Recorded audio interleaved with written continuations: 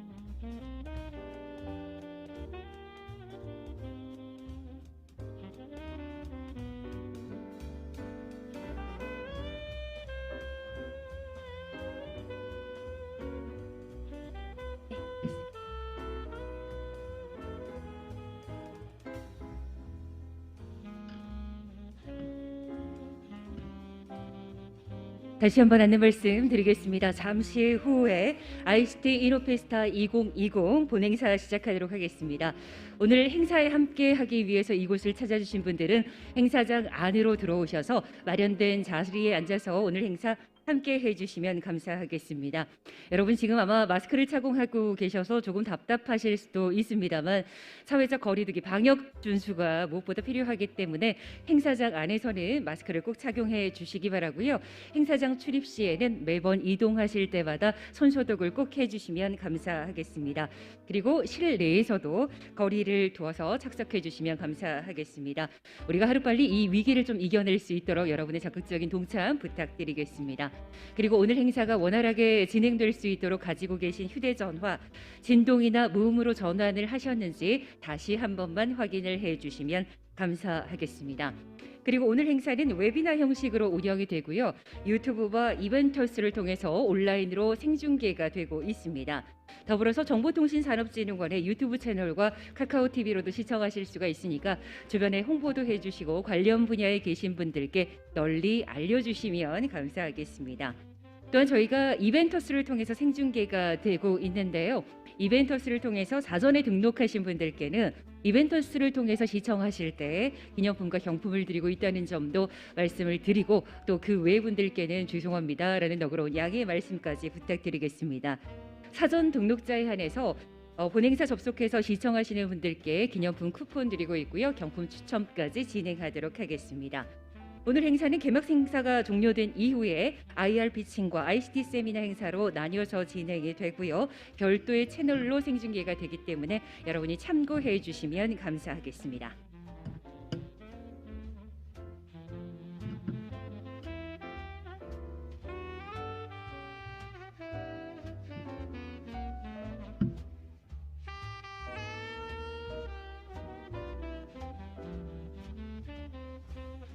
네, 오시는 길 힘들진 않으셨습니까?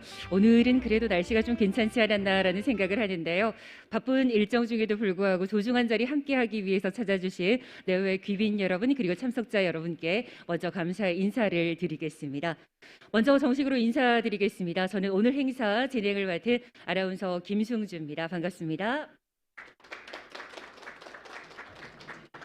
개막 행사에 앞서서 저희가 많은 분들의 관심과 또 기대를 받고 있는 기조 강연으로 오늘의 행사를 시작해 볼까 합니다.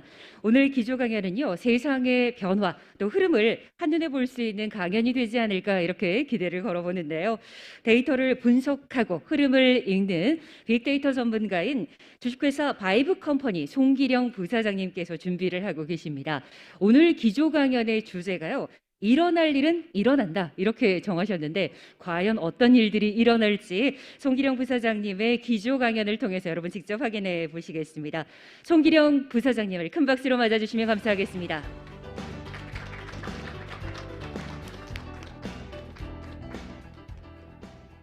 네, 안녕하세요. 송기령입니다. 마이크가 스탠딩이네요. 강연을 직업도 아닌 취미 같은 건데 15년을 했는데 올해가 온라인으로 오프라인으로 하이브리드로 전 세계로 해본 첫 번째 해입니다. 근데 놀라운 거는 적응을 정말 잘하세요. 그래서 사람은 이렇게 적응을 잘하는 존재구나라는 것을 확인할 수 있게 되었고, 거꾸로 적응의 속도가 좀 늦어진 분들은 정말 힘들겠구나 이라는 것도 좀 느끼고 있는 중입니다. 그래서 오늘 제가 말씀드릴 내용은 어떤 거냐면, 이 조짐이 지금 나온 거냐 아니면 그 이전부터 있었느냐에 대한 부분들을 한번 같이 나눠보도록 하겠습니다. 지금 나오고 있는 얘기들은 좋네요. 클릭하는 것 좀 도와주실래요? 지금 클릭이 잘 안 되고 있네요. 감사합니다. 이것도 참 흥미롭네요. 스태프들이 저한테 실질적으로 설명해 주시는 것도. 자, 일어난 일이 일어난다는 주제에 대해서 얘기를 하려고 하는데 지금 클릭이 잘 안 되거든요. 클릭 좀 도와주실래요? 그 다음 페이지 좀 보여주세요. 컨텐츠를 저희가 지금 계속 보면서 느낀 게 뭐냐면, 우리 사회 변화 같은 부분들에 어떻게 적응하고 있는지에 대한 것들을 좀 얘기하려고 해요. 자, 이게 줌이죠, 줌. 지금 줌을 통해서 각종 그런 행사나 행위를 해주신 분들이 엄청 많게 나오는데, 이 줌에 대한 부분들의 이 적응성이 1년 사이에 엄청 높아졌죠. 특히 인터랙티비티 때문에 게임화 시켜가지고 뭐 서베이를 하거나 폴을 하거나 이런 것들도 엄청 늘고 있는 중이에요. 근데 이제 여기에 익숙하지 않은 분들이 있죠. 뭐 이거는 몇 가지 흥미로운 케이스였는데, 교수님 일도 안 보여요, 이런 거. 캠을 쓰셨는데 화면이 전혀 안 보이는 케이스. 심지어 이것도 있대요. 안 들리는 사람 손 드세요 그랬는데 어떻게 얘기를 해요, 안 들리는데. 이건 뭐냐면 오프라인 상에서의 커뮤니케이션에 익숙했던 분이었기 때문에 온라인 커뮤니케이션 적응이 어려웠던 케이스들을 말을 합니다. 특히 이번에 가상화에 대한 부분들이 수혜주 중에 하나가 원격 비대면 진료 쪽이에요. 그래가지고 제한적으로 지금 한국도 좀 아주 일부가 열려 있는데, 여기에 대한 합의가 사실 몇 년 동안 난망이었는데 이번에는 이제 알게 된 거고, 또 한 가지는 뭐 중국이나 미국에서의 원격 진료에 대한 활용성이 올라가면서 여기에 대한 우리들의 어떤 국민적 공감대의 기대치가 올라가는 것도 볼 수 있다, 그런 내용들입니다. 흥미로웠던 거는 또 한 가지가 뭐였냐면 온라인 쇼핑의 성장세예요. 지금 엄청 빨라지고 있거든요. 여러분 아시는 것처럼 지금 많은 제품들이 팔리고 있는데, 저희가 작년부터 올해까지 봤을 때 가장 주목할 만한 건 화장품이에요. 화장품이 쿠팡으로 엄청 팔리고 있습니다. 그래서 기존에 테스트해보고 그 다음에 비교해보고 이런 작업들로 팔리던 물건들이 이제는 아닌 것들이 올라온 것도 있고, 또 한 가지는 부모님들이 지금까지는 온라인 쇼핑 잘 좀 힘들어 하셨는데 이제는 적응하셔가지고 엄청나게 많이 하시는 거, 그 다음에 또 자제분들이 부모님한테 보여드린 거, 이런 것들이 전부 다 올라오고 있는 중이에요. 그러면 이제 돈을 버는 행위, 돈을 쓰는 행위, 준비하는 행위 같은 거 전부 다 온라인화 시키고 있었을 때 그만큼의 편의를 우리가 느끼고 있죠. 근데 문제는 그만큼 기존의 산업이 영향을 받기 때문에 여기에 따르는 어떤 안전장치라든지 혹은 거기에 따르는 여러 가지 배려를 어떻게 할 것인가에 대한 것도 역시 하나의 숙제로 올라오고 있는 중입니다.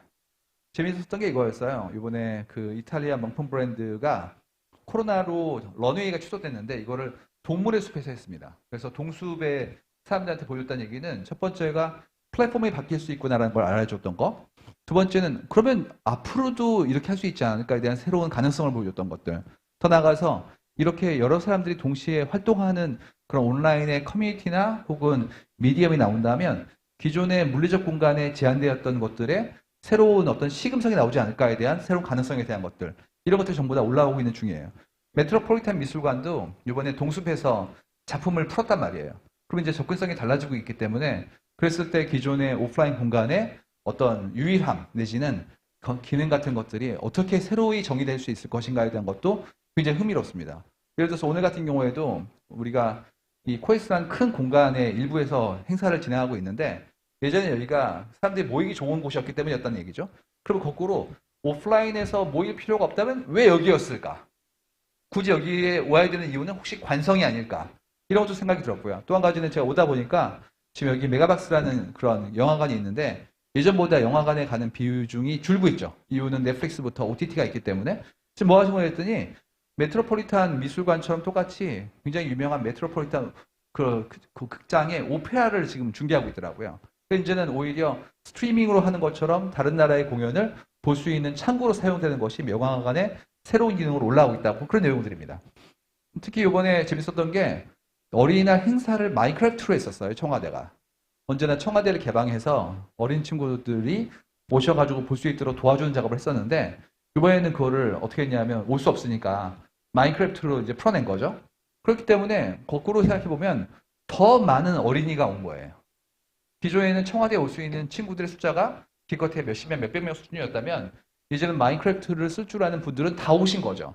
그렇기 때문에 오히려 이게 더 개방이 아닐까? 해야 될 생각도 합니다. 그래서 이런 부분들의 변화를 우리는 느끼면서 여러 가지 변화에 대한 어떤 즐거운 점, 그 다음에 힘들었던 걸 도와줬던 점만 보는데 더 어려운 분들도 계시다는 걸 알게 된 거예요. 예를 들어서 뭐가 있었냐면 디지털 디바이드 이슈예요. 내가 인터넷 혹은 이런 디바이스들에 익숙하지 않은 분들은 이제 배제되는 부분이 생기죠. 근데 지금까지는 그게 조금 어려운 부분이었어요. 예를 들어서 쇼핑을 온라인으로 못하면 슈퍼에 걸어가면 되지 뭐 이런 얘기였어요. 근데 지금 그게 아니라 어떤 일이 생겼냐면 근원적으로 어려울 때 사재기가 일어나가지고 오프라인에 물건이 없어요. 온라인으로 접근하는 경우에는 구할 수가 있어요. 근데 이분들이 접근이 불가능하기 때문에 가다가 병에 옮기도 하고 더 나아가서 거기서 물건을 못 구하기 때문에 어려워지다 보니 이중고가 나오기 시작한 겁니다. 그래서 지금 이슈는 이런 디지털 디바이드 이슈가 사회 저소득층, 그 다음에 정보통신의 사각지대, 더 나아가서 이런 형태의 정보가 불비한 어떤 영역으로까지도 점화될 수 있기 때문에 그런 부분들의 어떤 따뜻함을 어떻게 우리가 수용할 것인가에 대한 것도 굉장히 중요한 걸로 올라오고 있다. 그런 것들을 이제 이해할 수 있습니다. 문제는 이제 이런 변화를 우리가 받고 이 변화를 어떻게 수용할 것인가에 대한 얘기를 좀 해봐야 될 것 같아요. 이유가 굉장히 짧은 시간 동안에 많은 변화에 적응을 해왔는데 이 변화의 적응이 일률적이지 않다는 것을 알게 된 거예요. 그 얘기를 좀 해보도록 하겠습니다. 자, 이번에 저희가 봤던 굉장히 흥미로운 차트였는데 뭐였냐면 회식이 준다는 거였어요. 뭐 당연하지 않습니까? 온라인으로도 많이 업무를 하게 되니까 물리적 공간에 오지 않고 그러다 보니까 이제 같이 밥 먹을 일도 줄어들고 뭐 그런 내용들이에요. 근데 그것까지 이해가 됐는데 흥미로웠던 게 회식은 주는데 홈파티는 뜨는 거예요.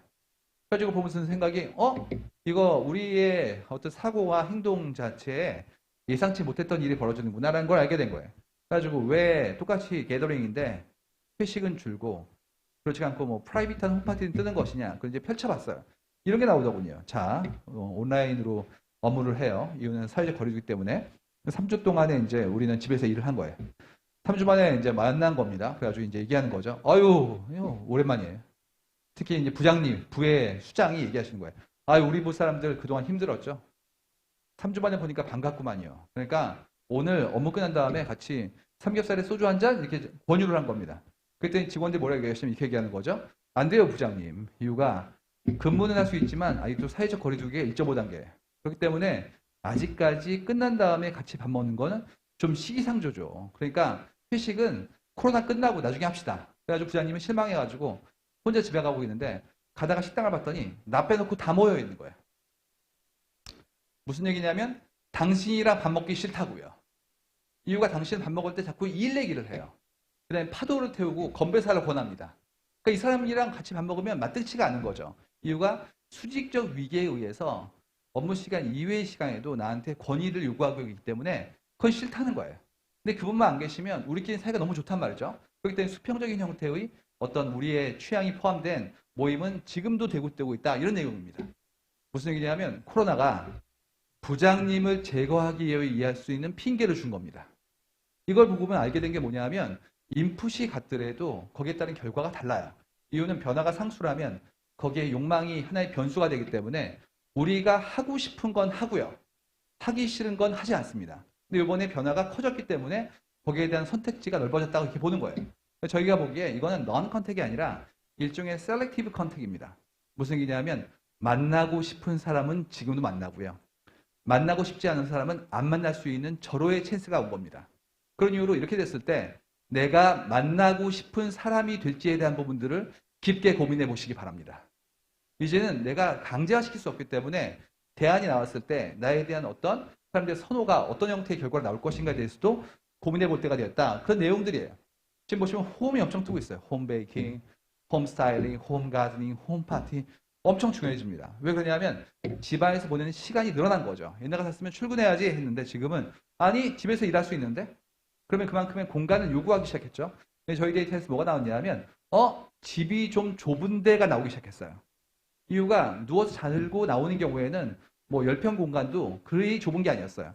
근데 집에서 일을 하거나 가드닝을 하거나 하는 순간부터 그만큼의 스페이스를 요구하기 때문에 그만큼 더 넓은 공간을 요구하기 시작했다. 그런 것들이 연결되고요. 따라서 가구의 매출이 지금 늘고 있습니다. 이 모든 것들이 전부 다 컨시퀀스란 말이죠. 그렇기 때문에 그 컨시퀀스를 어떻게 내가 미리 이해하고 준비하느냐가 미래에 대한 준비가 될 수 있고 산업의 향방이 되겠다. 그런 내용들을 설명드릴 수 있을 것 같아요. 다시 말해서 기술이나 산업이 먼저가 아니라 삶이 먼저입니다. 그 삶을 도와주는 게 기술이지 기술이 삶을 이끄는 게 아니에요. 그렇기 때문에 어떻게 삶에 대한 변화를 인식하고 그때 욕망에 대한 것들을 내가 이해하고 제한하느냐 그런 것들이 이제 굉장히 중요한 하나의 변화의 시그널이 되겠죠. 똑같은 게 재택근무 이슈예요. 아까 얘기했던 그 얘기인데 너무 재밌게도요. 재택근무에 대한 인식이 코로나 이전에는 이런 거였어요. 읽어볼까요? 비트코인 투자 소자본 고수익 알바요. 거의 사파 불법 다단계 수준의 어두운 부분이었어요. 근데 지금은 굉장히 멀쩡한 기업들이 전부 다 재택근무로 돌기 시작했습니다. 그때 이제 재택근무에 대한 우리 생각은 이거는 대안 정도가 아니라 메인스트림에 갈 수 있지 않을까에 대한 부분으로 올라갑니다. 그럼 어떤 일이 벌어질 거냐? 앞으로 유연근무나 재택근무를 하는 기업이 우수한 인재를 데려갈 겁니다. 이유가 여러분이 AI 전공자이고 굉장히 훌륭한 기술을 가지고 있습니다. 많은 기업에서 오라고 해요. 그랬을 때 A 기업은 반드시 출근하세요. B 기업은 다시 선택해서 원하는 방식대로 하세요. 어느 쪽을 고르시겠습니까? 그렇기 때문에 이제는 우수한 인력 같은 경우에 당연히 이런 형태의 근무의 플렉서빌리티를 허용하는 쪽으로 움직이게 될 것이고 그들의 경쟁력이 올라갈 것이기 때문에 재택근무가 상당히 중요한 형태로 올라가게 될 겁니다. 그때 이제 이슈는 뭐냐면 그 재택근무가 기존의 어떤 우리의 업무 방식과 비교했을 때 더 나은 거냐 못한 거냐 이제 이 부분이 문제가 되겠죠. 근데 최근에 나온 논문들이 대부분 다 어떻게 나오냐 하면 아무런 문제가 없다는 거예요. 이건 마이크로소프트 논문인데 뭐냐면 재택근무가 생산성을 절대 저해하지 않는다. 그런 내용입니다. 그렇기 때문에 way of working을 잘 정의하면 오히려 이런 형태의 유연성이라는 것이 더 프로덕티비티를 올린다는 걸 보여주고 있는데 문제는 어떤 것이 있냐. 내 안에 그 적응에 대한 정도가 다른 것이 나오는 거예요. 어떤 내용이냐면 이런 내용입니다. 자, 이게 굉장히 early stage에 나왔던 서베이였는데 재택근무가 도움이 됩니까? 이거였습니다. 그때 직급별로 수용성이 달랐어요. 젊은 분들은 매우 도움이 돼요. 그렇지 않고 나이가 드신 분들일수록 도움이 안 된다는 게 나옵니다. 그래서 이것 때문에 이제 본 거죠. 왜 그런 거냐? 이유가 있습니다. 자, 보시면 업무율성이 올라가는 이유가 출퇴근 시간의 낭비가 사라지니까. 의미 있죠? 뭐가 나왔냐면 이게 나왔습니다. 다른 사람 방해 없이 집중할 수 있으니까. 이 공동생활이라는 게 때로는 협력이 되지만 때로는 부담이 되는 게 이런 게 나오죠. 커피 마시고 해요. 중간에 점심 먹고 할까? 아니면 회의할래요. 이런 식의 인터랙션에서 나의 집중도가 떨어지는 게 또 보이고요. 또 뭐가 나오고 있냐면 회사 내 상사 지시 등 잡무 축소가 나옵니다. 이런 식이죠. 김대리 잠깐 와보세요. 이유가 내 엑셀이 안 돼 뭐 이런 거. 본인의 업무를 전가하거나 혹은 다른 사람한테 기대는 것들에 대해서 굉장히 큰 형태의 어려움이 있다는 걸 얘기하고 있다는 얘기입니다. 그와 반대로 상사가 이걸 왜 싫어하느냐? 이유가 뭐였냐면 두 번째입니다. 대면 보고 등이 원활하지 않으니까. 이게 더 습니다. 여러분, 보고를 대면으로 받아야 됩니까? 저희가 10몇 년 전에 경험이 있었던 게 전자결제 시스템 들어왔을 때 저희는 종이가 줄 줄 알았거든요. 안 줄더라고요. 뭐가 나오냐 이런 식이었습니다. 저 과장님 이번에 결제 올렸는데요. 뭐라고 얘기하시냐십니까? 뽑아와야지. 그걸 종이를 들고 들어와서 나한테 구두로 설명을 하면 내가 그거를 빨간 펜으로 지워가지고 다시 줘야 되니까 당연히 들고 와야지. 이렇게 얘기했습니다. 무슨 얘기냐면 시스템이 바뀌어도 인간이 안 바뀌면 소용이 없습니다. 이번에 뭘 알게 된 거냐면 모든 관리자까지 전부 다 재택근무를 해보신 거예요. 여러분 스카이프나 우리가 얘기하는 원격 회의 시스템이 만들어진 지가 20년이 넘었습니다. 지금까지는 안 쓰는 거였고 이제 쓰기 시작한 거예요. 그렇기 때문에 공통의 경험이라는 것이 혁신에 굉장히 중요한 촉발점이 되어서 이제는 이쪽으로 움직이게 될 것이다 라는 것을 이해하게 되는 겁니다. 이 모든 것이 결국 변화인데 왜 문제가 되냐면 그렇다면 2차 노래방이 사라집니다. 이유가 같이 모여서 밥을 먹고 회식을 하고 그 다음에 움직이는 곳인데 앞단이 바뀌면 뒷단이 바뀌는 거죠. 그 대신 뭐가 뜨냐면 혼자 노래방, 혼코너가 뜹니다. 똑같이 삼겹살집이 모여있는 것들이 사라지고 불판이 1인분으로 바뀌기 시작합니다. 이유는 삶이 바뀌었기 때문에 산업이 같이 움직이는 겁니다. 이 변화를 어떻게 인식할 것인가에 대한 분들의 출발점은 기술이 아니라 삶에 있다. 그 삶의 변화를 바라본 작업들을 해보고 싶다는 얘기죠. 자, 여기까지 본 다음에 저는 기시감이 들었어요. 데자뷰. 이유가 이거 처음 본 게 아니었단 말이죠. 이거 보십시오. 이게 모 월간지의 기사였는데 뭐였냐면 10년 전에 나왔던 기사였어요. 한국에 신기한 게 뜰 것 같다. 뭐였냐면 혼자 밥 먹는 인간들이 늦는다. 이렇게 나왔습니다. 그전까지만 하더라도 밥을 혼자 먹는 사람들이 숫자가 적었기 때문에 1인용 식당이 많지가 않았다고요. 그래가지고 그게 일종의 트렌드 노트처럼 나왔던 새로운 풍조에 대한 어떤 발견이었단 말이죠. 근데 지금은 사방했죠. 불과 10년 만에 세상이 엄청 바뀌었는데 그것이 점진적으로 이루어지기 때문에 우리는 지나간 다음에 알게 되었다. 그런 얘기들입니다. 무슨 얘기냐? 1인용 사회에 대한 얘기를 한 게 5년 전이었는데 보시면 2013년도에 저희 데이터상에서 의미 있는 숫자로 나온 게 혼밥이었습니다. 근데 5년 지나니까 혼자 밥 먹고 영화 보고 공연 보고 콘서트 가고 이게 39개가 됐고요. 지금 무려 65개가 됐습니다. 무슨 얘기냐면 지난 10년간 한국 사회는 혼자 사는 삶으로 분화되고 있었던 겁니다. 그러니까 이미 시그널은 있었어요. 미리 준비했어야죠. 그런 이유로 내가 어떻게 바라보냐. 그 출발점은 사회의 변화를 인식하고 어떻게 준비할 것인가에 대한 그 출발점에서 시작한다라는 것을 이야기되는 거죠. 두 번째 얘기는 우리가 사는 삶에 대한 변화 중에서 굉장히 중요한 것들, 수명 얘기입니다. 지금 보시면 이게 1970년대의 한 분의 그 생신 사진입니다. 주인공은 누구냐면 가운데 계신 이분이죠. 이분이 이제 그야말로 예전 방식의 복식을 하시고 앉아 계신데 이분이 그 당시에 60세 생신이었어요. 무슨 얘기냐면 60세가 이 정도로 나이가 들어 보이시고 직계 가족만 이 정도의 명수가 나옵니다. 근데 지금 어떻습니까, 여러분? 이제는 60세 정도면 그냥 청년입니다. 어떻게 보여드릴까요? 자, 이거 보십시오. 이게 송간식 팬클럽이었는데 이렇게 나옵니다. 50대 후반 이상 되시는 청년분께 호소합니다. 이렇게 나옵니다. 이제는 50대 후반이면 청년이에요. 왜 그러냐? 건강과 보건, 여기 따르는 여러 가지 위생이 좋아지면서 본인의 건강에 대한 어떤 기준치와 실제 피지컬 건강도가 올라가는 것도 있죠. 근데 그것도 있지만 중요한 건 뭐냐면 내가 사회 속의 일원이기를 계속해서 갈고 닦고 있기 때문에 현행화가 이루어지고 있는 거예요. 그런 이유로 이제는 나이 드신 분들과 젊은 분들과 차이가 없어요. 어떻게 보여드리냐고요? 자, 보십시오.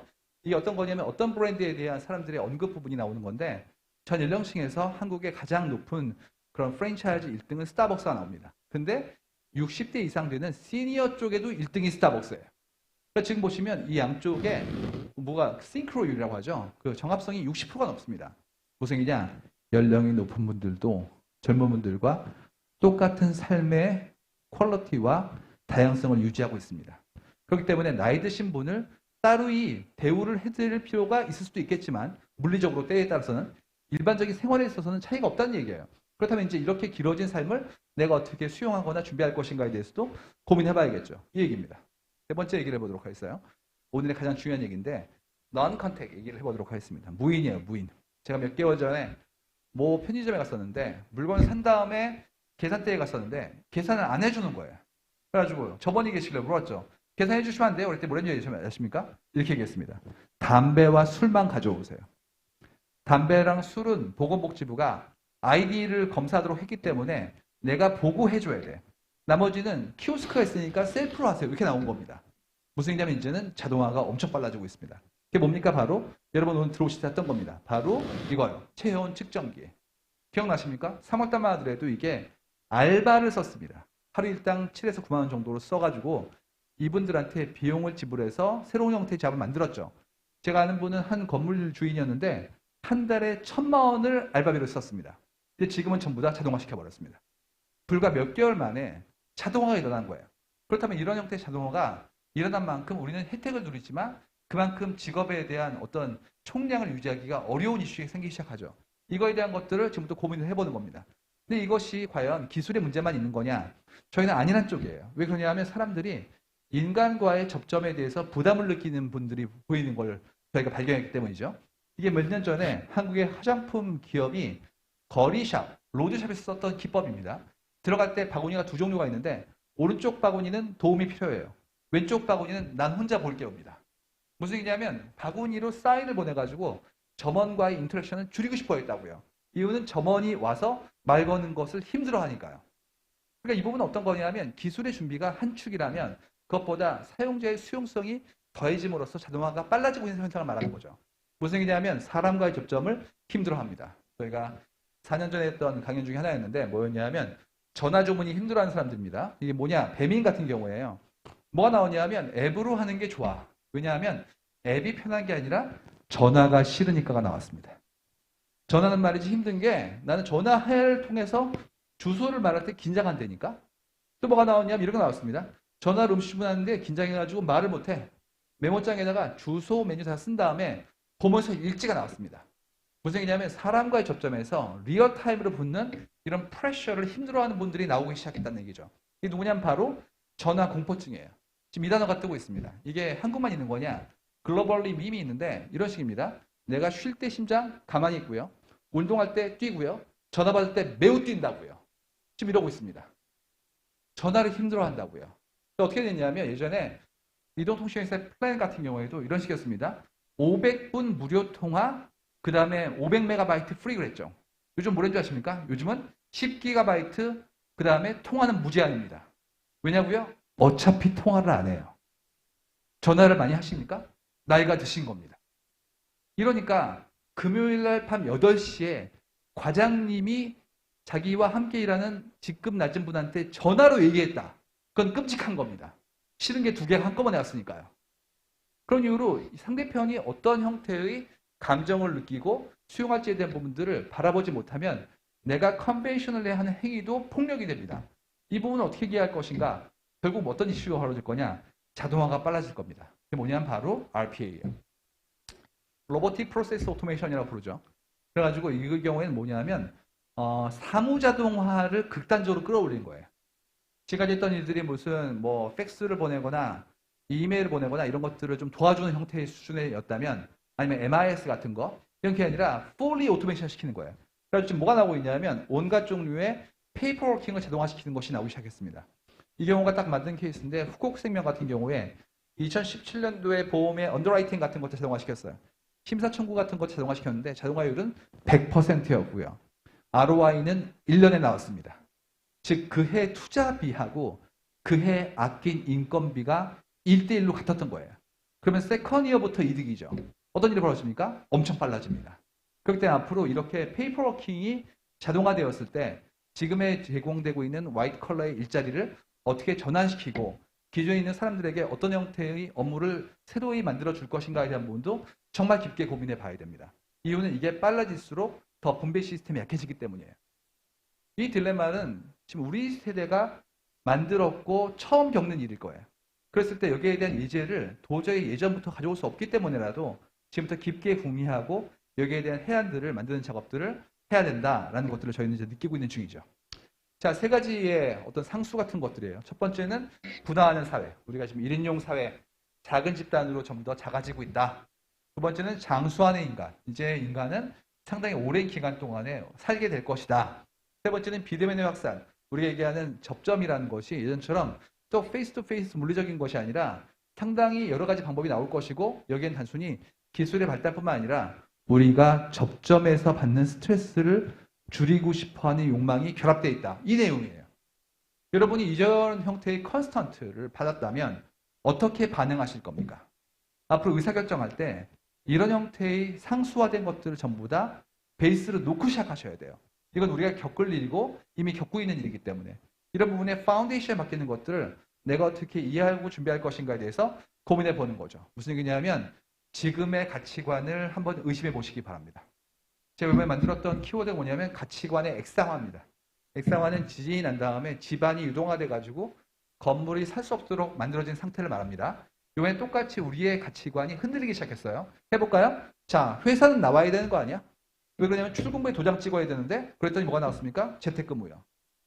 학교는 가야 되는 거 아니야? 교문 앞에서 먼저 두발 검사하고 들어가가지고 출석 불러야 되는데 뭐가 나왔습니까? 원격 교육이요. 병원은 반드시 만나야 되는 거 아닌가? 이유가 의료보험증을 보여줘야 되니까 뭐가 나왔습니까? 비대면 진료요. 또 있었죠. 당연히 내가 받는 돈은 노동에 근거한 거 아니야? 뭐가 나왔죠? 재난지원금이요. 우리가 알고 있던 기존의 가치관에 지금까지는 수용하지 않았던 예제들이 한꺼번에 다 나와버렸어요. 이유가 리스크가 생긴 것도 있지만 이제 사회적으로 그런 디맨드가 올라갔고 대안이 과학기술에 의해서 만들어졌기 때문이에요. 그렇다면 지금의 가치관을 한번 의심해 보시기 바랍니다. 내가 관성처럼 하던 일들이 때로는 앞으로 유효하지 않을 수도 있어요. 그런 이유로 모든 걸 부정하라는 것이 아니라 그 중에서 어떤 것을 남기고 어떤 것을 수정할지에 대한 부분들을 정말 깊게 고민해 보셔야 돼요. 그렇지가 않고 기존에 있는 삶을 약간 더 개선하겠다. 이런 식의 점진적인 방법으로는 오히려 유효기간이 짧은 투자를 하는 것이 아닐까에 대한 부분들을 한 번 더 말씀을 드리고 싶어요. 자, 이제 합의도 해야 되는데 어떻게 합의할 것인가에 대한 부분이에요. 이게 1800년에 나왔던 굉장히 훌륭한 발명품입니다. 블랙보드라고. 근데 문제는 뭐냐면 이걸 지금까지 쓰고 있다는 겁니다. 그러니까 이번에 이게 코로나 때 교육 문제 없니에 대한 공영방송의 답이었어요. 답은 뭐였죠? 문제 없다고요. 이유가 칠판으로 판서하고 있는데 오른쪽에 원격지에 아이들이 보이기 때문에 문제 없다는 겁니다. 전 보면서 뭔 생각이 들었냐면 저거를 왜 쓰고 있죠? 저걸 파워포인트로 하나 안 됩니까? 선생님이 판서하는 시간 동안 아이들이 가만히 기다리잖아요. 그러니까 저 뭐냐면 매질이 바뀌었는데 인간이 안 바뀐 케이스예요. 그런 이유로 이미 있는 거를 조금 나아질 게 아니라 근원적으로 바꾸는 작업들을 해봐야 된다는 얘기죠. 이유는 이제는 오피스가 클라우드 위에 있어요. 예전처럼 만나서 얘기하는 게 아니에요. 좀 더 구체적으로 디파인하고 각자의 역할을 어떻게 서로 이해할 것이고 커뮤니케이션 방법들을 멀티미디어 시킬 건지 이런 걸 봐야 되는 것이지 예전처럼 뭐 성실히 묵묵히 이런 얘기가 아니라는 거예요. 그런 이유로 이제는 모이션 띵킹을 고민해 봐야 됩니다. 이미 있는 걸 약간 자동화시켰다를 좋아할 게 아니라 근원적으로 그걸 안 할 수 없을까? 더 나아가서 더 큰 형태의 이노베이션이 가능하지 않을까에 대한 부분들을 고민해 볼 때가 되었다라는 얘기죠. 이유는 thanks to AI예요. 자, 합의 방법인데 오늘 이게 제일 중요한 얘기입니다. 1번은 옛날 방식이에요. retrospective. 판례와 과거의 현상을 기반으로 미래를 준비하는 겁니다. 이게 유효했죠. 근데 지금 더 막강한 게 나왔습니다. 뭐냐면 바로 prospective study예요. 지금을 보는 겁니다. 여러분 지금 보시면 질본이나 보건복지부의 브리핑은 대부분 다 데이터로 꽉 차 있습니다. 지난 2주간 확진자의 추이, 그 다음에 전체 확진율, 동선에서 깜깜이 환자의 비율, 전부 다 데이터를 얘기해요. 무슨 얘기냐? now 데이터를 보는 거예요. 과거의 데이터가 아니라 현재의 데이터를 보는 겁니다. 그럼 좀 더 스마트해질 수 있죠. 지금까지 이게 불가능했던 이유가 뭐냐면 센서, 데이터의 네트워크, 더 나아가서 리터러시와 인텔리전스가 없었기 때문이었어요. 이제는 데이터가 있다고요. 그렇기 때문에 과거의 판례가 아니라 지금을 기반으로 의사결정하는 걸로 바뀌게 될 겁니다. 그렇기 때문에 데이터 리터러시가 너무너무 소중해집니다. 이 데이터 리터러시, 투명성과 리얼타임을 기반으로 한 리터러시를 갖추느냐가 그 사회의 확률을 높이는 형태로 갈 거기 때문에 이만큼의 데이터 리터러시를 각자가 얻게 될 것이고 이를 기반으로 과학적 의사결정을 할 겁니다. 앞으로 어떻게 될 거냐면 에비던스 베이스 policy making으로 갈 거예요. 누군가가 만든 좋은 아이디어가 아니라 데이터에 근거한 의사결정으로 바뀌게 될 겁니다. 그렇다면 그때의 데이터를 읽을 수 있고 처리한 능력 같은 것들이 그 사회의 선진화에 대한 가장 중요한 필요 조건이 될 거기 때문에 그 부분에 대해서 어떻게 합의하고 유지할 것인가에 대한 것들을 봐야 될 것 같아요. 자, 그 데이터 드라이브 디시전스에 대한 예제들은 워낙 많은데 이 책을 보세요. 이게 상당히 흥미로운 정책 의사결정의 과학화에 대한 책이거든요. 여기에 수많은 예제들이 나오는데 보시면 우리가 지금까지 얼마만큼 대충 살아왔는지가 보입니다. 우리의 집권과 통찰이 맞지 않은 건 아니에요. 하지만 성길 수 있고 현상에 대한 적확한 형태의 의사결정이 어려울 수도 있기 때문에 우리가 앞으로 해야 될 일은 이런 수많은 예제들을 통해서 실제로 이해하고 그를 기반으로 우리가 알고 있는 문제를 풀 때 데이터의 도움을 받는 거예요. 우리만의 통찰이 아니라 함께 가는 통찰을 통해서 우리의 상식을 넘어서는 혹은 그걸보다 훨씬 더 상세한 형태의 무엇인가를 만드는 작업들이 앞으로 일어나게 될 겁니다. 역학의 도움이고 시스템의 도움이고 컬렉티브 인텔리전스의 얘기겠죠. 구글의 10 골든 룰 중에서 9번째가 데이터 드라이브 디시전스예요. 의사결정은 누가 하는 거냐면 데이터가 합니다. 그래서 지금 뭐가 바뀔 거냐면 이렇게 바뀔 겁니다. 저 요번에 3가지 안이 있는데요. 그 중에서 2번째를 선택하겠습니다. 왜 2번째죠? 그랬을 때 제 생각에는요. I don't need your opinion이에요. 난 당신 생각을 듣고 싶은 게 아니에요. Show me the data. 이걸로 바뀔 겁니다. 그렇기 때문에 내 생각이 아니라면 우리의 의사결정의 기준이 근거라면 그 근거를 만들기 위한 데이터를 어떻게 형성하고 전체의 로직을 디자인할 것인가에 대한 부분들이 우리 인간의 역할이 될 거예요. 우리가 의사결정 내리는 게 아니라 데이터가 내린다면 그 데이터의 투명성과 견고함을 어떻게 유지할 것인가가 우리가 해야 되는 역할이 될 겁니다. 그렇기 때문에 의견은 접어놓으시기 바랍니다. 이제 알고 싶은 건 당신의 의견이 아니에요. 그것보다 근거에 대한 것을 어떻게 성립할 것인가에 대한 부분들을 지금부터 함께 논의해보자 라는 게 오늘 제가 드리고 싶은 말씀입니다. 자, 이거는 중국의 성어인데 뭐냐면 송고영신이라고 옛날 관리를 보내고 새 관리를 받는다는 얘기입니다. 이걸 보면서 드는 생각이 챕터가 바뀌고 있구나 이렇게 생각했었죠. 근데 재밌었던 건 여기 속에 있는 진짜 의미는 뭐였냐? 옛날 걸 보내야 새 것이 온다는 뜻이래요. 양립할 수 없어요. 그러니까 기존에 있는 것 중에서 불필요한 것들, 유효하지 않을 것들을 이번에 다 보내고 넘어진 김에 정비해 가는 겁니다. 그렇기 때문에 어떻게 새로운 걸 받을 것인가? 그 중심에는 무엇이 있냐면 사람들의 생각이 있어요. 지금 보시면 이미 정해져 있죠. 이러한 일이 일어납니다. 출산율 0.8대를 찍고 있고 우리가 얘기하는 것처럼 저출산과 비출산이라는 키워드가 싸우고 있고 미혼과 비혼이 경쟁하고 있는 사회가 된다는 것은 우리가 만들어진 얼개에 적응했던 사람들의 분투기의 끝이에요.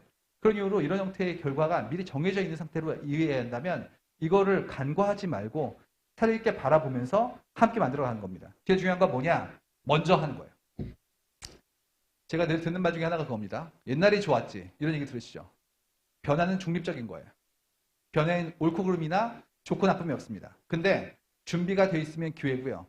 넋놓고 있으면 위기입니다. 그런 이유로 옛날이 좋았고 지금이 힘들다라는 얘기는 준비하지 않은 사람의 표현일 수 있어요. 그런 이유로 결정되어진 수많은 변수의 상수들이 있다면 미리 이해한 다음에 먼저 해보는 겁니다. 그래야지만 우리 삶이 좀 더 나아질 뿐만 아니라 우리 다음 세대까지도 배려할 수 있기 때문에 중심에는 무엇이 있냐? 사람들의 마음이 있고 그 마음을 이해한 다음에 거기에 걸맞는 새로운 형태의 기술과 발전에 대한 부분들을 한번 같이 도모해 주시길 간곡히 부탁드립니다. 고맙습니다.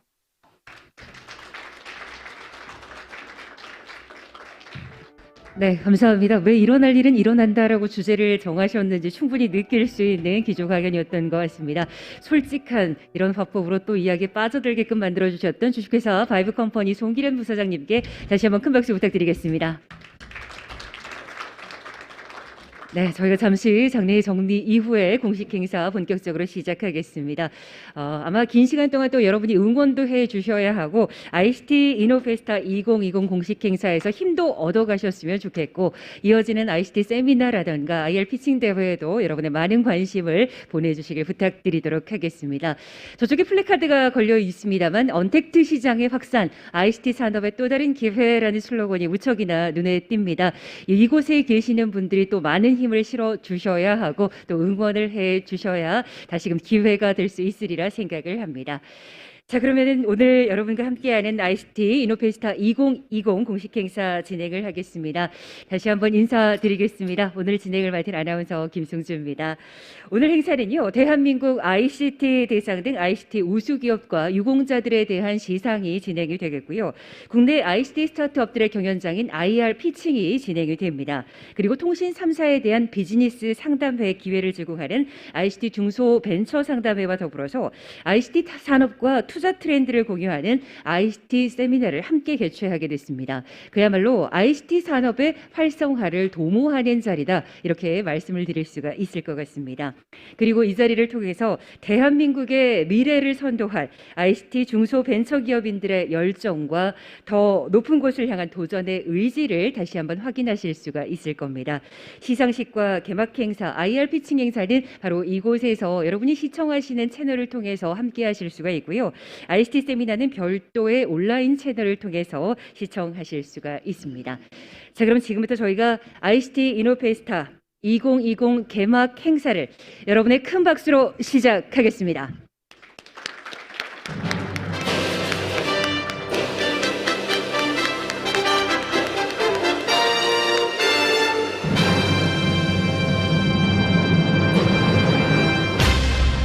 그럼 지금부터 여러분의 응원과 격려가 담긴 개막식 세레모니를 진행하겠습니다. 제가 호명해드리는 네 분께서는 무대 위로 자리를 해주시면 감사하겠습니다. 진행요원의 안내에 따라서 무대로 이동해 주시기 바랍니다. 먼저 과학기술정보통신부 곽병진 과장님 자리해 주시기 바랍니다. 네, 오늘도 많은 응원과 격려를 해주기 위해 이 자리 찾아주셨는데요. 감사히 인사드리겠습니다. 그리고 이어서 정보통신산업진흥원 김태열 본부장님께서도 함께해 주시기 바랍니다.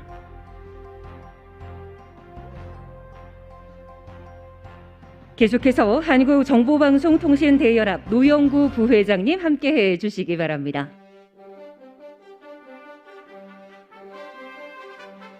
마지막으로 벤처기업협회 한인배 본부장님 함께해 주시기 바랍니다. 네, 이렇게 네 분과 함께 개막식 세레모니를 진행하도록 하겠습니다. 지금 아마 장갑을 다 착용하셨을 텐데요. 저희가 세레모니 이전에 잠시 기념 촬영을 진행하도록 하겠습니다. 아직 누르시면 안 되고요. 살짝 손만 버튼 위에 올려주시면 감사하겠습니다. 네, 정면에 있는 카메라를 향해 주시기 바랍니다. ICT 이노페스타 2020을 축하하면서 또 함께 하겠습니다. 이런 마음을 담아서 정면에 있는 카메라를 향해 주시면 되겠습니다. 네, 어느 정도 기념 촬영이 끝나셨죠? 그러면 개막식 세레모니 진행하겠습니다. 제가 하나, 둘, 셋을 외치면 셋에 힘차게 버튼을 눌러주시면 되는데요. 저 혼자 외치는 것보다는 이곳에 계시는 분들과 함께 하면 더 좋지 않을까 싶습니다. 여러분 저와 함께 외쳐주실 거죠? 대답이 좀 작습니다. 여러분 저와 함께 외쳐주실 거죠? 고맙습니다. 자, 여러분과 함께 외쳐보겠습니다. 셋에 힘차게 눌러주십시오. 자, 여러분 함께 해주시기 바랍니다.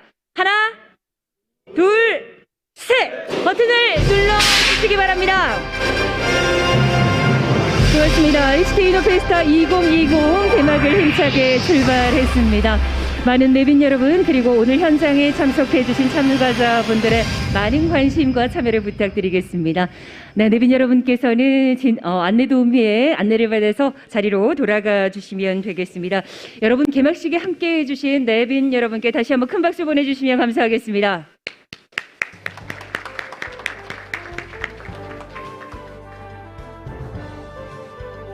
네, 사실 코로나19가 아니었더라면 예년처럼 더 많은 분들이 모여서 축하하고 응원하고 또 격려하는 자리가 됐을 텐데요. 코로나19로 인해서 저희가 최소의 인원만 모시고 이곳에서 행사를 진행하는 게 조금 아쉽기도 합니다만 이 시기를 잘 이겨내고 내년엔 더 많은 분들과 함께 할 수 있기를 바라고 기원해 보도록 하겠습니다. 그에 좀 진행이 될 수 있도록 여러분이 이어지는 세미나라던가 아니면 IR 피칭에도 큰 관심을 부탁드리겠습니다. 네, 그럼 저희가 오늘 함께해 주신 네 귀빈 가운데서 몇 분의 소중한 말씀을 좀 청해 듣도록 하겠습니다. 아무나 따뜻한 메시지를 담아서 이 자리로 향해 주셨으리라 생각을 합니다. ICT 또 이제 시작하는 벤처 중소기업들을 위해서 응원의 메시지까지 많이 담아 오셨으리라 생각을 하는데요. 소중한 메시지 전해 주시고 또 함께 힘을 주셨으면 좋겠습니다. 네, 저희가 먼저 정보통신산업진흥원 글로벌 ICT 산업본부 김태열 본부장님의 개회사를 청해 듣도록 하겠습니다. 여러분 김태열 본부장님을 큰 박수로 맞아주시기 바랍니다.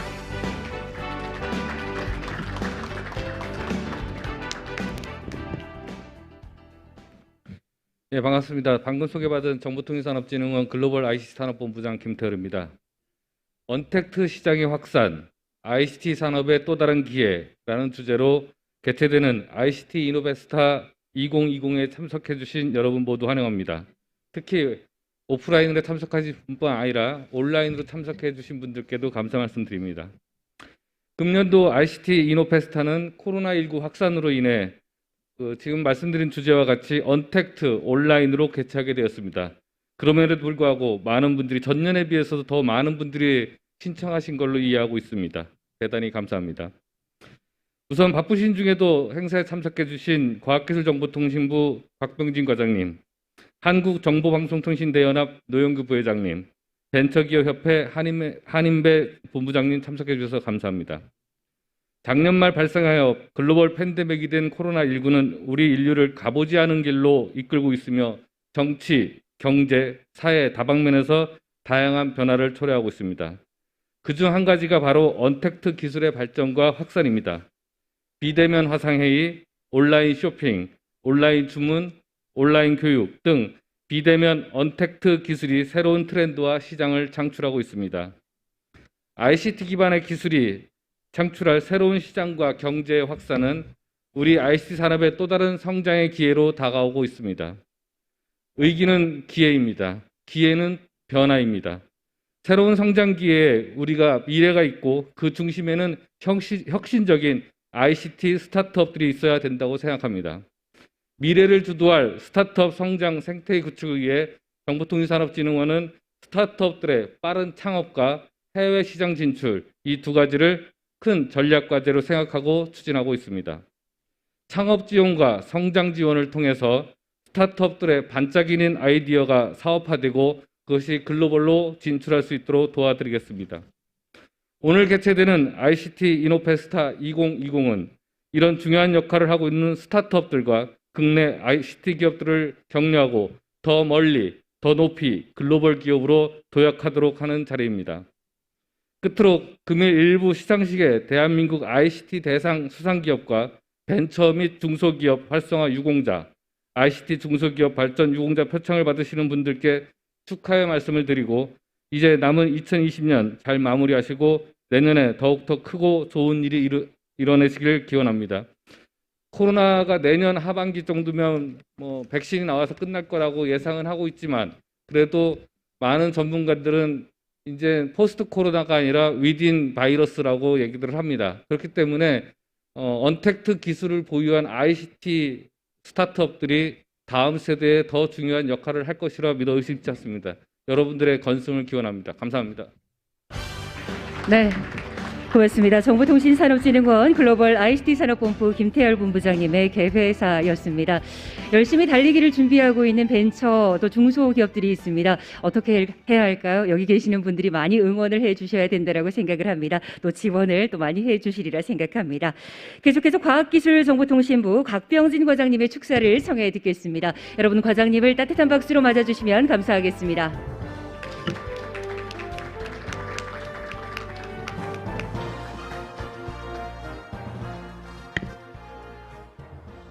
네, 안녕하십니까. 저는 과학기술정보통신부 정보통신산업기반과장 곽병진입니다. 먼저 ICT 이노페스타 2020 개최를 진심으로 축하드립니다. 2017년부터 개최하고 있는 이노페스타는 1년 동안 ICT 산업 발전에 기여한 중소벤처 관계자의 공로를 치하하고 ICT 분야 창업 환경의 전망 그리고 대응 방안 등을 고민하는 ICT 중소벤처인의 교류의 장으로서 이제 확고히 자리를 잡은 것 같습니다. 오늘 행사를 준비해 주신 정보통신산업진흥원 그리고 한국정보방송통신대연합 벤처기업협회의 관계자분들께 감사의 말씀을 드립니다. 그리고 바쁘신 와중에도 참석하여 이 자리를 빛내주신 정보통신산업진흥원의 김태열 본부장님 그리고 한국정보방송통신대연합의 노영규 부회장님, 벤처기업협회의 한인배 본부장님께도 감사의 말씀을 드립니다. 그리고 올 초부터 코로나19로 어려운 여건임에도 ICT 산업의 최전선에서 최선을 다해주신 ICT 중소벤처기업 관계자 여러분께도 마음 깊이 감사의 말씀을 드립니다. 이번 행사의 주제는 언택트 시장의 확산, ICT 산업의 또 다른 기회입니다. 언택트 시장은 4차 산업혁명, 디지털 대전환과 같은 시대적 변화와 맞물려서 그동안 성장을 해왔지만 코로나19가 촉발한 사회 경제적 변화를 토대로 더욱 확산이 되고 있습니다. 또한 내년 이후에 경제 전망이나 국내 ICT 산업의 중장기 전망도 매우 희망적인 상황입니다.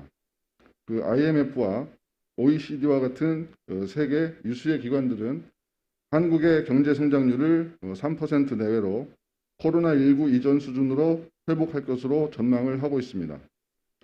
미국의 유명한 정보기술 자문회사인 가트너에서는 세계 IT 시장의 성장률을 올해 마이너스 5.4%에서 내년에는 4%로 전망을 하고 있으며 정보통신정책연구원에서도 국내 ICT 산업의 생산은 비대면 산업과 관련 기기 수요의 증가로 전년 대비 3.91% 증가하고 수출에 있어서도 12.1% 상승할 것으로 전망을 하고 있습니다. 1997년 IMF와 2007년 금융위기에서도 이겨냈듯이 코로나19도 ICT 중소벤처기업 관계자 여러분들께서 위기를 도약의 기회로 바꾸는 기회가 되리라고 확신을 하고 있습니다. 글로벌 ICT 산업의 트렌드를 선도하는 기업가치 100억 달러 이상인 우버, 에어비앤비, 스냅챗, 드롭박스와 같은 기업들도 처음에는 작은 스타트업에서 시작을 했습니다. 이 기업들은 이제 유니콘이 아니고 데카콘이라고 부른다고 합니다.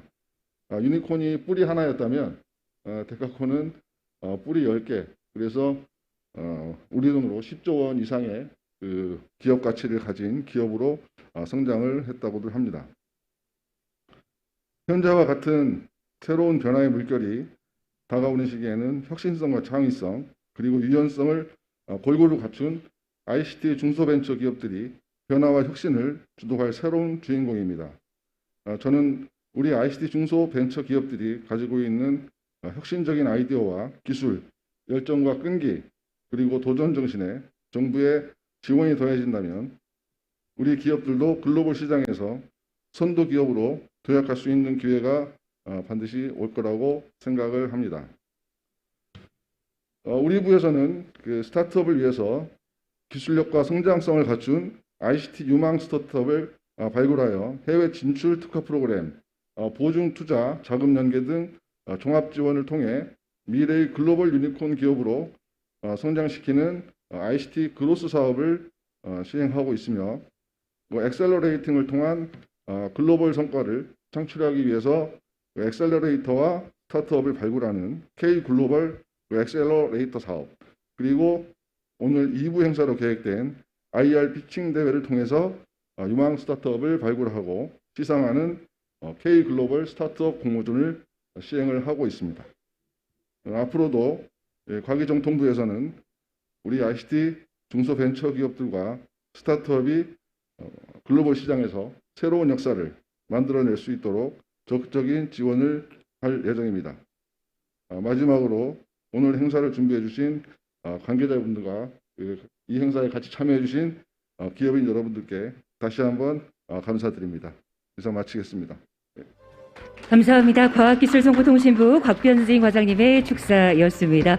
왜 ICT 산업의 또 다른 기회라고 하는지에 대해서 그 의미를 과장님께서 제대로 설명을 해주신 것 같습니다. 그리고 ICT 산업 종사자분들이 이 시기를 잘 이겨냈으면 좋겠다라는 희망의 메시지까지 주셨습니다. 자, 다음은 한국정보방송통신대연합 노영규 부회장님의 환영사를 정해 듣겠습니다. 부회장님을 따뜻하게 맞아주시면 감사하겠습니다.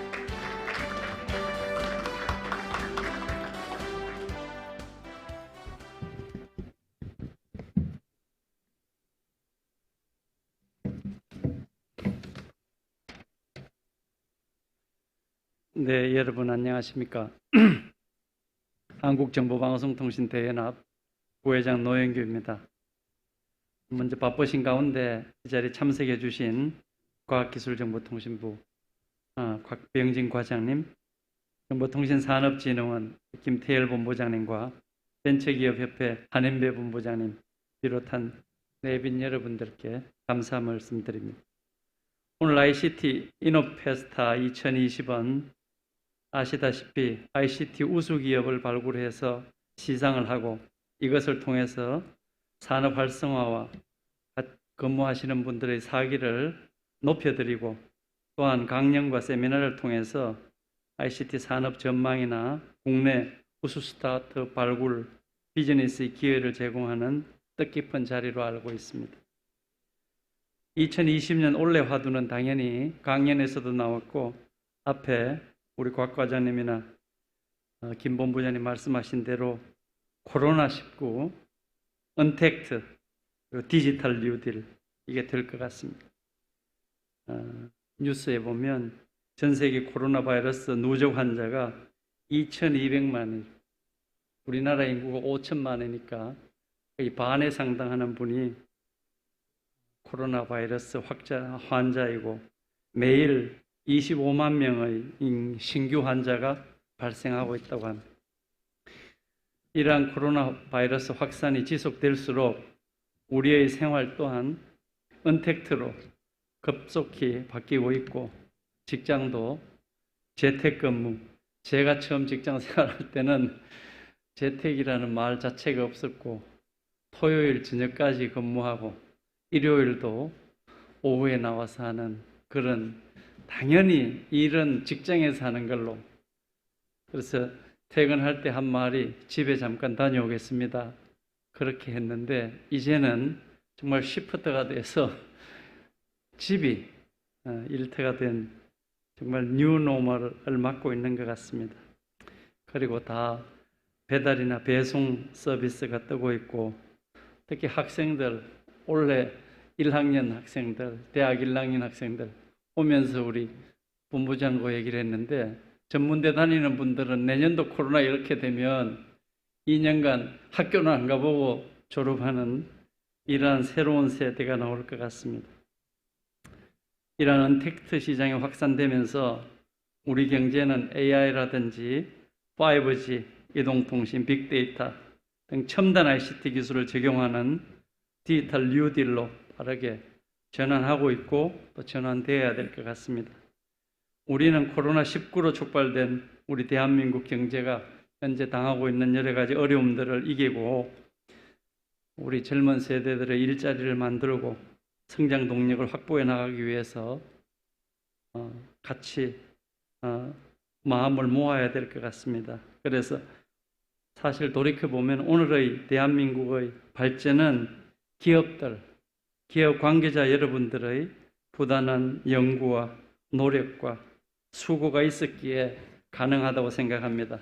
그래서 오늘 우리 ICT 대상이나 수상하시는 여러분들 그동안 남몰래 흘리신 땀과 노력이 우리 대한민국 ICT 산업 활성화와 4차 산업혁명을 선도하는 데 귀한 밑거름이 될 것으로 확신합니다.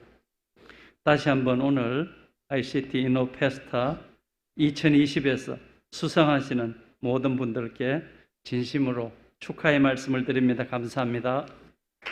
네, 고맙습니다. 한국정보방송통신 대연합 노영교 부회장님의 환영사였습니다.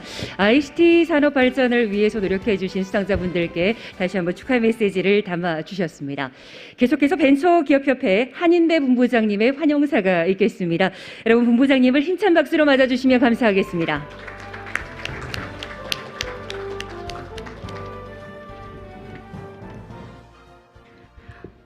네, 안녕하세요. 벤처기업협회 성장지원본부 본부장 한인배입니다. 오늘 ICT 이노페스타 2020에 함께해 주신 여러분 모두 환영합니다.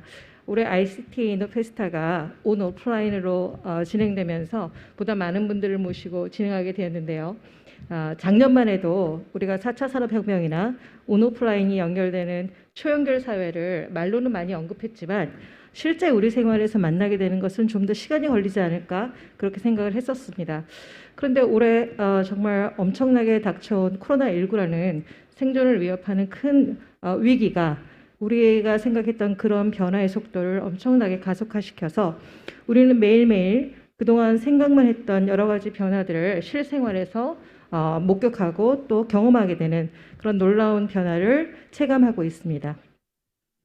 이제 우리가 그동안 생각하고 말로만 이야기했던 4차 산업혁명이 바로 이런 것이 아닐까 하는 생각을 비로소 하게 된 것 같고요.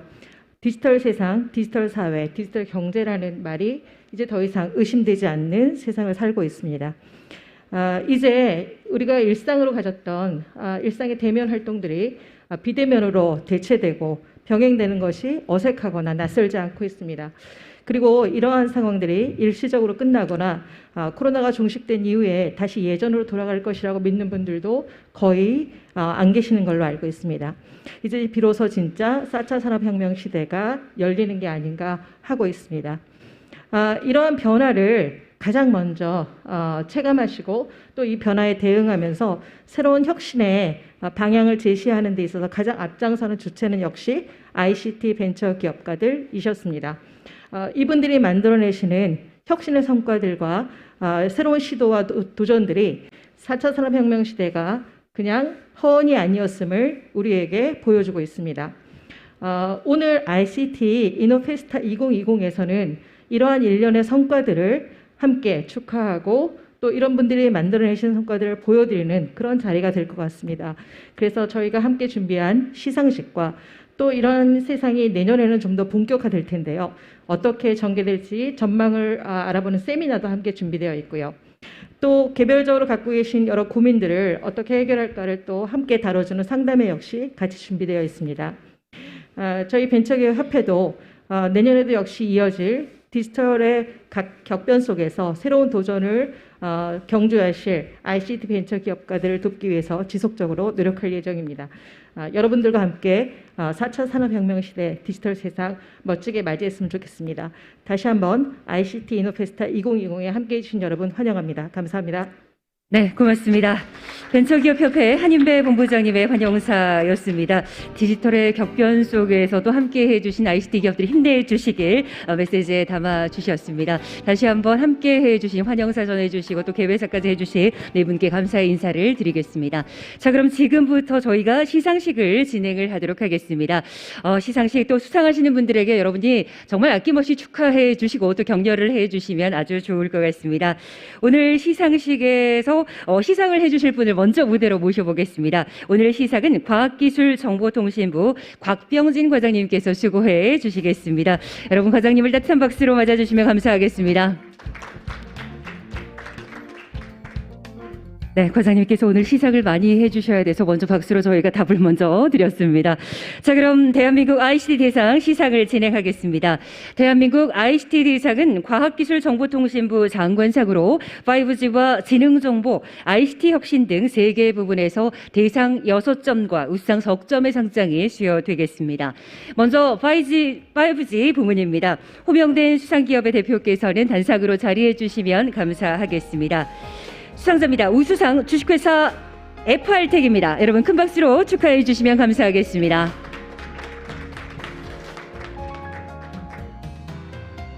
네, 상장을 과장님께 전해드리겠습니다. 대한민국 ICT 대상 5G 부문 우수상 주식회사 FR텍 위는 2020년 대한민국 ICT 대상에서 5G 산업 발전에 기여한 우수 기업으로 선정되었기에 이 상장을 드립니다. 2020년 12월 3일 과학기술정보통신부 장관 최기영 대도 축하드립니다. 여러분 큰 박수로 축하해 주시기 바랍니다.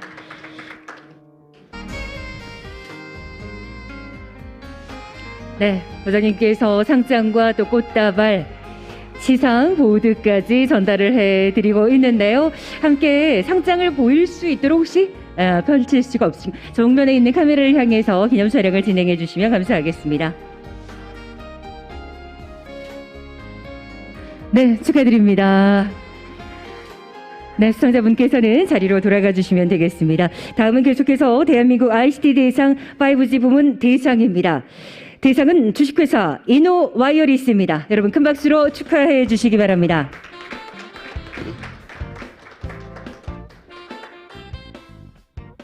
시상하겠습니다. 대한민국 ICT 대상 5G 부문 대상 주식회사 이노와이어리스 위는 2020년 대한민국 ICT 대상에서 5G 산업 발전에 기여한 우수 기업으로 선정되었기에 이 상장을 드립니다. 2020년 12월 3일 과학기술정보통신부 장관 최기영 축하드립니다. 여러분 큰 박수로 축하해 주시면 감사하겠습니다. 상장과 그리고 저희가 꽃다발까지 전해드리고요. 과장님께서 축하의 시상보드까지 전해드리도록 하겠습니다. 손에 들고 계신 게 많습니다만 오늘은 그만큼 누리셔도 되겠습니다. 정면에 있는 카메라를 향해서 환한 미소 함께 해주시면 감사하겠습니다. 네, 축하드립니다. 자리로 돌아가 주시면 되겠습니다. 계속해서 이번에는 대한민국 ICT 대상 지능정보부문 우수상입니다. 우수상 수상은 주식회사 무한정보기술입니다. 여러분 큰 박수로 축하해 주시면 감사하겠습니다. 네, 지금 일기까지 열심히 걸어오신 길 응원하겠습니다. 대한민국 ICT 대상 지능정보부문 우수상 주식회사 무한정보기술 위는 2020년 대한민국 ICT 대상에서 지능정보 산업 발전에 기여한 우수기업으로 선정되었기에 이 상장을 드립니다. 2020년 12월 3일 과학기술정보통신부 장관 최기영 축하드립니다. 여러분 큰 박수로 응원해 주시면 감사하겠습니다. 네, 역시 상장 그리고 상패 전달을 해드렸고요. 축하의 꽃다발과 함께 저희가 시상 보드를 함께 전해드리도록 하겠습니다. 네, 다시 한번 축하드립니다. 열심히 노력하셨기 때문에 오늘 마땅히 많이 누리셨으면 좋겠습니다. 여러분 다시 한번 축하의 박수 부탁드립니다. 계속해서 다음은 대한민국 ICT 대상 지능정보부문 대상입니다. 대상 수상은 주식회사 와이즈넛입니다. 여러분 큰 박수로 축하해 주시기 바랍니다. 대한민국 ICT 대상 지능정보부문 대상 주식회사 와이즈넛 위는 2020년 대한민국 ICT 대상에서 지능정보 산업 발전에 기여한 우수기업으로 선정되었기에 이 상장을 드립니다. 2020년 12월 3일 과학기술정보통신부 장관 최기영 축하드립니다. 여러분 큰 박수로 응원해 주시고 그동안 노력하셨다 격려해 주시면 감사하겠습니다. 역시 상장과 또 상패 축하의 꽃다발 전해드리도록 하겠습니다. 축하드립니다. 네, 정면에 있는 카메라를 향해서 발짝 맑은 웃음 담아주시면 감사하겠습니다. 여러분 다시 한번 큰 박수 주시면 감사하겠습니다. 네, 수상자분께서는 자리로 돌아가 주시면 되겠고요. 다음 수상자 발표하겠습니다.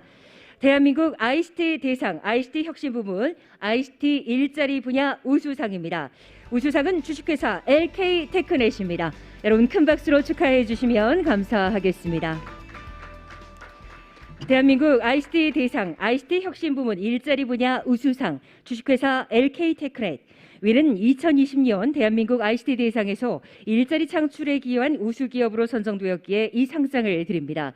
2020년 12월 3일 과학기술정보통신부 장관 최기영 축하드립니다. 상장과 상패 그리고 과장님이 축하의 꽃다발까지 수상을 하신 주식회사 LK테크넷 대표님께 전달해 드리고 있습니다. 여러분 다시 한번 격려의 박수 보내주시면 감사하겠습니다. 네, 축하합니다. 지금까지 걸어오셨던 것처럼 열심히 걸어가 주시고 때론 뛰어가 주시길 응원하겠습니다. 고맙습니다. 수상자분께서는 자리로 돌아가 주시면 감사하겠습니다. 계속해서 대한민국 ICT 대상 ICT 혁신 부문 ICT 일자리 분야 대상입니다. 대상은 주식회사 우일정보기술입니다. 여러분 큰 박수로 축하해 주시면 감사하겠습니다. 대한민국 ICT 대상 ICT 혁신 부문 일자리 분야 대상 주식회사 우일정보기술 위는 2020년 대한민국 ICT 대상에서 일자리 창출에 기여한 우수기업으로 선정되었기에 이 상장을 드립니다. 2020년 12월 3일 과학기술정보통신부 장관 최기영 축하드립니다. 큰 박수로 축하해 주시고 앞으로의 길 역시나 응원을 해 주시기 바랍니다. 네, 축하합니다. 상장과 상패 그리고 축하의 꽃다발 곽변진 과장님께서 전해드렸고요. 함께 정면에 있는 카메라를 향해서 오늘을 기록할 수 있는 사진 촬영을 진행해 주시면 감사하겠습니다. 여러분 다시 한번 큰 박수로 축하해 주시면 감사하겠습니다. 네, 축하드립니다. 이어서 대한민국 ICT 대상 ICT 혁신 부문 ICT 신성장 분야 대상입니다. 대상은 주식회사 코위버입니다. 여러분 큰 박수로 축하해 주시기 바랍니다.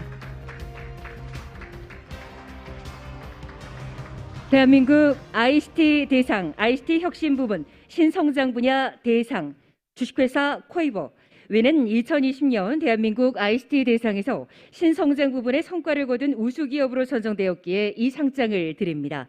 2020년 12월 3일 과학기술정보통신부 장관 최기영 축하드립니다. 큰 박수로 축하해 주시고 그동안의 노력을 여러분이 토닥토닥 다독여 주시면 감사하겠습니다. 네, 곽병진 과장님께서 상장과 상패 그리고 축하의 꽃다발까지 한아름에 안겨드렸습니다. 이제 정면에 있는 카메라를 향해서 환한 웃음을 지어주시면 감사하겠습니다. 네, 여러분 다시 한번 큰 박수 주시기 바랍니다. 축하드립니다. 이어서 대한민국 ICT 대상, ICT 혁신 부문 ICT 해외 진출 분야 대상입니다. 대상은 주식회사 노르마입니다. 여러분 큰 박수로 축하해 주시기 바랍니다. 그간 걸어온 걸음걸음 오늘 아마 그 받으실 수 있는 모든 축하를 받지 않으실까 싶습니다. 대한민국 ICT 대상, ICT 혁신 부문 해외 진출 분야 대상, 주식회사 노르마. 위는 2020년 대한민국 ICT 대상에서 해외 진출에 기여한 우수기업으로 선정되었기에 이 상장을 드립니다. 2020년 12월 3일 과학기술정보통신부 장관 최기영 축하드립니다. 여러분 큰 박수로 축하해 주시고 응원해 주시기 바랍니다. 상장과 상패 그리고 꽃다발 곽병진 과장님께서 수상하신 분께 전해드렸습니다. 네, 다 꼭 안으시고요. 정면에 있는 카메라를 향해서 오늘의 기쁨을 마음껏 담아주시면 감사하겠습니다. 여러분 다시 한번 축하의 박수 부탁드리겠습니다. 네, 축하드립니다. 이어서 시상 이어가겠습니다. 대한민국 ICT 대상, ICT 혁신 부문 ICT 복지 분야 대상입니다. 대상은 주식회사 단감 소프트입니다. 여러분 큰 박수로 축하해 주시기 바랍니다. 대한민국 ICT 대상, ICT 혁신 부문 복지 분야 대상, 주식회사 단감 소프트. 위는 2020년 대한민국 ICT 대상에서 복지 증진 부분에 기여한 우수기업으로 선정되었기에 이 상장을 드립니다. 2020년 12월 3일 과학기술정보통신부 장관 최기영 축하드립니다. 큰 박수로 응원해 주시고 격려해 주시기 바랍니다. 네, 축하드립니다. 상장과 상패 축하의 꽃다발 전해드렸습니다. 그리고 상장 또 상패가 보일 수 있게끔 정면에 있는 카메라를 향해 주시면 감사하겠습니다. 오늘 마음껏 즐기십시오. 여러분 다시 한번 축하의 박수 보내주시면 감사하겠습니다. 네, 잠시만 기다려 주시기 바라고요. 수상을 하신 대한민국 ICT 대상 전체 수상자분들께서는 무대 위에 올라주시면 감사하겠습니다. 우리 시상에 수고해 주신 곽병진 과장님과 함께 단체 기념 촬영을 진행하도록 하겠습니다. 네, 얼굴이 보이실 수 있게끔 수상자분들이 사이사이로 자리를 해주시면 되겠습니다. 네, 아마 오늘 이 자리에 오기까지 쉽지 않은 길을 걸어 오셨으리라 생각을 합니다. 하지만 함께한 분들이 있어서 또 이 자리에서 많은 축하를 받으실 수 있는 거고 또 오늘 수상에 영예를 안지 않으셨을까 싶습니다. 여러분, 오늘 수상하신 수상자 모두에게 다시 한번 큰 박수 보내주시면 감사하겠습니다.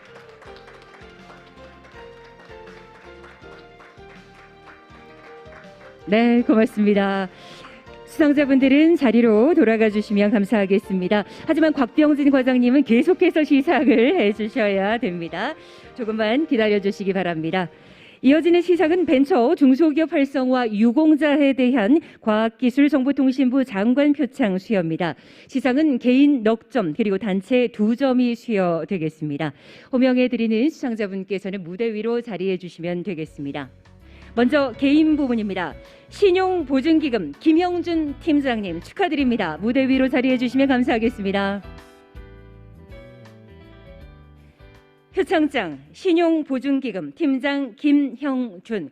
귀하는 평소 맡은 바 직무에 정려하여 왔으며 특히 ICT 중소벤처기업 활성화에 기여한 공이 크므로 이에 표창합니다. 2020년 12월 3일 과학기술정보통신부 장관 최기영 축하드립니다. 여러분 다시 한번 큰 박수 보내주시면 감사하겠습니다. 네, 상장 그리고 축하의 꽃다발 전해드렸고요. 정면에 있는 카메라를 향해서 환하게 웃어주십시오. 마스크를 착용하셨지만 오늘의 기쁨을 최대한 담아주시면 감사하겠습니다. 네, 축하드립니다. 수상자분은 자리로 돌아가 주시면 되겠습니다. 계속해서 개인 부분입니다. 이분 수상하시는 분입니다. K-엑셀러레이트 소재문 대표님 축하드립니다. 무대 위로 자리해 주시면 감사하겠습니다. 표창장 K 엑셀러레이터 대표이사 소재문, 내용은 이와 같습니다. 축하드립니다. 여러분 큰 박수로 축하해 주시기 바랍니다. 네, 축하드립니다. 상장 그리고 축하의 꽃다발을 소재문 대표이사님께 전해드렸습니다. 네, 환한 미소로 함께해 주시며 감사하겠습니다.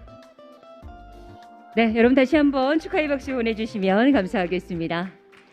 이어지는 개인 부문 수상자입니다. 서울 보증보험의 정규홍 지점장님 축하드립니다.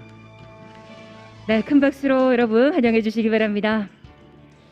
표창장 서울 보증보험 지점장 정규홍, 이하 그 소중한 뜻은 이전과 같습니다. 2020년 12월 3일 과학기술정보통신부 장관 최기영 축하드립니다. 여러분 큰 박수로 축하해 주시면 감사하겠습니다. 네, 과장님께서 상장과 꽃다발을 전해드렸습니다. 정면에 있는 카메라를 활짝 바라봐 주시면 감사하겠습니다. 네, 여러분 다시 한번 축하의 박수 보내주시기 바랍니다. 계속해서 개인 부문입니다. 수상자는 정보통신기획평가원의 홍성호 책임님이십니다. 여러분 큰 박수 부탁드립니다. 표창장 정보통신기획평가원 책임 홍성호, 이하 그 소중한 뜻은 이전과 동일합니다. 2020년 12월 3일 과학기술정보통신부 장관 최기영 축하드립니다. 큰 박수로 축하해 주시고 응원해 주시기 바랍니다. 네, 곽병진 과장님과 우리 홍성호 책임님 함께 카메라를 향해 주시면 감사하겠습니다. 네, 축하드립니다. 자리로 돌아가 주시면 되겠습니다. 이어서 단체 부분에 대한 시상을 이어가겠습니다. 먼저 수상자입니다. 주식회사 크라우드웍스입니다. 대표자께서는 무대 위로 자리해 주시면 감사하겠습니다. 표창장 주식회사 크라우드웍스, 이하 소중한 뜻은 이전과 같습니다. 2020년 12월 3일 과학기술정보통신부 장관 최기영 축하드립니다. 네, 주식회사 크라우드웍스의 대표께서 지금 수상을 하셨는데요. 과장님과 함께 정면에 있는 카메라를 향해서 환한 웃음, 여러분의 맑은 웃음 담아주시면 감사하겠습니다. 네, 다시 한번 여러분 축하해 주시기 바랍니다. 다음 수상자입니다. 다음 수상은 역시 단체 부문이고요. 주식회사 센트비입니다. 여러분 큰 박수로 축하해 주시면 감사하겠습니다. 네, 주식회사 센티비 대표자께서 지금 무대 위로 자리하셨는데요. 시상하겠습니다. 표창장 주식회사 센티비, 내용은 위와 동일합니다. 2020년 12월 3일 과학기술정보통신부 장관 최기영 축하드립니다. 네, 지금까지 걸어오셨던 것처럼 앞으로도 열심히 ICT 산업의 발전을 위해서 걸어가 주시기 바라겠습니다. 네, 과장님과 함께 기념 촬영 진행하겠습니다. 네, 고맙습니다. 잠시만 기다려 주시기 바랍니다. 과장님께서도 자리해 주시고요. 수상을 하신 벤처 중소기업 활성화 유공 표창을 받으신 전체 수상자분들은 무대 위로 자리해 주시면 감사하겠습니다.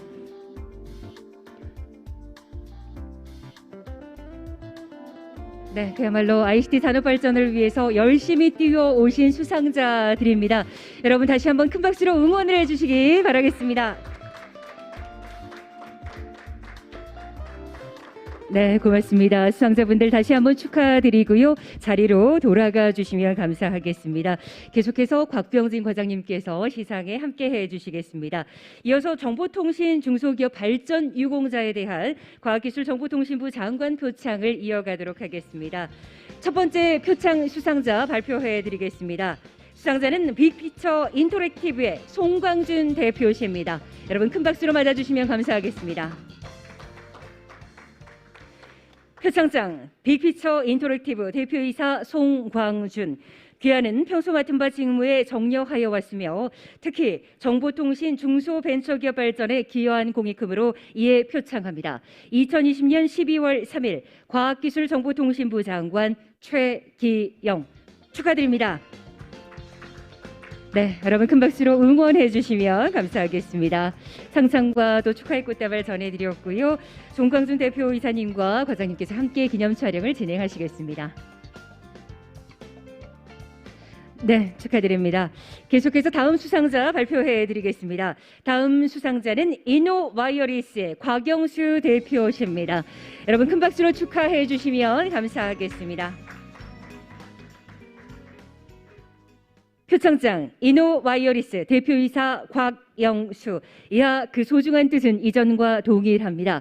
2020년 12월 3일 과학기술정보통신부 장관 최기영. 축하드립니다. 네, 역시 상장과 축하의 꽃다발로 오늘의 의미를 담아 주셨습니다. 상장이 보일 수 있도록 펼쳐 보여주신다면 더 의미가 있지 않을까 싶습니다. 자랑해 주셔도 좋습니다. 네, 축하드립니다. 네, 축하합니다. 또 많은 분들과 오늘을 나누시기 바라겠습니다. 다음 수상자입니다. 다음 수상자는 리드의 장영준 대표십니다. 여러분 큰 박수로 맞아주시면 감사하겠습니다. 축하드립니다. 표창장 리드 대표이사 장영준. 이하 내용은 동일합니다. 2020년 12월 3일 과학기술정보통신부 장관 최기영. 축하드립니다. 상장과 함께 축하의 꽃다발을 수상하신 장영준 대표이사께 전해드렸습니다. 네, 상장을 앞쪽으로 들어주시고요. 곽병진 과장님과 함께 정면에 있는 카메라를 향해 주십시오. 네, 여러분 다시 한번 축하의 박수 부탁드리겠습니다. 축하드립니다. 네, 계속해서 다음 수상자입니다. 다음 수상자는 브랜디의 서정민 대표십니다. 다시 한번 큰 박수, 축하의 박수 보내주시면 감사하겠습니다. 표창장 브랜디 대표이사 서정민. 내용은 위와 동일합니다. 2020년 12월 3일 과학기술정보통신부 장관 최기영. 여러분 축하의 박수 부탁드리겠습니다. 네, 축하합니다. 그리고 앞으로 계속 걸어갈 그 걸음걸음도 응원하도록 하겠습니다. 앞으로도 열심히 뛰어주시기 바라겠습니다. 네, 브랜디의 서정민 대표이사께서 수상을 하셨습니다. 다음 수상자입니다. 다음 수상자는 일앙텍의 이재복 대표십니다. 여러분 큰 박수로 축하해 주시면 좋을 것 같습니다. 더 힘을 내실 수가 있을 것 같습니다. 표창장 일앙텍 대표이사 이재복. 내용은 위와 동일합니다. 2020년 12월 3일 과학기술정보통신부 장관 최기영. 축하드립니다. 큰 박수로 응원해 주시고 축하를 함께 나눠주시면 감사하겠습니다. 네, 상장과 또 꽃다발 드시고요. 정면에 있는 카메라를 향해서 환한 웃음을 지어주시면 감사하겠습니다.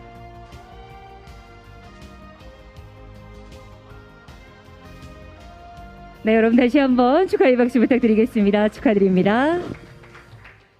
계속해서 다음 수상자입니다. 다음 수상자는 이안의 이승호 대표님 축하드립니다. 네, 여러분 큰 박수로 다시 한번 축하를 해주시면 좋을 것 같습니다. 표창장 이안 대표이사 이승호. 이하 그 소중한 뜻은 이전과 같습니다. 2020년 12월 3일 과학기술정보통신부 장관 최기영. 축하드립니다. 여러분 큰 박수로 축하해 주시고 응원의 마음을 담아 주시기 바랍니다. 네, 이승호 대표이사님과 곽병진 과장님께서 오늘을 기념하는 기념 촬영 하고 계십니다. 네, 축하드립니다. 수상을 하신 분께서는 자리로 돌아가 주시면 되겠습니다. 그리고 이번에는 저희가 전체 기념 촬영을 진행하도록 하겠습니다. 정보통신 중소기업발전 유공자 표창을 받으신 전체 수상자분들과 곽병진 과장님께서 함께 기념 촬영을 진행하도록 하겠습니다. 네, 정면에 있는 카메라를 향해 주시고요. 여러분 다시 한번 수상자 모두에게 큰 박수 보내주시기 바랍니다.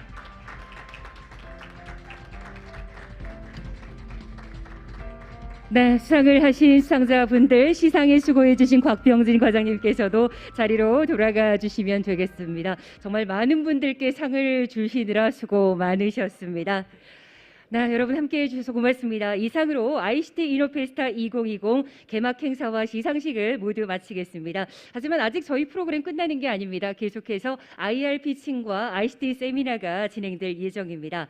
국내 ICT 스타트업들의 경연장인 IR 피칭은요, 본 채널을 통해서 계속해서 함께해 주시면 되고, 글로벌 ICT 생태계의 미래를 엿볼 수 있는 ICT 세미나는 별도의 채널입니다. 이벤터스와 유튜브 채널을 통해서 여러분이 시청을 해주시고 함께 해주시면 되겠습니다. 그리고 사전에 참가 신청을 하지 않은 분들은 유튜브 채널 검색창에서 2020 ICT 세미나 KOVA 코바 이렇게 입력을 해서 검색을 하시면 시청하실 수가 있겠습니다. 다시 한번 유튜브와 이벤터스를 통해서 생방송으로 진행되고 있음을 알려드리겠고요. 정보통신산업진흥원의 유튜브 채널과 카카오 TV를 통해서도 여러분이 시청하실 수 있습니다. 또 사전에 등록하신 분들께 사전에 등록해서 시청을 해주시는 분들께 저희가 푸짐한 경품 추첨도 해드리고 있으니까 끝까지 함께 해주시기 바랍니다. 저희는 잠시 후에 다시 뵙겠습니다.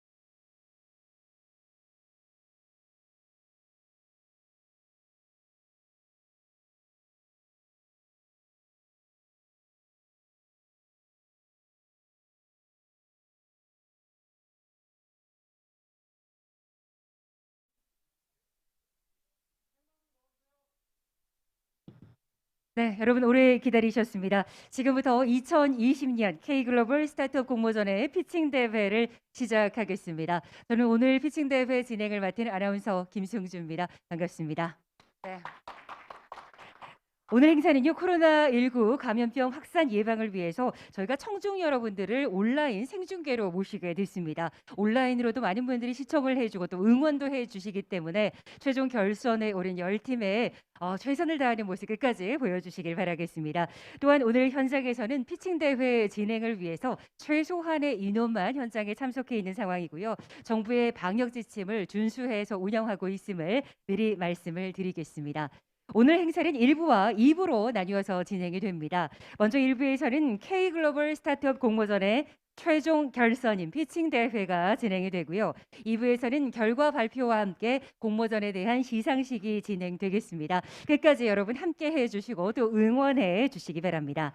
여러분이 함께 하시는 이 공모전은 ICT 기술 기반의 신규 웹이라든가 앱 서비스, 제품이라든가 소프트웨어 등 사업화 아이디어를 가진 대한민국을 대표할 글로벌 스타트업 기업을 발굴하고 성장을 지원하는 ICT 분야 국내 최대 공모전입니다. 벌써 올해로 11년째를 맞이하게 됐는데요. K글로벌 스타트업 공모전은 지난 5월에 시작이 됐습니다. 지난 5월부터 시작돼서 총 302개의 예비 창업팀 그리고 스타트업들이 참여를 했습니다. 그리고 심사를 통해서 33개 팀이 선발이 됐고요. 6월 출범식을 시작으로 해서 지난 4개월간 부스트업을 통해서 가장 우수한 평가를 받은 10팀이 오늘 최종 결선에 올라와 있습니다. 그렇다면 최종 결선 시상 내용이 어떻게 될지 많은 분들이 또 궁금해하실 것 같아서 안내를 해드리겠습니다. 오늘 심사는 각 팀별 발표와 심사위원단의 질의응답으로 진행이 되겠습니다. 심사 결과에 따라서는 대상의 과학기술정보통신부 장관상과 상금 1억 원이 수여가 되겠고요. 최우수상에는 정보통신산업진흥원 원장상과 상금 5천만 원이 수여되겠습니다. 그리고 우수상과 장려상에도 정보통신산업진흥원 원장상과 각각 상금 3천만 원과 상금 1천만 원이 지급될 예정입니다. 자, 이렇게 수상을 하게 될 수상팀들 그 결과가 궁금하실 텐데요. 끝까지 함께 해주시고 오늘 함께 하시는 이 10팀에 대해서 냉정한 평가를 해주실 심사위원분들을 먼저 소개해드리고 저희가 K글로벌 스타트업 공모전 최종 IR 피칭 대회를 시작하겠습니다. 먼저 에버그린 투자 파트너스의 홍종국 대표님 함께 해주셨습니다. 여러분 환영의 박수 부탁드리겠습니다. 이어서 엔슬 파트너스의 임수택 대표님 함께 해주셨습니다. 계속해서 카이스트 청년 창업 투자지주의 정회훈 대표님께서도 자리 빛내주셨습니다. 이어서 캡스톤 파트너스의 송은강 대표님도 함께 해주셨습니다. 그리고 아산 나눔재단의 김형진 센터장님께서도 함께 해주셨습니다. 이어서 D3 주빌리 윤훈섭 파트너님께서도 함께 해주셨습니다. 마지막으로 이수 창업투자의 한순원 차장님께서도 함께 해주셨습니다. 네, 국내 최고의 VC 7분께서 오늘 결선 심사를 위해서 수고해 주시겠습니다. 그 어느 때보다 또 냉정하게 오늘 심사를 해 주시지 않을까라는 생각을 해봅니다. 오늘 심사 기준입니다. 오늘 심사는요, 먼저 5팀의 발표 영상을 함께 보시겠습니다. 저희가 발표 영상으로 준비를 했고요. 5팀의 영상을 함께 하신 이후에 공동으로 질의응답 시간을 갖는 순서로 진행이 되겠습니다. 자, 5팀이 먼저 준비를 하고 있을 텐데요. 많이 긴장을 하고 있을 것 같습니다. 여러분 최종 결선에 오른 10팀을 위해서 응원의 박수를 먼저 보내주시면 어떨까 싶습니다. 네, 힘내서 발표에 최선을 다해 주시기 바랍니다. 자, 먼저 첫 번째 발표팀 소개해 드리겠습니다. 첫 번째 발표팀은 주식회사 닥터가이드입니다. 아플 땐 지금 바로 대면 의료 앱 닥터나우라는 주제로 발표를 준비했습니다. 발표 내용 지금부터 영상으로 만나보시죠.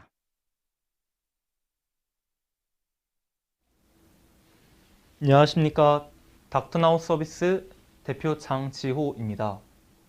저희 닥터나우 서비스는 비대면 진료와 의약품 네, 배송 첫 번째 서비스를 하고 발표팀입니다. 있습니다. 주식회사 닥터가이드 발표입니다. 저희는 대한민국의 1,000만 명, 100만 명이나 되는 당뇨, 고혈압 네, 환자분들께서 음성을 한번 약을 확인해 주기적으로 주시기 처방을 바라겠습니다. 받기 위해서 아마 시간과 오늘 돈이 피칭 대회가 드는 이런 있기까지 또 문제점을 마지막 10팀이 남겨지는 의사 선생님을 피칭 결선에 어플리케이션으로 오르기까지 만나게 하면 정말 준비 비대면을 많이 만나게 하면 하셨을 이를 좀 텐데요. 더 첫 시간과 비용 번째 팀 발표입니다. 다시 저희가 처음부터 플레이를 해드리도록 하겠습니다. 안녕하십니까. 닥터나우 서비스 대표 장지호입니다. 저희 닥터나우 서비스는 비대면 진료와 의약품 배송 서비스를 하고 있습니다.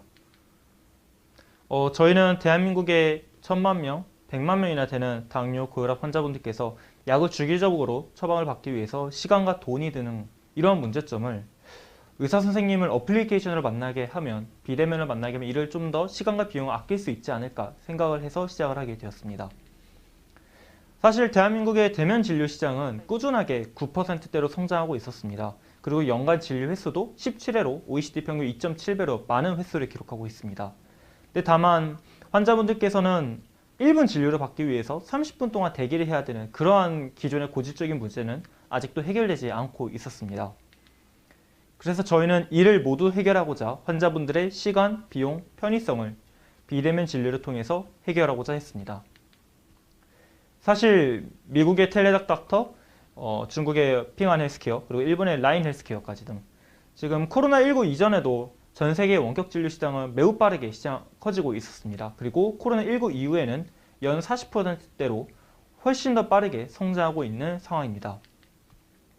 그러던 중 올해 2월 24일부터 국내 비대면 진료와 의약품 배송이 한시적으로 허용되게 되었습니다. 물론 한시적으로 시작된 서비스, 허용된 정책이었지만 코로나19가 길어지게 되면서 현재 95만 건 이상 처방이 되었고 비급여 처방까지 저희가 추가하게 되면 100만 건 이상으로 현재 추산이 되고 있고 정부와 보건복지부는 이를 계속 입법화하는 데 중점을 두고 있습니다. 저희는 환자분들께서 비대면 진료를 받을 수 있는 병원과 약을 배달받을 수 있는 약국 정보를 제공해주는 서비스로부터 시작을 하였고 저희는 전문 의사 처방의 조제약 배달 서비스, 배달약국으로 저희 서비스를 시작하게 되었습니다. 저희 닥터나우 서비스를 소개해드립니다. 저희 서비스에서 환자분들께서는 이제 진료받고 싶은 병원을 고르시고 그 다음에 의사를 고르시게 되십니다. 그리고 의사 선생님과 간단하게 이제 채팅이나 아니면 전화를 통해서 접수를 하실 수 있으며 접수하는 과정에 있어서도 환자분들께서 말씀하신 부분들을 EMR에 저희가 자동으로 반영을 하거나 아니면 인공지능 증상 예진 문진을 통해서도 훨씬 더 의사 선생님의 진료를 저희가 도와드리고 있습니다. 그래서 환자분들께서는 의사가 배정되고 나서 환자분들께서는 전화나 아니면 영상 통화를 통해서 의사 선생님과 비대면 진료를 받으실 수 있고요. 의사 선생님 같은 경우는 오른쪽에 보이시는 것처럼 간단하게 처방전을 전송하고 비용을 청구하게 되면 환자분들은 1초 만에 카드 결제를 통해서 비대면 진료를 받고 수납을 할 수 있으며 전국 모든 약국에서 자기가 픽업하고 싶은 약국을 골라서 픽업을 하거나 또는 주변의 배달 약국, 저희 제휴 약국이 있을 경우에는 30분 내로 집으로 안전하게 약까지 배송이 되는 시스템입니다. 사실 비대면 진료는 의사, 환자, 줌으로 연결을 시켜주면 되는 거 아니냐라고 생각할 수 있지만 비대면 진료는 유통, 처방, 조제까지 모두 다 포함되는 서비스이고 저희는 약국과 배달 API, 환자 이 세 개의 단을 잘 바인딩하였고 이제는 거기에 나아가 비대면 진료까지 저희가 시도를 하고 있습니다. 그렇다면 비대면 진료를 받는 환자분들은 어떤 환자분들이실까요? 생리통 여성, 고혈압, 당뇨부터 사실 이제는 탈모, 비아그라까지 굉장히 많은 환자분들께서 이제 비대면 진료를 생활에서 접하고 계시는 상황입니다. 저희는 빠른 실행력과 경쟁력으로 네이버 펀드 등의 투자 유치를 완료하였고 병원, 약국, 배달회사 API 연동을 가장 성공적으로 마친 유일한 서비스입니다. 그래서 저희 닥터가이드는 비대면 진료라는 이 시장을 가장 앞서서 빠르게 굴리고 있는 서비스입니다. 저희 서비스를 타 서비스와 비교를 해본다면 저희는 국내에서 유일하게 비대면 진료와 함께 약 배송이 되는 서비스입니다. 그래서 환자분들은 집에서도 진료받고 집에서 결제를 통해서 약을 30분 내로 안전하게 배달까지 받을 수 있는 유일한 서비스입니다. 저희는 현재 8명의 팀원으로 구성이 되어 있으며 꾸준하게 지금 현재 빠른 채용을 통해서도 사이즈 규모를 늘려나가고 있습니다. 그래서 저희는 자체 특허 출원한 강력한 특허 외에도 저희는 현재 대기업으로부터 특허를 단독 양수하여 저희의 보안 기술성을 향상시킨 데 더욱더 노력을 하고 있는 상황입니다. 그래서 저희는 지금 앱스토어에서는 배달약국 그리고 닥터나우, 이제는 닥터나우라는 앱으로 현재는 앱스토어에서 한 13위 정도에 랭크되어 있고 구글 플레이스토어에서는 이제 중소벤처기업부와 함께하는 창구 프로그램도 선정이 돼서 더 빠르게 저희 서비스를 유지하고 있으며 저희의 AI 기술력을 인정받아서 이제는 AI 양재 허브 혁신센터로부터도 공식 지원을 받고 있습니다. 그래서 저희는 앞으로는 의사 선생님과 상담할 수 있는 무료 상담 서비스, 그리고 더 나아가서는 이제 EMR 서비스와의 연동성을 통해서도 저희는 더 빠르게 시장을 선도할 계획입니다. 이제 집에서 진료받고 집에서 약까지 받으십시오. 새로운 시장이 열립니다. 지금까지 닥터나우 앱 장지호였습니다. 감사합니다. 두 번째 발표 이어가겠습니다. 주식회사 딥인사이트의 AI 기술과 3D 센싱 카메라 기술을 활용한 차세대 운전자 상태 인식 시스템과 관련된 발표 보시겠습니다. 안녕하십니까. 주식회사 딥인사이트 대표이사 오운송입니다. 2차원 세상을 지나가고 있습니다. 개인의 경험을 영상으로 공유하고 3차원을 표현할 수 있는 3차원 세상이 다가오고 있습니다. 이렇게 변화하는 세상에서 주식회사 딥인사이트는 AI 기술과 3D 센싱 카메라를 이용한 새로운 인사이트 제품을 제공하고자 합니다. 바로 운전자 상태 인식 시스템이 그 첫 번째 제품입니다. 영동고속도로에서 오중 추돌 사고가 있었습니다. 총 4명의 사상자와 37명의 중경상자가 나타났던 굉장히 큰 사고였습니다. 이렇게 큰 사고는 우리 주변에 심시찮게 많이 일어나고 있는데요. 이 사고의 원인은 무엇이었을까요? 바로 졸음운전이었습니다. 졸음운전은 모든 교통사고에서 약 70% 정도의 사고 퍼센트를 하고 있고 지금도 하루에도 6.8건 정도의 사고가 일어나고 있습니다. 이러한 졸음운전에 의한 사고를 저감하고자 많은 기업들은 운전자 상태인식 시스템 DSM을 개발하고 있습니다. 하지만 현재까지 나와 있는 2D 카메라 기반의 DSM은 굉장히 많은 기술적 한계를 가지고 있습니다. 바로 조조도 환경이라든지 강렬한 햇빛 환경, 그리고 좌우 주시하고 있는 운전자에 대한 오경보, 또 안경 착용자에 대한 오작동 등의 그런 기술적인 한계들을 가지고 있습니다. 이런 기술적인 한계들을 극복하고자 주식회사 딥인사이트는 바로 AI 기술과 3D 센싱 기술을 결합하였습니다. AI 기술을 통해서 바로 눈 깜빡임의 알고리즘을 최적화하였고, 또 마스크 착용자, 안경 착용자에 대한 인식 알고리즘을 개발하였습니다. 또한 3D 센싱 카메라를 통해서 3차원 방향 벡터를 얻을 수 있기 때문에 방향에 대해서 할 수 있는 인식 시스템을 개발하였으며, 또 매우 직사광선이라든지 자연환경, 외부 광에 대해서 자유로운 광학 시스템을 만들었습니다. 그리고 바로 약 10년 이상의 센싱 시스템을 개발하였던 경쟁력과 함께 AI 기술을 이용해서 여러 활용 분야를 넓힐 수 있다는 잠재력, 그것이 바로 주식회사 딥인사이트가 가지고 있는 핵심 기술이라고 볼 수 있습니다. 특히나 3D 센싱 기술에 있어서 아래에 있는 4가지 기술은 저희가 내재화하고 있는 코어 테크놀로지고요. 이러한 핵심 기술을 통해서 만들어진 카메라가 바로 이 딥인뷰 1.0 버전입니다. 이 딥인뷰 카메라와 함께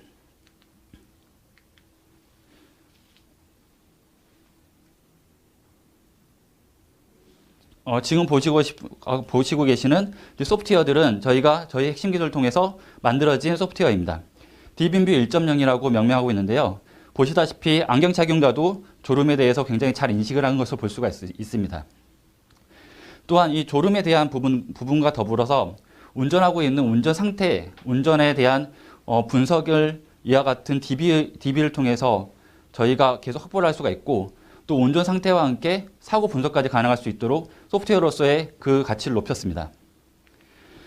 많은 분들은 자율주행 시대가 오면은 이러한 운전자 상태인식 시스템 같은 카메라가 필요 없지 않느냐라는 말씀 많이 하십니다.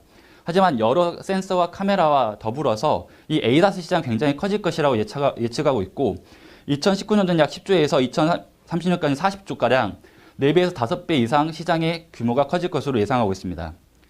저희가 생각하고 있는 비즈니스 모델은 바로 2가지입니다. 먼저 완성차의 인베디드 시스템으로서 바로 들어가는 비포 마켓, 그리고 두 번째로는 저희 딥인뷰 브랜드 제품을 통해서 B2B를 바로 공략하는 애프터 마켓을 생각하고 있습니다.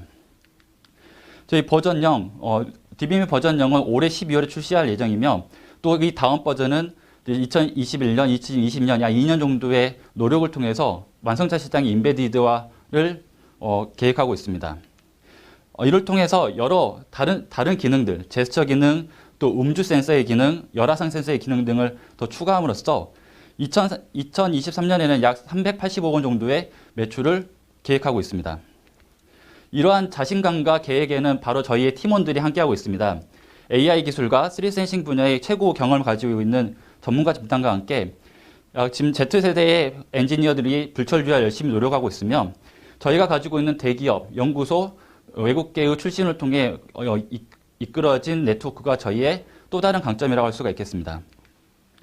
올해 6월에 설립된 딥인사이트는 7회 기업부설연구소, 11월에 벤처 인증을 받았으며 이러한 기술력을 인정받아서 여러 공모전과 과제에 선정되었습니다. 또한 6개월이 채 지나지 않은 기업에 불구하고 약 5억 원 정도의 매출을 확보했으며 여러 특허를 통해서 기술을 내재하고 있는 상황입니다. 3D 세상은 오고 있습니다. 금방 다가올 것입니다. 자동차뿐만 아니라 산업, 로봇, 과학, 의료, 생활 분야에서 전방위적으로 넓어질 것입니다. 저희가 생각하고 있는 3D 세상을 이룩할 수 있는 밸류어블한 센싱 기술, 그리고 그 센싱 기술에서 소용할 수 있는 인비저블한 광학 기술, 또 여러 분야에 활용할 수 있는 스마트한 인공지능 기술, 이것이 바로 저희가 추구하는 비전입니다. 네, 제가 사실 피칭을 그렇게 잘하지 못하는데 저희가 가지고 있는 이 기술들, 비전과 센싱을 결합해서 새로운 기술 만들겠다는 저희의 바램과 다짐이 이번 피칭을 통해서 많이 전달되었으면 좋겠습니다. 마지막으로 인사이트 제품과 함께 세상을 이롭게 하겠다는 다짐으로 발표를 마치도록 하겠습니다. 감사합니다. 네, 세 번째 발표는 주식회사 브로나인입니다. 단 하나의 충전기로 전압이 다른 모든 전자제품을 충전 및 전원 공급할 수 있는 안녕하십니까. 볼킷 충전 전압과 기술을 발표합니다. 전류와 상관없이 모든 전자제품을 충전할 수 있는 볼킷 기술을 개발하는 브로나인의 명선입니다. 저희 브로나인은 전통 제조업 밸류체인의 가장 낙후된 영역을 혁신합니다. 집에서 서랍을 열어보시면 이렇게 많은 충전기 있으시죠? 언제 사용할지 모르니 버리지도 못하고 있습니다. 우리는 전자제품을 사용함에 따라 너무 많은 충전기들을 사용하고 있습니다. 휴대성의 문제까지도 가지고 있죠. 조금 더 간편해질 수는 없을까요? 이렇게 하나의 충전기로 모두 충전할 수 있다면 얼마나 간편할까요? 지금 이 충전기들은 결국 전자제품 회사들이 전자제품을 개발할 때마다 전압이 달라지게 되고 그때에 맞춰서 충전기만 전문적으로 OEM 생산하는 공장에게 위탁 생산을 하게 됩니다. 이렇게 매년 40억 대의 100만 톤에 가까운 충전기가 생산이 되고 있고 결국 전자제품을 사용하지 않게 될 때 같이 버려지게 됩니다. 문제는 악성 재고와 그 어댑터마다의 새로운 각 국가별의 인증을 받아야 되는 문제점들이 제조사들에게 굉장히 큰 고통으로 다가오고 있죠. 이렇게 하나의 충전기로 모든 전압에 맞는 전자제품을 충전할 수 있다면 이것도 쉬워지지 않을까요? 문제는 40억 대 생산된 충전기가 재활용은 20%밖에 되고 있지 않고 80%가 매립 또는 소각되고 있는 상황입니다. 환경 문제가 심각해지다 보니 이제 규제가 시작됐습니다. EU 같은 경우에는 아이폰이 단독 단자를 사용하다 보니 환경 오염이 심각하다고 판단을 했고 애플에게 단자를 통합하라고 권고하고 있습니다. 애플은 단자 통합을 하지 못했고 금년 출시 휴대폰부터 충전기를 패키지해서 제공했습니다. 5V 기반의 충전기는 우리가 스마트폰을 바꾸다 보니 계속적으로 하나씩은 갖고 있을 수 있다는 판단하에서 없앤 건데요. 만약에 5V뿐만이 아니고 더 높은 전압의 그 전자제품도 하나의 충전기 될 수 있다면 결국 전자제품 패키지에서 빠지게 되지 않을까요? 이제는 글로벌 투자사들도 환경을 생각하지 않는 기업에 투자하지 않겠다고 지금 얘기하고 있고 글로벌 기업들 역시 제로 탄소화를 목표로 달려가고 있는 상황입니다. 저희 볼킷 프로나 충전 기술은 결국 소비자는 하나의 충전기만 사용할 수 있게 해주고 제조사는 하나의 충전기만 생산할 수 있게 하고 폐 어댑터로 인한 환경 오염까지 방지할 수 있는 혁신적인 기술입니다. 저희 기술은 여러 가지가 있는데 결국 저희 볼킷이라는 기술은 배터리와 그리고 전자제품의 알고리즘을 읽어내서 거기에 맞는 전압을 분석하고 충전할 수 있는 기술이고요. 특허가 현재 등록이 되어 있습니다. 220, 거기에 또 세부적으로 많은 그 특허와 기술들이 있는데요. 우선 220V나 110V에 받은 전력을 전자제품에 맞게 변화를 시켜줄 수도 있고요. 그리고 삼성 휴대폰에서 하면 거기에 들어있는 충전기로 9V 충전기인데요. 그거를 받아서 18V로 승격을 시킨다든지 아니면 전압을 올리거나 낮추면서 맞춰줄 수 있는 DC 변환 기술도 보유하고 있습니다. 그리고 기존에는 상시 전원 공급은 어댑터, 배터리 충전은 충전기 이 두 분야가 합쳐지지 못했었는데요. 이 두 분야를 최초로 통합한 기술입니다. 저희 볼킷 기술은 어댑터나 보조 배터리, 멀티탭, 전자제품 다양한 곳에 전부 다 삽입이 가능하게 소형화로 개발이 완료가 되었고요. 현재 이렇게 수많은 것들이 결국 충전기나 이런 것들이 규제가 시작되다 보니 저희가 2020년 CS에 참가했을 때 굉장히 많은 글로벌 기업들이 전부 다 저희를 방문했었고 지금 협업이 시작되고 있습니다. 일단 여기서 캐논하고 베이킨의 니즈를 설명을 드리도록 하겠습니다. 캐논 같은 경우는 자신의 카메라를 사용하는 소비자가 하나의 배터리만 사용하지 않고 두 개나 네 개를 사용한다는 걸 알고 있는데 그것을 종류별로 충전기를 만들어서 캐논 코리아, 캐논 아메리카 전부 다 유통해서 악성 재고를 부담하기가 불가능했다고 합니다. 그래서 저희 볼킷 기술이 들어간 이 충전기를 개발한다면 하나의 충전기로 캐논의 모든 배터리가 충전이 가능하기 때문에 현재 샘플 제작까지 끝내고 같이 테스트까지 진행하고 있는 상황입니다. 벨킨 같은 경우는 모바일 액세서리 강자인데요. 벨킨 기존에 입고 있던 충전기들은 이렇게 소형 간단한 전자제품을 충전이 가능했다면 저희 볼킷 기술이 추가로 삽입이 된다면 그동안의 충전기를 충전하지 못했던 다양한 전자제품들을 전부 다 충전할 수 있기 때문에 굉장히 시장성이 넓어진다고 하여 관심을 갖고 있습니다. 벨킨이 보내준 사진인데요. 결국 베스트바이 수많은 전자제품 판매하는 곳에 저희 기술이 들어간 충전기나 보조 배터리 삽입한다면 여기 있는 모든 전자제품을 충전할 수 있다는 얘기죠. 이 GAN이라는 충전 기술은 결국 충전 기술이라기보다는 충전기의 사이즈 50% 줄여주는 것만으로도 엄청나게 시장 확보를 하고 있습니다. 저희 기술은 그 충전기가 다양한 전자제품을 모두 충전할 수 있게 시장을 확대하는 기술이죠. 이렇게 네 분야의 충전기의 생산 규모도 5.3조 원을 넘어가고 있고요. 저희 이 기술로 시작될 수 있는 게 B2C 시장부터 결국 기업과 할 수 있는 B2B 시장, 그리고 최종적으로는 같은 기술인 전기차 충전소를 통합하는 기술까지도 저희는 생각하면서 특허를 계속 확보하고 있는 상황입니다. 저희는 대부분의 엔지니어와 제가 기술 총괄을 맡고 있고 전문 특허 변리사를 포함해서 이렇게 멤버들로 구성되어 있습니다. 감사합니다. 네, 네 번째 발표 이어가겠습니다. 주식회사 엔트의 바이오테크와 나노테크 연구를 위한 데이터 기록 시스템 및 안녕하세요. 머신러닝 저희는 솔루션, 바이오나노 분야 랩노트와 연구를 위한 관련된 데이터 기록 시스템 및 머신러닝 솔루션, 랩노트를 개발하고 있는 엔트입니다. 바이오나노 산업은 글로벌 시장 규모가 3,635조 원에 달하며 우리 생활에 많은 영향을 끼치고 있는 첨단 기술 분야 중 하나입니다. 그런데 이런 첨단 기술 분야 중 하나인 바이오나노 분야의 연구 환경이 어떤지 여러분들 혹시 알고 계신가요? 저희가 조사한 결과 바이오나노 분야의 연구 기록 중 약 92%가 아직 수기로 기록이 되고 있었습니다. 그리고 지금도 이 수기 기록은 바이오나노 분야 연구에 많은 문제점들을 야기하고 있습니다. 첫째로 수기 기록 자체의 이해도, 정확도가 매우 떨어지기 때문에 이를 참고하거나 재현하는데 많은 어려움이 생기게 됩니다. 또한 많은 기록들이 수기의 형태로 존재하기 때문에 이를 데이터로서 대량으로 분석하거나 활용하는 것은 거의 불가능에 가깝습니다. 마지막으로 공유 협업 시에도 수기 기록은 많은 비율을 초래하여 연구원들에게 여러 불편함을 야기하게 됩니다. 그래서 저는 이 문제점들을 해결하기 위해 디지털 오토메이션에 기반한 특화된 연구 데이터 기록 시스템 랩노트를 개발하고 있습니다. 랩노트 시스템 안에서 연구원들은 쉽고 빠르고 정확하게 연구를 기록, 공유, 검색, 재현이 가능하며 연구실이나 기업들의 관리자분들은 누적된 연구 기록들과 연구원들의 연구 활동을 관리하고 분석하기 굉장히 용이해집니다. 조금 더 자세히 랩노트의 특징들을 설명드리자면 저희는 우선 물질의 이름, 특성, 조건 자동 완성 기능과 샘플이나 실험에 따른 필수 기입 조건, 정보 연동 등을 통해 누락되는 정보 없이 정확하게 연구를 기록할 수 있도록 랩노트를 개발 중이며 또한 언제든지 샘플의 세부 정보를 확인, 수정 가능하고 연구원들이 자주 사용하는 연구 기록 템플릿을 제공하는 등 연구 기록의 이해도 또한 향상시키고 있습니다. 실제로 저희가 구축한 데이터베이스 내에서 랩노트를 통한 연구 기록의 이해도와 정확도가 대폭 향상된 것을 확인할 수 있었습니다. 또한 저희는 여러 데이터 분석 툴을 제공하여 연구원들이 간편하게 연구 데이터를 분석할 수 있도록 하며 연구 프로세스 서머리 기능 등을 통해 효율적으로 연구를 공유, 협업할 수 있도록 랩노트를 통합 연구 데이터 플랫폼으로 발전시켜 나가고 있습니다. 저희는 아직 정식 서비스 런칭 전임에도 불구하고 여러 고객사들과 협업을 논의, 진행, 2억 규모 계약까지 확정하였으며 국내 유명 투자사들로부터 투자를 유치하고 500 스타트업 실리콘밸리 본사, UC 버클리, 코트라, 카이스트가 주최하는 실리콘밸리 스타트업 앤 챌린지 프로그램에 최종 선발되는 등 국내뿐만 아니라 글로벌로 그 가능성을 인정받고 있습니다. 랩노트가 목표로 하는 시장 규모 또한 작지 않습니다. 앞서 말씀드렸다시피 바이오나노 산업의 시장 규모는 3,635조 원에 달하며 랩노트에 직접적으로 해당하는 시장의 규모 또한 연 3조 원에 육박합니다. 랩노트와 비슷한 전자연료 툴을 제공하는 몇몇 경쟁사들이 존재하지만 랩노트는 우선 키펑션인 디지털 오토메이션에서 확실한 우위를 점하고 있으며 이해도 향상을 위한 비주얼라이제이션, 최근 주목받고 있는 머신러닝에서의 활용, 확장을 위한 데이터 어플리케이션에서도 확실한 어드밴티지를 확보할 수 있도록 보다 다양한 기능을 갖춘 랩노트를 지금도 개발 중에 있습니다. 저희는 B2B 형태의 비즈니스 모델로 연구원들이 개인적으로 사용하는 베이직은 무료로 제공할 예정이며 연구실을 대상으로는 확장된 고급 기능을, 기업들을 대상으로는 맞춤형 전문 기능을 좀 더 높은 가격에 제공할 예정입니다.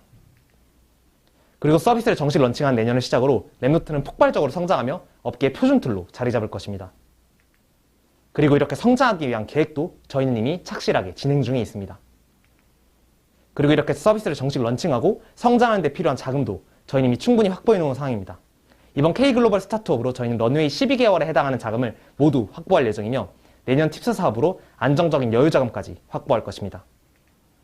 저희 엔트는 다양하고 뛰어난 역량을 갖춘 팀원들과 함께 지금도 보다 발전된 연구 환경을 만들어 나가고 있습니다. 저희는 본 사업을 진행하면서 여러 연구실, 기업들의 연구원, 임원분들을 만나뵈었습니다.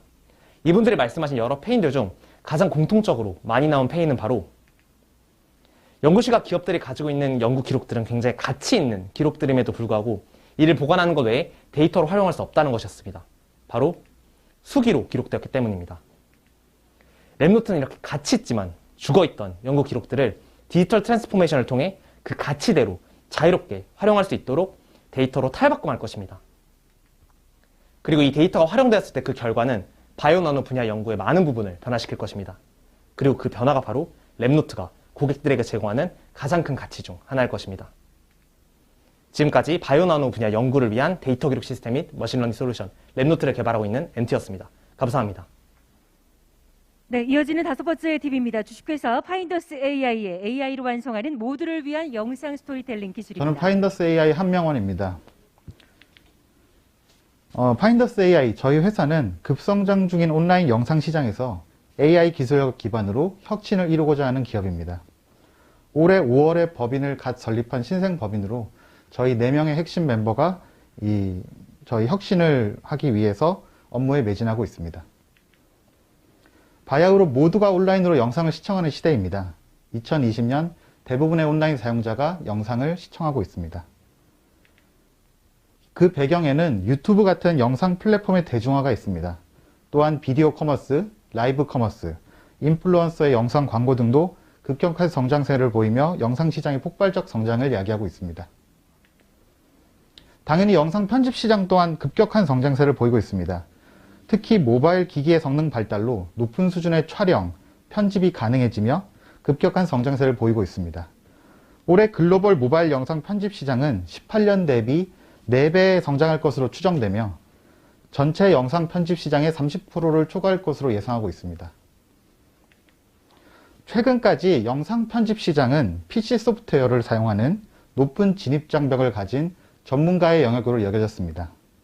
한 조사에 따르면 광고 영상을 제작하기 위해서 30% 이상이 편집 비용으로 들어간다고 합니다. 유튜브 크리에이터나 인플루언서의 출연은 더 쉽고 빠르고 싸게 편집할 수 있는 모바일 편집 앱의 급성장을 불러일으켰는데요. 촬영, 편집, 업로드까지 심리스하게 전 과정을 모바일 기기로 해결하고자 하는 니즈는 갈수록 높아지고 있습니다. 하지만 여전히 모바일 편집 앱들은 기본 기능에 충실하고 배경 템플릿, 클립아트 등의 다양성 등을 차별점으로 내세우는 상황이며 고난이도의 편집은 불가능한 상황입니다. 따라서 저희는 이 데스크톱과 모바일 영상 편집 수준의 괴리를 해결해가며 시장에 진입하고자 합니다.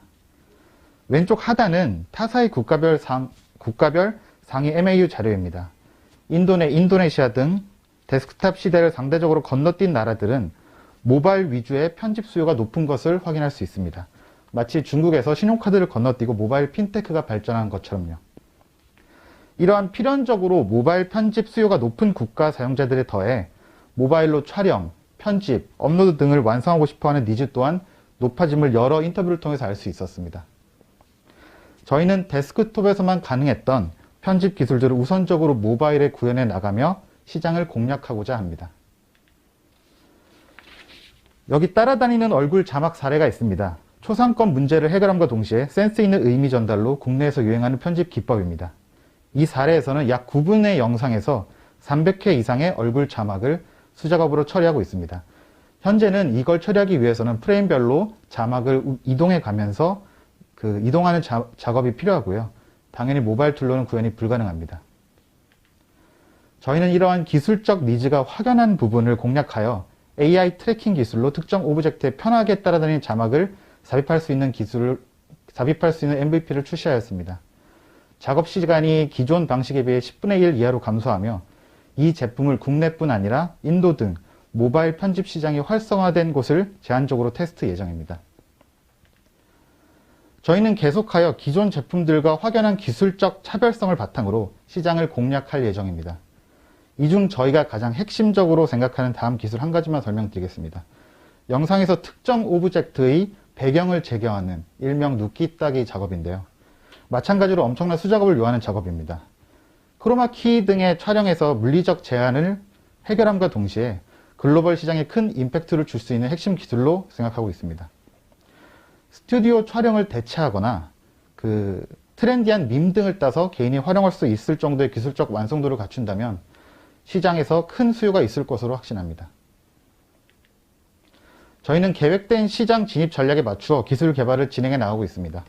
이미 기본 기능에 충실한 모바일 종합앱들이 많은 것을 고려하여 저희 브랜드 인지도를 구축하고 실제 사용자들의 피드백을 가장 쉽게 접목할 수 있도록 국내에서 익숙한 핵심 기능만을 포함한 MVP를 먼저 개발하였습니다. 또 디지털 미디어 그룹과의 협업을 통해 다수의 국내 편집 인력 테스트 베드를 확보한 상황입니다.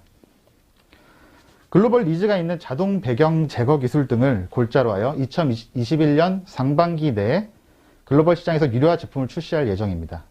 이를 위해 현재 시드 투자 협약을 완료한 상황이며 해당 기술 특허도 차례로 출원 등록할 예정입니다. 2022년에는 모바일 편집 시장의 점유율 5% 이상을 목표로 하는 종합 편집 앱으로서의 경쟁력을 갖출 수 있을 것으로 예상합니다. 이러한 전략을 구현할 수 있는 핵심은 저희 멤버 구성입니다. 3명의 석박사 경험 및 오랜 필드 경험을 가진 특급 개발자가 기술 개발을 주도할 예정이며 창업 및 매각 경험을 가진 CEO를 영입하여 시장 개발, 운영, 투자 유치 등에서 속도를 낼 예정입니다. 또한 동남아시아에서 130만 이상의 다운로드 앱을 개발, 운영했던 경험은 글로벌 진출 역량이 저희가 이제 앞으로 가진 큰 강점이라고 생각합니다. 감사합니다. 여기까지 발표 마치겠습니다. 네, 여러분 발표에 함께해 준 5팀에게 격려의 박수 보내주시면 감사하겠습니다. 네, 첫 번째 그룹 5팀의 발표 잘 들었습니다. 이제 심사위원분들께서 질의응답 하실 수 있는 시간을 진행하도록 할 텐데요. 5팀의 대표들을 무대 위로 모셔보겠습니다. 고생하셨습니다. 무대 위로 자신감 있게 올라와 주시면 감사하겠습니다.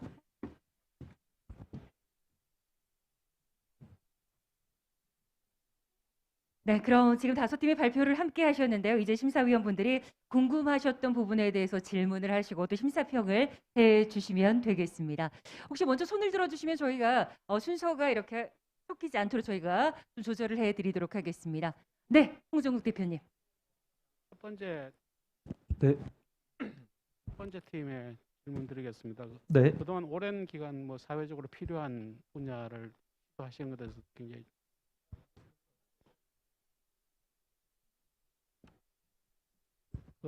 근데 지금 규제 샌드박스를 통해서 지금 한시적으로 원격 진로를 허용을 받아서 시도를 하고 계시는데 원격 진로라는 게 우리나라에서 오랫동안 시도해서 항상 이익 단체들의 저항 때문에 안 돼 왔잖아요. 근데 만약에 이것이 이번에도 안 된다면은 이 회사에 대한 영향과 이에 대한 대체 방안을 좀 말씀해 주시죠. 네. 사실 저희가 딱 마침 어제 앱스토어에서 6위에 오르면서 매일경제에서 오늘자 신문으로 사실 났는데 여기 보시면 결국 정부에서도 비대면 진료, 그다음 의약품 배송이 현재 상황으로 문제가 없다라고 일단 말씀을 해주셨고요. 그리고 정부 내년 예산안에도 이미 비대면 진료 관련해서도 이미 예산안이 편성이 돼서 진행을 하고 있습니다. 그리고 저희 같은 경우는 결국 환자분들의 PHR을 다루는 부분도 있기 때문에 그런 부분도 저희가 충분히 다룰 수 있다고 생각을 하고 있습니다. 그래서 결과적으로 말씀드리면 일단 이미 보건복지부라던가 정부에서는 이미 추진을 하고 있고 오늘 같은 경우에도 저희가 오늘 아침에만 한 42분께서 저희 비대면 진료 받으시는데 이미 100만 건 이상 진행을 받으셔서 앞으로 정부에서나 보건복지부나 계속 진행을 할 것으로 저희가 보고 있고 이미 정책화가 그렇게 진행이 되고 있습니다. 네, 우리 김영진 센터장님. 네, 안녕하세요. 네. 저도 장기호 대표님께 질문이 있는데요. 앞으로 EMR 쪽으로 생각하신다고 하셔서 알고 계신 것처럼 각 병원에서 EMR하고 OCS 통합을 DW에서 통합 작업을 하고 있는 걸로 알고 있어요. 앞으로도 그럼 OCS도 같이 연동해서 이렇게 하실 계획이 있으실 것 같은데 각 대형 병원이 자체 DW를 확보하면서 진행하는 데 있어서 이 부분에 좀 대응 전략이 있으신지 궁금합니다. 네, 우선은 저희하고 지금 함께 진료하고 있으신 1차 의료기관 분들도 지금 여러 EMR을 쓰시고 계시고 OCS도 여러 개를 쓰고 계신데요. 지금 공개되는 자리에서 저희 다 말씀드릴 수는 없지만 저희가 어느 EMR을 쓰시든 어느 OCS를 쓰시든 저희 서비스를 쓰시는데 문제가 없으시고요. 그리고 저희가 다만 대형 병원하고도 지금 저희가 계약이 되어 있고 추가적으로 2개 정도 지금 계약 예정인데 그런 부분이 있어서도 말씀해 주신 것처럼 저희도 연동성을 물론 저희 서비스를 훨씬 더 잘 활용하고 계시지만 연동성을 좀 더 중심에 둬서 저희가 같이 진행하려고 현재 진행 중에 있습니다. 네. 감사합니다. 네. 뒤편에서 먼저 우리 한순원 차장님께서 손을 들어주셨어요. 먼저 저희가 질문을 받겠습니다. 예, 저도 이제 닥터가이드 대표님께 여쭤볼 게 있는데요. 네네. 우선은 진료 기록이 나오면 이게 소비자 입장에서 여쭤보는 건데 진료 기록이 나오면은 이게 약국에 이제 통보가 돼야 되잖아요. 네네. 이걸 어떤 식으로 전달하고 있고 이 전달하는 과정에서 이거는 질병에 대한 거는 개인의 그 민간 정보인데 여기에 대한 보안을 어떻게 하고 계시는지 좀 설명 네. 부탁드립니다. 사실 굉장히 중요한 부분을 말씀해 주셨는데요. 저희도 항상 고민하고 있는 부분이고 우선은 저희는 민간 정보 동의라던가 아니면 그런 부분들이 이제 백데이터에 저장이 되지 않게 하고 있습니다. 그리고 처방전 전송 과정에 있어서는 저희가 진료를 받으시고 전국에 있는 모든 약국에 저희가 환자가 지정한 약국으로 의료기관에서 팩스를 보내줄 수 있도록 저희가 다 자동으로 API 연동을 해 놓았습니다. 그래서 배송 같은 경우는 30분 내에 받을 수 있는 지역이 있고 없는 지역도 있지만 픽업 같은 경우에는 저희가 전국의 모든 약국에서 서비스 이용 받으실 수 있으십니다. 네, 감사합니다. 네, 임수택 대표님 혹시 질문해 주시기 바랍니다. 좀 업체를 바꿔가지고요. 대표님 지금 마스크를 착용하고 계셔서 마이크를 조금만 가까이 사용해 주시면 감사하겠습니다. 예, 업체를 좀 바꿔가지고요. 브로나인의 명성희 대표한테 좀 질문하겠습니다. 이미 그 제품이 나왔다고 그러는데요. 현재 실질적으로 판매를 해가지고 어떤 성과가 있습니까? 네, 저희가 지금 원래 B2B 사업이었었는데 코로나 때문에 B2C로 잠깐 좀 그걸 추가를 했었거든요. 그래서 현재 킥스타터에 런칭을 했고 오픈된 시간이 많지는 않지만 현재는 25,000불 가까이 23,000불 좀 넘어가는 상황이고요. 저희가 사실 마케팅 전문 회사는 아니다 보니까 마케팅 그런 거 좀 배워가면서 하고 있거든요. 근데 배워가면서 조금씩 더 올려가고 있는 상황이고 아직 25일 정도 남았습니다. 네. 네, 우리 윤훈석 파트너님. 네, 같이 브로나인한테 역시 질문드리겠는데요. 코로나 때문에 지금 사업 전략이 조금 변화가 오신 것 같은데 원래 구상하고 계셨던 B2B 사업의 어떤 코어 핵심적인 어떤 플랜이 있었다면 어떤 것들이 있었는지 좀 듣고 싶습니다. 네, 저희가 할 수 있는 고객층이 일단 B2B에서 2군데인데요. 한 군데는 자신의 생태계를 갖고 있는 캐논 같은 기업과 하고 있어서 캐논도 현재 샘플까지는 제작되면서 하고 있는데 만나지 못하다 보니까 사실은 조금 더 진행이 몇 달씩 늦춰지는 것들이 있어서 지금 그런 부분이 있고요. 저희가 기본적으로 어댑터나 충전기를 생산하는 공장들에게 예를 들면 기술을 공급해서 B2B 예를 들면 그런 사업을 하려고 원래 계획을 하고 있었습니다. 근데 지금은 그 B2B 사업은 저희가 보기엔 내년 정도 됐을 때 조금 더 자유롭게 만날 수 있을 거라고 생각이 들고 그 사이까지 B2C로서의 조금 더 시장을 확장하고 있는 상황입니다. 네, 계속해서 한순원 차장님 질문해 주십시오. 예, 브로나인 대표님께 여쭤보는 건데요. 이게 그 소비자들 입장에서는 가전제품 사면 충전기랑 그런 걸 다 주는데 굳이 이런 거를 살 필요가 없다고 생각이 드는데 그러면 오히려 B2C보다는 B2B가 더 먼저 확충이 돼야지만 그 소비자를 먼저 이거를 좀 접할 수가 있을 것 같은데 현재 B2B 쪽으로는 어떻게 좀 접근을 하시고 계시는지 좀 구체적으로 좀 여쭤보고 싶습니다. 네. B2B 쪽으로는 지금 그 CS에 참가하게 되면서 거기서 그 글로벌 업체들과 전부 다 연결이 좀 되어 있는 상황입니다. 그래서 그 회사들에서 필요한 니즈들을 받으면서 저희가 원하는 대로 현재 샘플 제작을 들어가고 있으면서 그런 기술들을 맞춰 나가고 있는 상황이고요. B2C 같은 경우는 아까 의원님 말씀도 정확하시지만 지금 현재 상황에서 B2C가 지금 점점 충전기가 원래 그 포트가 여러 가지 요즘은 어댑터에 2-3가지씩 들어가잖아요. 예를 들면 PD 포트도 들어가고 A 포트도 들어간 2개 이 시장 자체가 커지고 있고요. 조금씩 전자제품에서 충전기를 제공을 안 해주는 시스템으로 바뀌어 나가고 있기 때문에 이 시장은 조금씩 더 커져 나갈 것이라고 저는 판단하고 있습니다. 네, 또 질문 있으십니까? 네, 우리 송은관 대표님. 파인더스 AI에 질문을 드릴게요. 여기 고객은 누구예요? 예, 질문 감사합니다. 저희 첫 번째 고객으로 여기고 있는 거는요. 저희는 제일 먼저 이제 이 PC 시장에서 하던 편집들을 모바일에서 할 수 있도록 하는 이거를 저희가 주 핵심으로 삼고 있고요. 그에 따라 첫 번째 접근할 고객은 먼저 이 이커머스에서 요즘은 이제 비디오를 통한 커머스가 많이 일어나고 있습니다. 그래서 비디오 커머스를 만드는 제작 편집자들이 쓸 수 있는 툴, 그 다음에 한 가지 더는 이제 그 밈과 같은 밈이나 요즘 틱톡에 올라가는 그런 재밌는 영상을 만들기 위해서 특히 요즘에 그런 눕기 따기, 배경 제거 기술과 같은 걸 활용하면 그런 영상들을 개인도 쉽게 만들 수가 있는데요.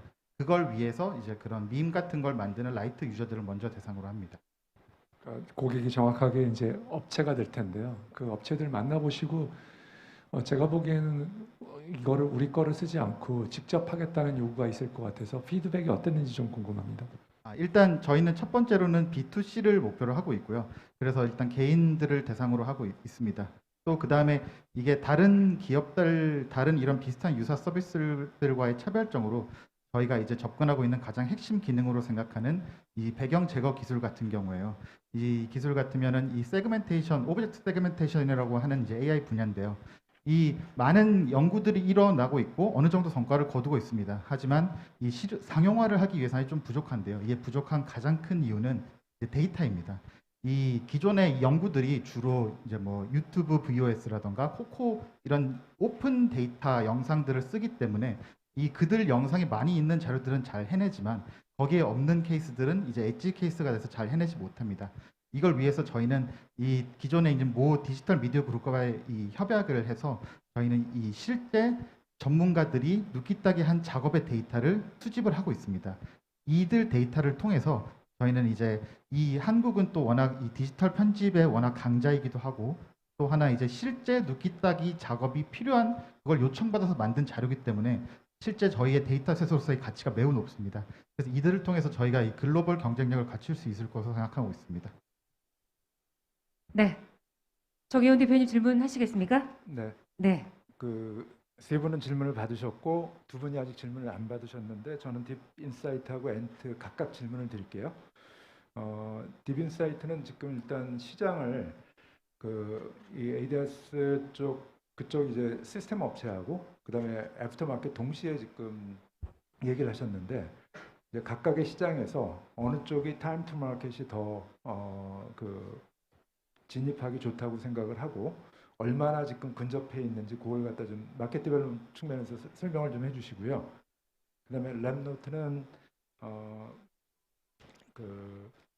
이 데이터를 기록하고 하는 것을 이렇게 좀 편하게 해주는 건 좋은데 이걸 갖다 쓰는 사람들이 결과적으로는 뭐 머신러닝 이런 것도 좋지만은 결과적으로 어떤 밸류를 얻을 수 있는지 쉽게 말하면 사용법을 가르쳐줘야 되거든요. 굉장히 쓰기에는 유용한데 이걸 가지고 이 데이터를 갖다 어떻게 활용할 수 있다, 어떻게 분석할 수 있다 하는 그런 정도의 애플리케이션까지도 생각을 해야 되는데 그런 쪽을 어떻게 방향을 잡고 있는지 그게 질문입니다. 네, 안녕하십니까. 웹사이트 오은송입니다. 먼저 질문해 주신 부분이 바로 BM 모델이랑 관련되어 있는 부분인데요. 지금 저희는 하드웨어적으로는 지금 가지고 나와 있는 3센시 카메라를 제품을 거의 만드는 상태고요. 소프트웨어는 아까 발표에서 보셨듯이 그와 같은 소프트웨어가 지금 12월 달에 릴리즈할 예정입니다. 첫 번째 BM 모델은 이제 먼저 B2B로 이제 애프터마켓을 먼저 생각을 하고 있습니다. 애프터마켓은 먼저 보험사라든지 운수업체와 함께 이제 어떤 제품과 서비스 그리고 상품을 만들려고 하는 작업들이 계속 여러 업체들과 협력을 하고 지금 얘기를 나누고 있는 상황이고요. 사실 전장 사업 인베디드화 해가지고 들어가는 것은 당장에 들어갈 수 있는 시장은 사실 아니고요. 약 거의 2년 정도의 개발 기간과 함께 또 신뢰성 그리고 여러 테스트 인증을 많이 받아야 되는 부분입니다. 그런 부분들은 차근차근 하고 있고 국내 대기업과 또 국내 대기업에 있는 티어 1 그룹들과 지금 공동 개발을 진행함으로써 저희 기술력과 가치를 받았고 또 그거에 대한 가능성을 좀 확보를 한 상태입니다.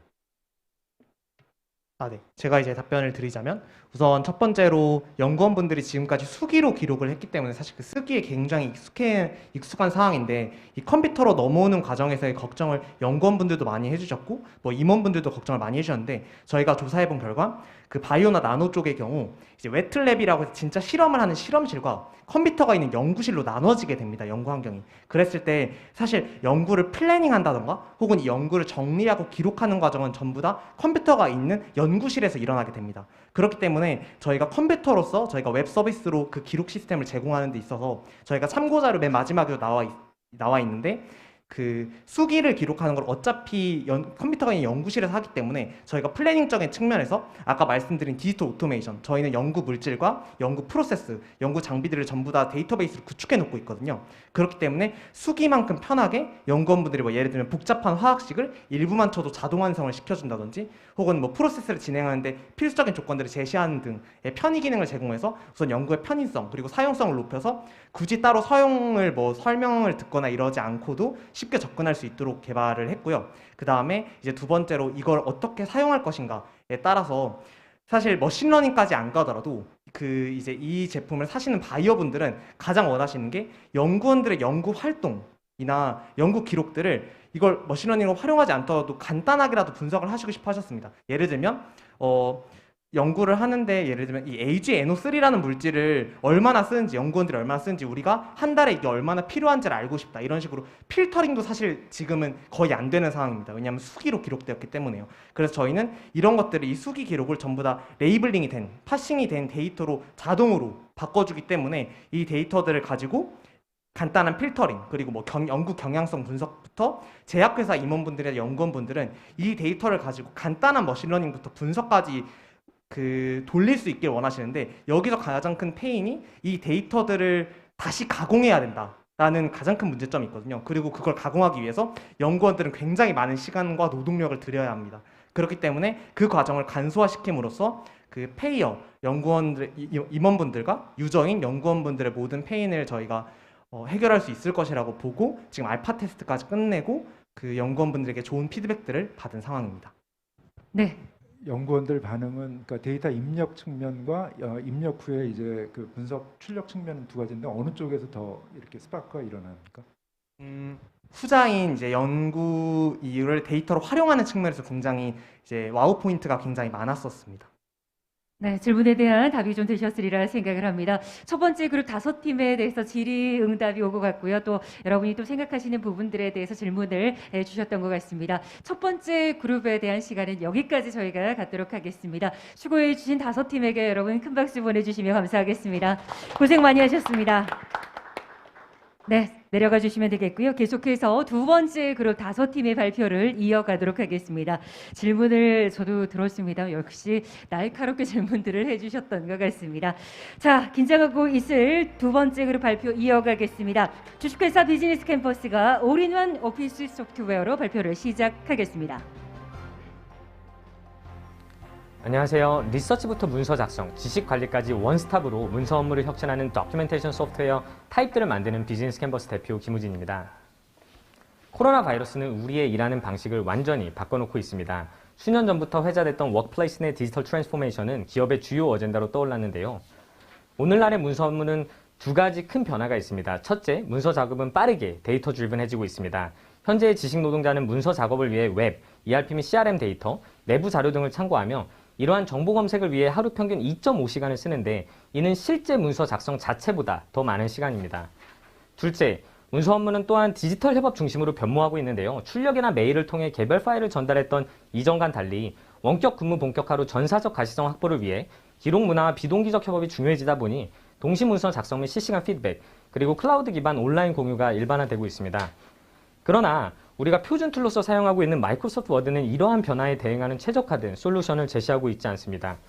먼저 리서치와 리소스 관리, 문서 작성 간의 분절로 인한 리소스 활용의 어려움입니다. 리서치는 웹 브라우저, 리소스는 수집 및 관리는 탐색기나 포켓 등에서 이루어지는데 정작 리소스 활용이 가장 절실히 필요한 문서 작성 시 사용하는 워드와는 단절이 되어 있어 능동적인 리소스 활용이 어렵습니다.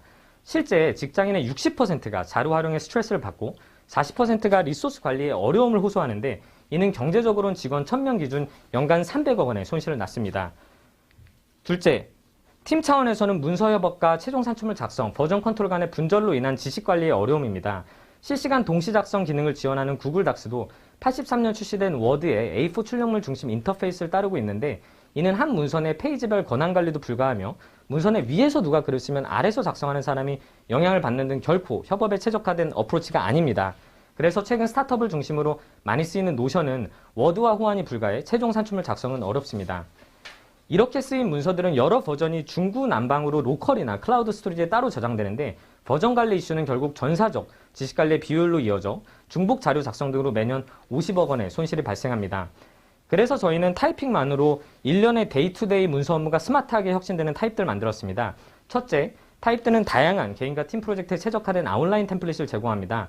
사업 유형 등에 따라 예비 창업자를 위한 사업 계획서부터 대기업을 위한 고투마켓 전략 보고서까지 가이드와 샘플을 참고하며 스토리 라인을 만들 수 있습니다. 둘째, AI 기반 리서치 어시스턴트인데요. 작성하는 문서 유형과 내용에 따라 참고 자료 등을 추천하는 다양한 위젯으로 구성되어 있고 웹 익스텐션 등을 통해 자료를 수집하면 전문을 읽지 않아도 주요 내용이 자동 추출됩니다. 수집된 리소스는 문서 작성과 동시에 조회가 가능합니다. 셋째, 올인원 어프로치로 기존 별개의 툴에서 하던 작업을 한 번에 가능합니다. 에디터 내 시장 규모란 단어를 인지해 탐샘솜이란 비즈니스 프레임워크를 추천해주는 화면인데요. 간단한 스텝 바이 스텝 가이드를 거쳐 계산뿐만 아니라 도식화까지 해주고 내장된 PPT를 통해 간단한 보고자료 작성도 가능합니다. 물론 페이지별 담당자 지정과 실시간 협업, 그리고 워드, PPT, PDF 등으로 매끄럽게 추출 가능합니다. 마지막으로 강력한 버전 컨트롤 기능입니다. 팀원 간의 컨센서스와 마일스톤 태스크를 통해 어떤 버전에서 어떤 업데이트를 누가 했는지 명확해지므로 리소스 관리뿐만 아니라 최종 산출물까지 전사적 지식 관리가 가능합니다.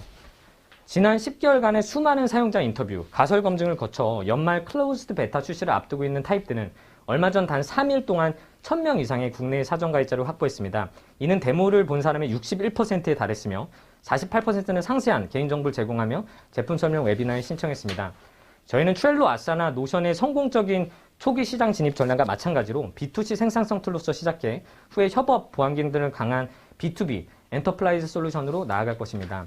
데이터로 인해 스위칭 코스트가 높은 챗이나 위키와는 달리 타입드가 대체하는 워드에는 데이터가 내장되어 있지 않아 개인이 쉽게 사용 결정이 가능하며 한 번 타입드를 사용하면 많은 데이터를 적재함으로 락인 효과가 발생합니다.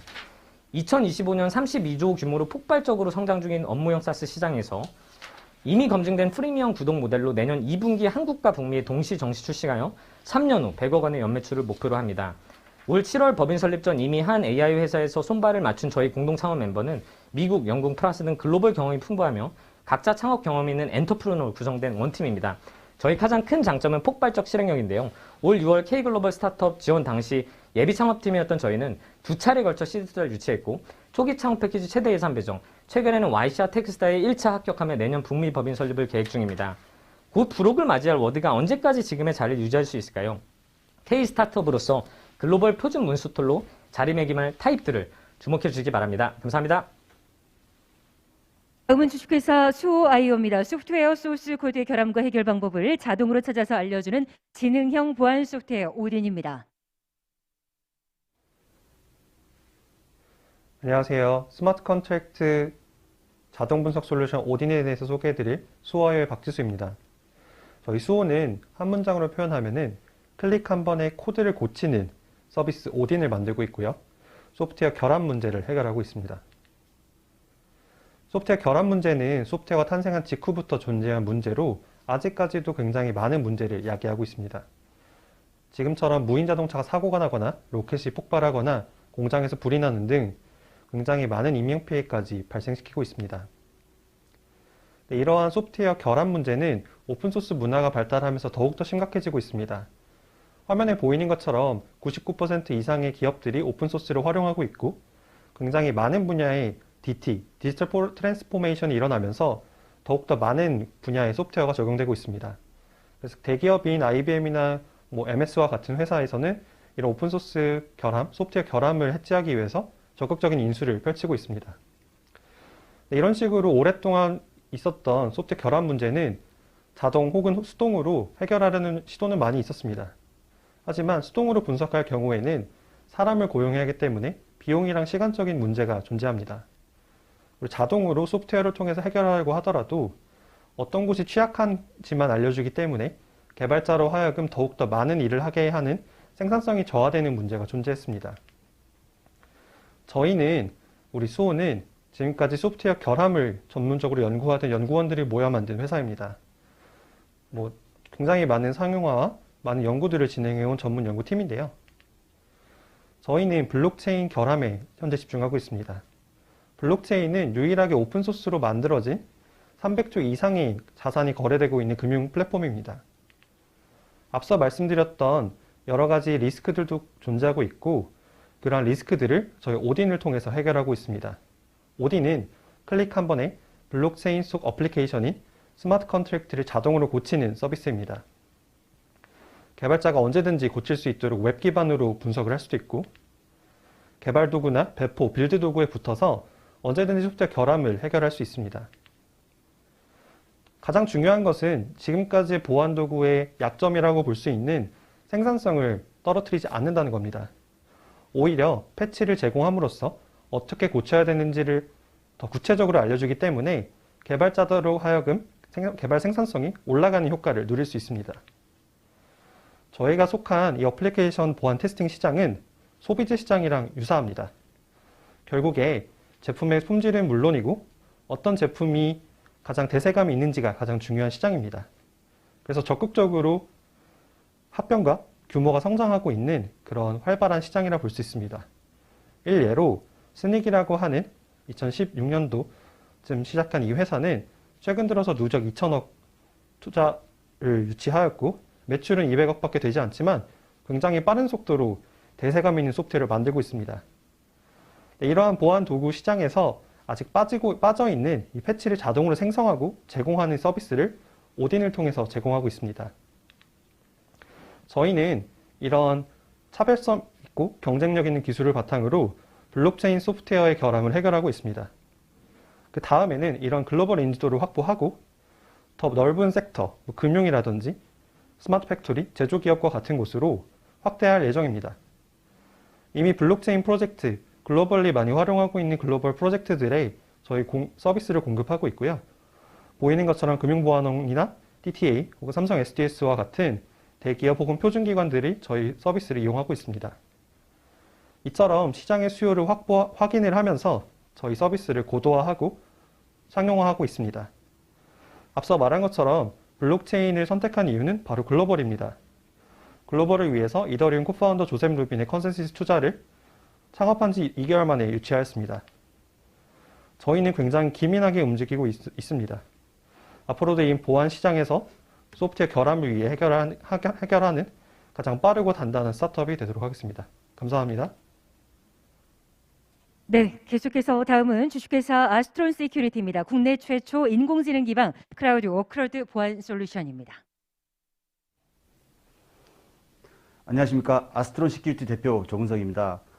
인공지능 기반 클라우드 워크로드 보안 솔루션 저희 아스트론을 소개하겠습니다. 현재 클라우드는 완전한 대세로 폭발적으로 성장하고 있습니다. 하지만 보안에 대한 우려는 점점 심해지고 있습니다. 기존에는 경계 보안 솔루션이 시스템을 보호해줬습니다. 하지만 클라우드는 뚜렷한 대책이 없었습니다. 그 이유가 클라우드는 경계를 정의하기가 애매하고, 그리고 유연한 가상 서버 환경이며 최근에는 서버리스 환경으로 발전하고 있습니다. 즉 클라우드는 워크로드가 중심이 되는 완전히 새로운 환경으로 바뀌고 있는 상황입니다. 따라서 통합적 워크로드 보안 솔루션이 필요하게 되었습니다. 하지만 지금까지 시장을 주도하는 사업자는 없었습니다. 저희 아스트론은 이러한 문제를 4년 전에 인식하고 이를 해결하기 위하여 API 방식과 에이전트 방식으로 두 가지 정보의 보안 정보를 수집하고 정밀하게 분석한 클라우드 워크로드 보안 솔루션, 완전히 새로운 방식의 보안 솔루션을 개발하게 되었습니다. 저희의 특징은 일단 6Eyes로 불리는 워크로드에 특화된 6가지 탐지 기능이며 탁월한 시각적 구성도, 그리고 인공지능 기반 실시간 정밀 탐지가 가능한 부분입니다. 이를 통해서 저희가 획기적인 기술을 적용하였으며 이를 모두 특허로 등록하였습니다. 현재 저희 제품은 클라우드의 트렌드를 미리 적용한 선도적인 클라우드 보안 솔루션으로서 워크로드 보안의 가장 기본적인 역할을 담당하는 필수 솔루션입니다. 현재 딥러닝 기술을 이용하여 클라우드상의 위협을 실시간 탐지하는 이런 알고리즘을 정부 과제로 현재 개발 중에 있습니다.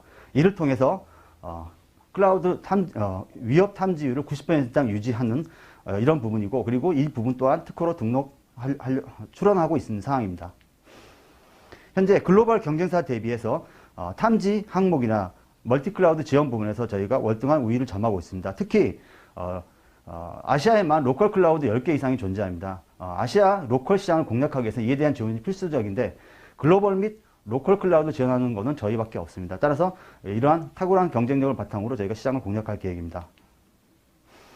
지난 10월 국내 최대 정보보호 전시회에서 클라우드 보안에 대한 설문조사를 실시했습니다. 그 결과 클라우드 보안 기능과 고객의 요구사항 모두 워크로드 보안에 대한 부분이었으며 저희 아스트론의 강점이었습니다. 저는 LG U+에서 보안 및 클라우드 사업팀장을 역임했으며 저희 임원진은 IT 분야 총 경력이 100년입니다. 그리고 저희 개발진도 국내 최고 전문가로 구성이 되어 있으며 현재 외부 전문가 20명이 저희를 돕고 있습니다. 저희는 2년간의 시장조사와 제품 기획, 그리고 1년 6개월의 개발 후에 올 6월 상용화했습니다. 저희는 작년부터 10명을 신규 고용하여 일자리 창출에도 기여하였습니다. 현재 클라우드 보안은 가장 빠르게 성장하고 있는 분야입니다. 현재 국내 시장은 약 3천억 규모이며 3년 내 일반 기업 50만 대, 금융 및 공공 분야가 각각 10만 대로 고성장이 예상되는 분야입니다. 저희는 확고한 선두 사업자로서 시장을 확실히 장악할 수 있으며, 그리고 저희의 비즈니스 모델은 구독형 모델이라고 보시면 되겠습니다. 저희는 시장 공략을 클라우드 재판매사와 함께 할 계획을 가지고 있습니다. 지금 현재 여러 재판매사에서 저희와 제휴를 원하고 있으며 내년까지 15개 이상 확보가 가능할 것을 보고 있습니다. 현재 4개의 레퍼런스를 확보했으며 내년부터 큰 폭의 성장이 예상되고 있습니다.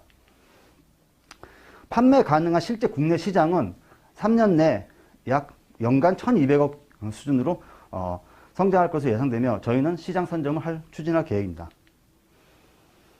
내년도 영업을 위해서 저희가 사전 영업을 진행하고 있습니다. 그래서 내년도 30억 이상의 수요를 발굴했으며 이 중 50% 이상을 저희가 유치할 것으로 예상하고 있습니다. 저희의 궁극적인 목적은 글로벌 진출입니다. 현재 마켓플레이스 등록을 통해서 우선 진출하고 멀티클라우드 지원을 통해서 400만 대 이상의 아시아 시장을 3년 이내 공략할 계획을 가지고 있습니다. 그리고 아시아 탑3 사업자로 성장할 계획을 가지고 있습니다. 저희의 로드맵은 현재 도커 컨테이너 지원, 그리고 컴플라이언스 지원 등의 기술적 로드맵을 완수하고 저희가 2023년 310억 원의 매출, 24년 IPO를 목표로 하고 있습니다. 현재 많은 고객사 및 파트너사에서 시장을 리딩할 획기적인 솔루션으로 저희를 평가해주고 계십니다. 저희는 현재 작년에 법인을 설립하여 우선적으로 기술 보증 기금으로부터 3억 원의 시드 투자를 받은 상황입니다. 그리고 현재 SI 한 곳, FI 한 곳으로부터 추가 투자를 위한 투자 심의를 진행하고 있습니다. 그리고 저희는 AWS 기술 파트너이며 그리고 작년부터 여러 대회에 참가하여 우수한 성적을 거두고 있습니다. 여러 산업 분야에서 저희와 클라우드 보안 관련을 협업을 원하고 있습니다. 저희는 어떠한 복잡한 클라우드도 저희 제품 하나로 설치부터 탐지까지 1분 이내 가능한 강력한 보안 솔루션입니다. 솔루션 데모를 보시면 저희 AWS의 그런 복잡한 화면이 저희 솔루션에서 계정만 입력한 경우 자동으로 AWS 똑같은 구성도를 그려주고 토폴로지 상황에서 모든 것이 실시간 감지되는 그런 것을 보실 수 있겠습니다. 네, 저희는 국내를 넘어 아시아 시장을 리딩하는 첨단 기술 기업이 되겠습니다. 감사합니다. 다음 발표 이어가겠습니다. 주식회사 S&P랩의 데이터의 이용 권한을 거래하는 마이데이터 1인 마켓플레이스입니다. 안녕하십니까. S&P랩 대표 이재영입니다. 데이터는 새로운 석유다라는 말이 이제 식상할 정도로 모든 산업 분야에서 그 가치를 인정받고 있습니다. 그 중에서 가장 큰 비중이 바로 개인 데이터인데요. 여기서 잠깐 퀴즈 하나 내겠습니다. 다음 중 삼성전자의 마케팅 부서에서 원하는 데이터는 무엇일까요? 사실 삼성전자의 고객별 판매 데이터도 경쟁사인 LG전자의 데이터도 아닌 이런 데이터를 원한다고 합니다. 이와 비슷하게 파리바게뜨가 원하는 정보는 파리바게뜨 고객이 구매한 뜨레주루 빵 데이터라고 합니다. 이렇게 기업들은 단순한 빅데이터가 아닌 다양한 이종 데이터 및 타사 데이터의 결합 분석을 통해 인사이트를 얻고 비즈니스를 확장하고자 합니다. 하지만 요즘 개인들은 개인정보 활용 동의할 때 대부분 필수만 체크하고 선택은 체크하지 않기 때문에 기업들이 데이터를 수집하고 결합하기가 매우 어렵습니다. 이렇게 개인들이 개인정보에 민감하게 된 이유는 개인에게 별 도움이 안 되기 때문입니다. 기업은 개인 데이터로 이윤을 창출해왔지만 정작 데이터를 제공한 개인은 그 대가를 받지 못했고 결국 개인들은 개인정보 유출과 스팸을 막기 위해 최대한 정보 제공을 기피하게 되었습니다. 그래서 저희는 개인도 기업도 모두 윈윈할 수 있는 데이터 이용 환경을 만들기 위해 스마트폰 기반의 마이데이터 플랫폼 마이디를 만들었습니다. 저희 마이디는 개인 데이터를 스마트폰으로 직접 관리하는 마이데이터 플랫폼입니다. 여러분들은 개인 데이터 어떻게 관리하시나요? 사실 관리 안 하시죠. 지금도 20년 전하고 똑같이 내 개인 데이터는 여기저기 각 기업들의 서버에 저장되어 있습니다. 옛날에는 그럴 수밖에 없었죠. 내 개인 데이터를 관리할 장치가 개인에게 없었으니까요. 하지만 지금은 아닙니다. 다들 손안에 컴퓨터 한 대씩 있으시죠? 국내 스마트폰 보급률은 95%가 넘고 하루 평균 3시간 이상 스마트폰을 사용하며 이 중에 62%는 스마트폰이 없으면 불안해합니다. 이러한 사용량을 기반으로 매일매일 방대한 양의 개인 데이터가 스마트폰에 쌓이고 있습니다. 제가 처음에 데이터는 새로운 석유다라고 말씀드렸는데 스마트폰에 쌓이는 데이터, 정말 저온이 되는 석유가 맞을까요? 사실 한번 주고 나면 무한복제 및 재사용이 가능한 디지털 데이터 그 자체로는 절대 정량화된 자산이 될 수 없습니다. 그래서 저희 마이디 플랫폼은 개인 데이터를 개인의 스마트폰에만 저장하고 데이터 그 자체가 아닌 데이터의 이용 권한을 거래하는 것이 기본 메커니즘입니다. 이제부터 내 데이터를 볼 권리, 이용할 권리를 내가 허락하는 시대가 열립니다. 그럼 기업은 불리해지는 걸까요? 사실 기업도 일일이 개인정보 수집 동의를 받아야 하고 나중에 파기해야 합니다.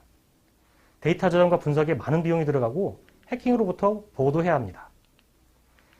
매월 평균 50만 건 이상의 공격을 받는 기업의 서버와 달리 마이디 플랫폼의 개인 데이터는 수집 동의가 필요 없으며 파기 여부도 없고 분산 저장으로 인해 보안 리스크는 더욱 줄어들게 됩니다. 또한 기존 고객 데이터만으로는 활용에 한계가 있지만 저희 마이디를 이용하면 이종 데이터를 손쉽게 결합하여 분석할 수 있습니다. 예를 들어 계좌 잔액과 이번 달 쇼핑 내역을 결합하여 다음 달 연체를 방지하기 위한 대출 또는 마이너스 상품을 미리 안내할 수 있습니다. 이 과정에서 개인 데이터는 개인의 단말 내에서 결합되고 이용되기 때문에 별도의 수집 동의나 마케팅 동의가 필요하지 않고 단말 내 접근 권한 동의만으로도 소기의 목적을 달성할 수 있습니다. 저희 마이디는 올 6월에 과기정통부 마이데이터 실증 사업의 금융 분야 플랫폼으로 선정되어 11월부터 NH농협 6개 금융계열사 고객 대상으로 맞춤형 금융 서비스를 시작하였습니다. 저희 마이디 플랫폼은 내년부터 생활 서비스 영역을 더욱 확장하여 일반 사용자에게는 내 손 안의 데이터 통장 컨셉으로 기업에게는 개인 데이터를 더욱 안전하게 활용하는 마이데이터 플랫폼으로 자리 잡고자 합니다. 저희 마이디 플랫폼에는 DID 기반 스마트 컨트랙트, 개인정보 수집 없이 통계 분석이 가능한 로컬 디퍼런셜 프라이버시 기술 등 최신 보안 기술과 다수의 국내외 특허들이 있지만 그보다 더 제가 자랑하고 싶은 것은 저희 팀입니다.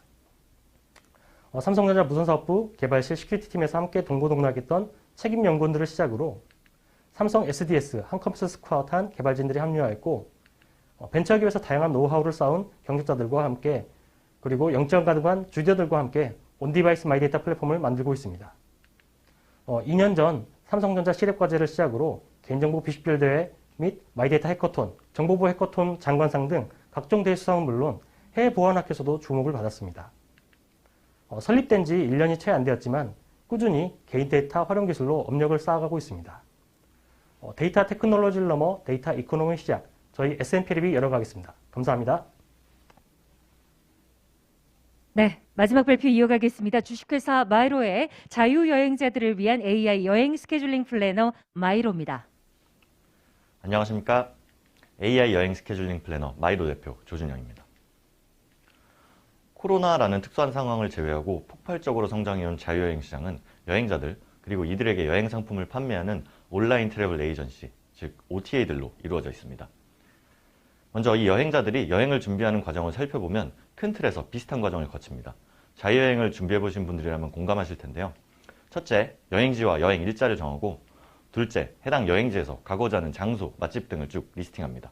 셋째, 평균 10시간에 걸쳐 일자별 세부 일정을 계획하고 넷째, 마지막으로 해당 일정에 맞는 항공, 숙박, 투어, 액티비티 등의 여행 상품들을 일일이 개별적으로 검색하여 구매합니다.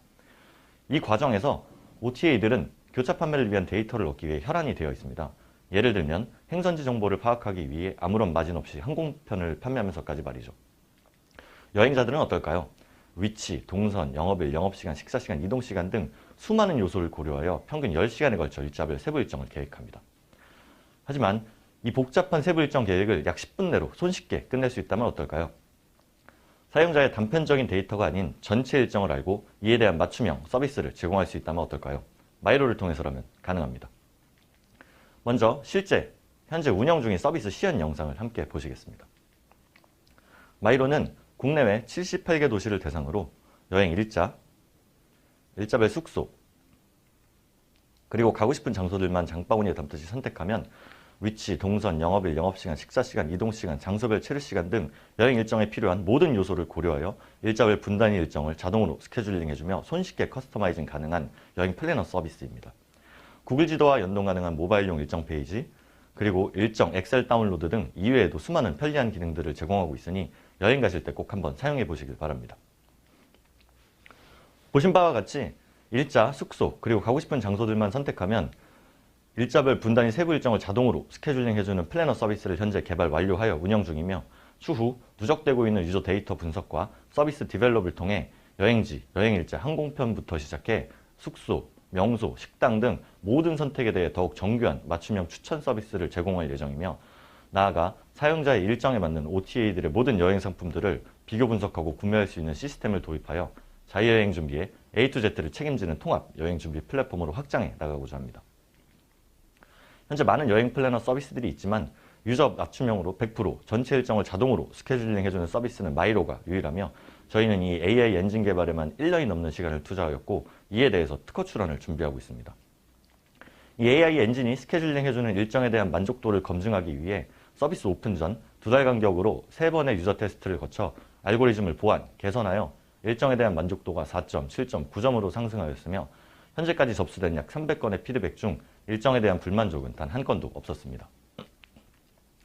작년 7월 웹 서비스 런칭 후에 곧바로 모바일 어플리케이션 개발에 착수하여 올 2월 런칭 직후 코로나 사태로 홍보 활동이 전무함에도 불구하고 현재까지 생성된 일정 누적 횟수 6만 5천 건, 아무런 홍보 없이 모바일 어플리케이션 다운로드가 9천 건을 돌파하였습니다. 매년 성장하는 자유여행 시장 중 저희의 1차 타겟 시장은 2019년 기준 아웃바운드 항공, 숙박, 투어, 액티비티 시장인 약 20조 원이며 타겟 유저는 여행 전 일정을 짜는 자유여행자들로 월 평균 100만 명으로 추산하고 있습니다. 비즈니스 모델은 여행자의 일정에 맞는 여행 상품 판매 수수료이며 추천 기능을 통한 제휴 플레이스 마케팅, 데이터 기반 OTA 여행 상품 컨설팅 등의 비즈니스 모델을 추가적으로 구상하고 있습니다. 여행 상품 전체 구매 평균 금액을 100만 원, 수수료를 5%로 산정하여 내년 8월부터 비즈니스 모델을 가동하여 결제까지 이어지는 유저 월 평균 4,000명, 연매출 10억 원을 내년 목표로 하고 있습니다. 여행은 전 세계 모두의 관심사입니다. 따라서 마이로는 언어의 현지화와 현지 OTA와의 연계만 거치면 전 세계 누구나 사용할 수 있는 가능성이 있는 서비스로 영문화 작업을 80% 완료한 상태입니다. 현재 K글로벌 스타트업 공모전, 기보 벤처캠프 본선 진출, 그리고 소셜 임팩트 투자 캠프 프로그램 등을 진행하고 있으며 국내에서 빠르게 서비스와 비즈니스 모델을 검증한 후에 해외로 진출하여 전 세계 여행 시장에서 대한민국을 대표하는 글로벌 여행 서비스로 성장해 나가겠습니다. 저희는 20년지기 고등학교 친구로 이루어진 팀으로 2017년부터 현재까지 마이로 서비스를 함께 개발하고 운영해오고 있으며 전문성을 지닌 CTO와 CMO가 추가로 합류할 예정입니다. 이상으로 발표를 마치겠습니다. 감사합니다. 네, 고맙습니다. 5팀의 발표 영상 함께 하셨고요. 이제 이 5팀의 대표들을 무대로 모셔서 질의응답 시간을 진행하도록 하겠습니다. 네, 5 대표님 자리해 주시면 감사하겠습니다. 고생했다고 여러분 박수 한번 보내주시면 감사하겠습니다. 근데 아마 발표 영상보다 이 질의응답 시간이 더 긴장이 되시지 않을까 싶은데요. 혹시 질문 있으신 심사위원분들께서 손을 들어주시면 저희가 순서가 겹치지 않도록 해드리겠습니다. 네, 송은강 대표님. S&P 랩의 질문을 드리도록 하겠습니다. 네. S&P 랩이 지금 그 마이데이터 사업으로 그 여러 고객들 지금 POC인지 아니면 하시는지 하는 5개 금융기관을 얘기하셨어요. 네. 금융기관 하는 프로젝트가 SI성으로 좀 보이거든요. 그래서 SI성인지 궁금하고, 그다음에 설치된 이후에 우리가 그 회사로부터 뭐 그 매출 구조나 또 프라이싱이 어떻게 되는지 네. 궁금합니다. 사실 SI성은 아니고 그 과기정통부 이제 실증 서비스, 어떻게 보면 이제 POC라고 생각하실 수는 있는데, 지금 오늘 기준으로 이제 다운로드 수는 3만이 넘었고, 이제 실제 데일리 액티브 유저는 대충 한 10% 정도 되고, 그다음에 앱 실행 기준으로 27,000명이 실제 앱을 실행하고 사용해 본 것으로 지금 이제 확인이 되어서, 오늘자로 이제 마이데이터 실증 사업의 우수 사례로 저희가 최종 선정이 오늘 또 되었습니다. 그리고 이제 그래서 SI성은 아니고 저희가 계속 이제 플랫폼으로 이제 성장해 나가고 있는 서비스고요.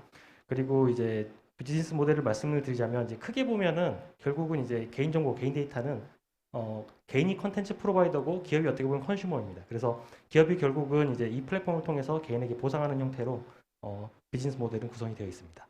그리고 정확하게 말씀을 드리자면, 이제 프라이싱 모델은 사실은 이제 개인정보는 이제 사용되는 컨텍스트에 따라서 굉장히 이제 그 가격 차이가 많이 날 수밖에 없습니다. 그래서 저희가 이제 그거를 이제 정산하는 그 모델링을 지금 현재 하고 있는 중입니다.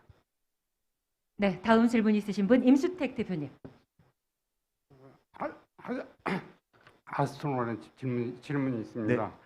아까 그 발표한 내용 중에 보면은 그 이 솔루션 자체가 그 경쟁업체에 대한 언급이 별로 없었거든요. 네. 경쟁업체하고 그다음에 이 만약 솔루션이 굉장히 탁월하다고 하면은 이거에 대한 지적 재산권 어떻게 확보하고 있는지 그 내용도 없어가지고 네. 그 두 가지 좀 보완 설명 좀 부탁드립니다. 네, 자료에 이제 잠깐 간략하게 언급드렸는데요. 이 클라우드 워크로드 보안 자체가 글로벌하게도 초기 시장입니다. 그래서 경쟁사로는 주로 해외에 트렌드 마이크로, 그다음에 팔로아웃 네트워크스 이런 유수의 보안 기업들이 가지고 있는데, 그들 제품도 아직은 초기 제품입니다. 그래서 저희가 컨셉적으로는 저희가 훨씬 이제 좀 완성도가 높다고 보시면 되겠습니다. 그들은 두 가지 방식이 있는데 한 가지씩 채택을 하는데 저희 두 가지 결합시켜 놨거든요. 그러다 보니까 정확성은 훨씬 높다고 보시면 되고요. 그리고 그 부분들은 이미 특허로 상당 부분이 등록돼 있고, 3건이 등록돼 있고, 3건은 지금 출원돼 있고, 지금 또 올 연말하고 내년 초에 한 3건 정도 더 출원할 계획을 가지고 있습니다. 네. 네, 또 다른 질문 있으십니까? 정회훈 대표님. 네, 저는 비즈니스 캔버스. 네, 안녕하세요. 네, 이 시장 초기잖아요. 네, 맞습니다. 그러면 우리가 이걸 아무리 잘 만들어서 시장에 내놓는다 하더라도 알아서 잘 써주진 않을 거고, 어떤 버티컬 마켓을 타겟하느냐에 따라 가지고 그 앞으로 시장 진입의 성과가 굉장히 달라질 수 있거든요. 네. 그러니까 그런 버티컬 마켓을 혹시 생각하고 있는 곳이 있는지 좀 부탁합니다. 네, 맞습니다. 일단은 저희가 이번 달부터 이제 클로즈드 베타 서비스 테스트를 진행할 예정이고, 클로즈드 베타 서비스 이후에는 오픈 베타로 전환해서 조금 더 바이럴 팩터가 높은 고객 페르소나 군들을 중심으로 확장을 해나갈 예정인데요. 일단은 CBT부터 말씀을 드리면은, CBT의 경우 가장 중요하게 저희가 생각한 기준은 지금까지 한 400여 시간의 이제 사용자 가설 인터뷰 등의 이제 굉장히 많은 가설 검증을 통해서 저희가 소규모 사업장 그리고 대규모 사업장, 개인 이 간에 원하는 니즈가 다르다는 것을 파악을 하였는데요. 그 특정 버티컬로 말씀을 드리자면은 저희가 초기에 지금 CBT에 타겟하고 있는 군은 예비 창업자와 초기 스타트업 그리고 대학생들입니다.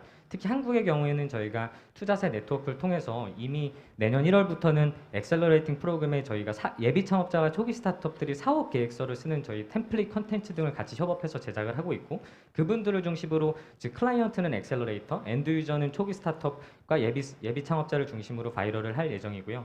이후에 저희가 또 한 가지 얘기를 하고 있는 것들은 저희가 대부분 해외에서 대학교를 많이 나왔기 때문에 저희 동문 학교를 중심으로 미국, 영국, 프랑스 등의 학교들과 협업을 해서 일단은 무료로 미래의 저희의 유료 사용자가 될 수 있는 대학생들에게 빠르게 흡수를 시켜서 성장을 시키려고 하고 있습니다. 네, 충분한 답이 되셨나요? 질문 있으십니까? 우리 윤은섭 파트너님. 네, 마지막에 발표하신 마이로 팀에게 질문드리겠습니다. 자유여행자들을 위한 AI 여행 스케줄 플래너 프로그램을 발표를 해주셨는데요. 발표 잘 들었습니다. 이 서비스가 갖고 있는 어떤 소셜 임팩트적 측면에 대해서 고민도 하시고 프로그램도 지금 참가하고 계신 것 같은데, 어떤 측면에서 이 소셜 임팩트가 있는 것인지, 그리고 이 수혜자와 그다음에 어떤 목적성들 그런 측면들을 좀 설명 좀 부탁드리겠습니다. 네, 질문 감사드립니다. 저희가 생각하는 게 일단 저희 서비스를 통해서 인지도를 높이고 이제 해외로 진출해서 지금은 이제 아웃바운드 여행자들 대상으로 서비스를 하고 있는데 해외로 진출해서 이제 인바운드라던가 인트라바운드 여행자들을 대상으로 이제 저희 나라의 우리나라 대한민국의 관광 불균형이 굉장히 심한데 이런 소외 지역, 관광 소외 지역들의 정보를 이제 좀 메인으로 걸어놓고 홍보를 많이 해서 이제 지역 관광 불균형이랑 일자리 불균형 등을 해소를 하려고 하고 있습니다. 답이 되셨습니까? 이번에는 한순원 차장님. 마이로 대표님께 여쭤볼 게 있는데요. 수익 모델이 아까 어떻게 되신다고 했던 거죠?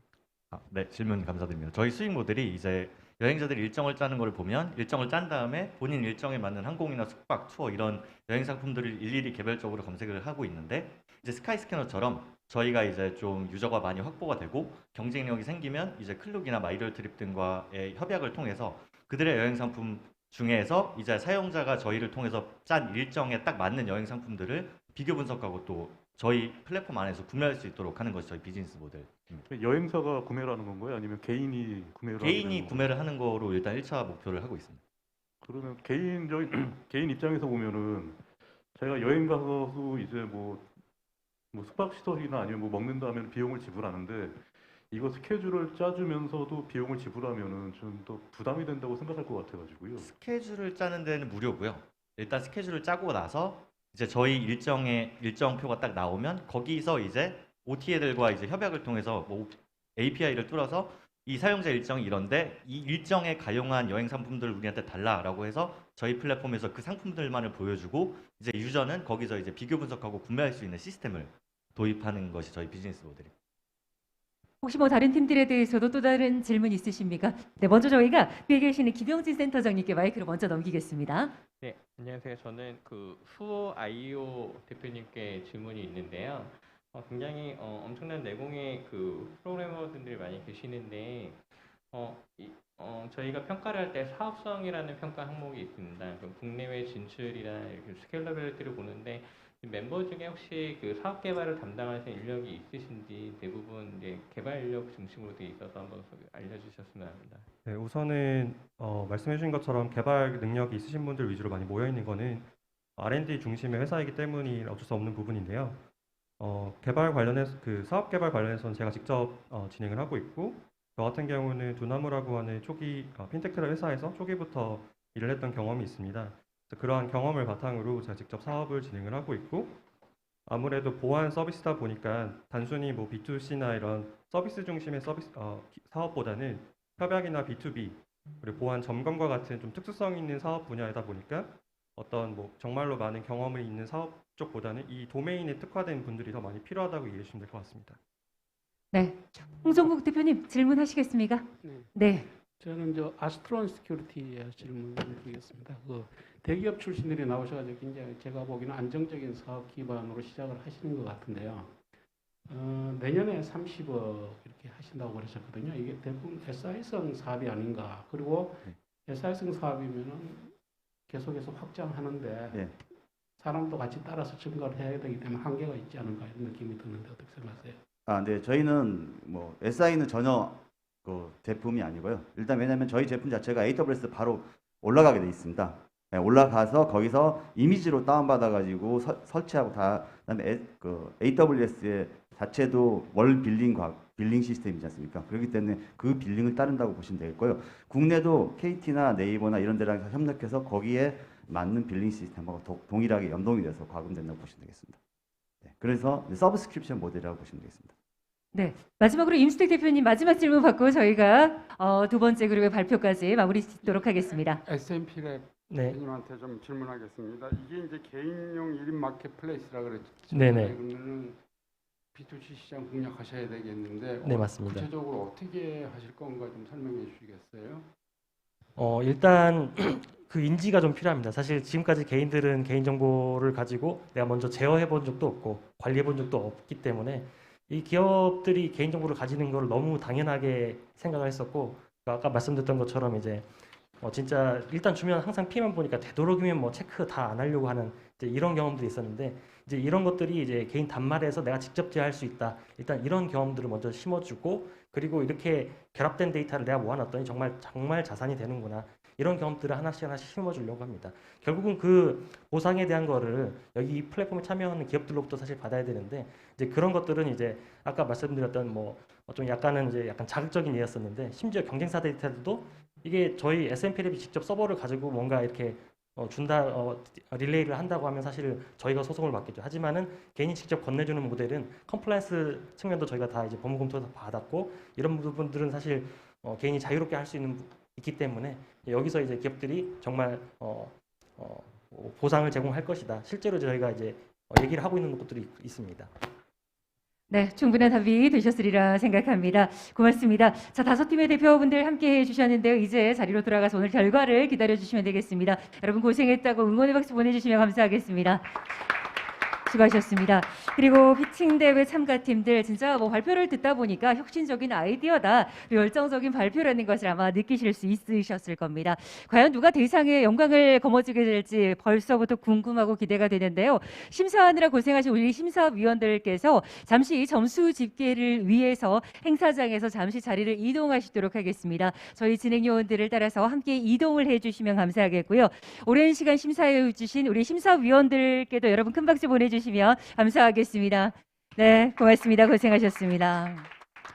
아마 누구보다 날카롭고 또 냉정하게 심사를 해 주시리라 생각을 해보겠습니다. 심사 결과가 나올 때까지 여러분 기다리면서 함께 해주시기 바라고요.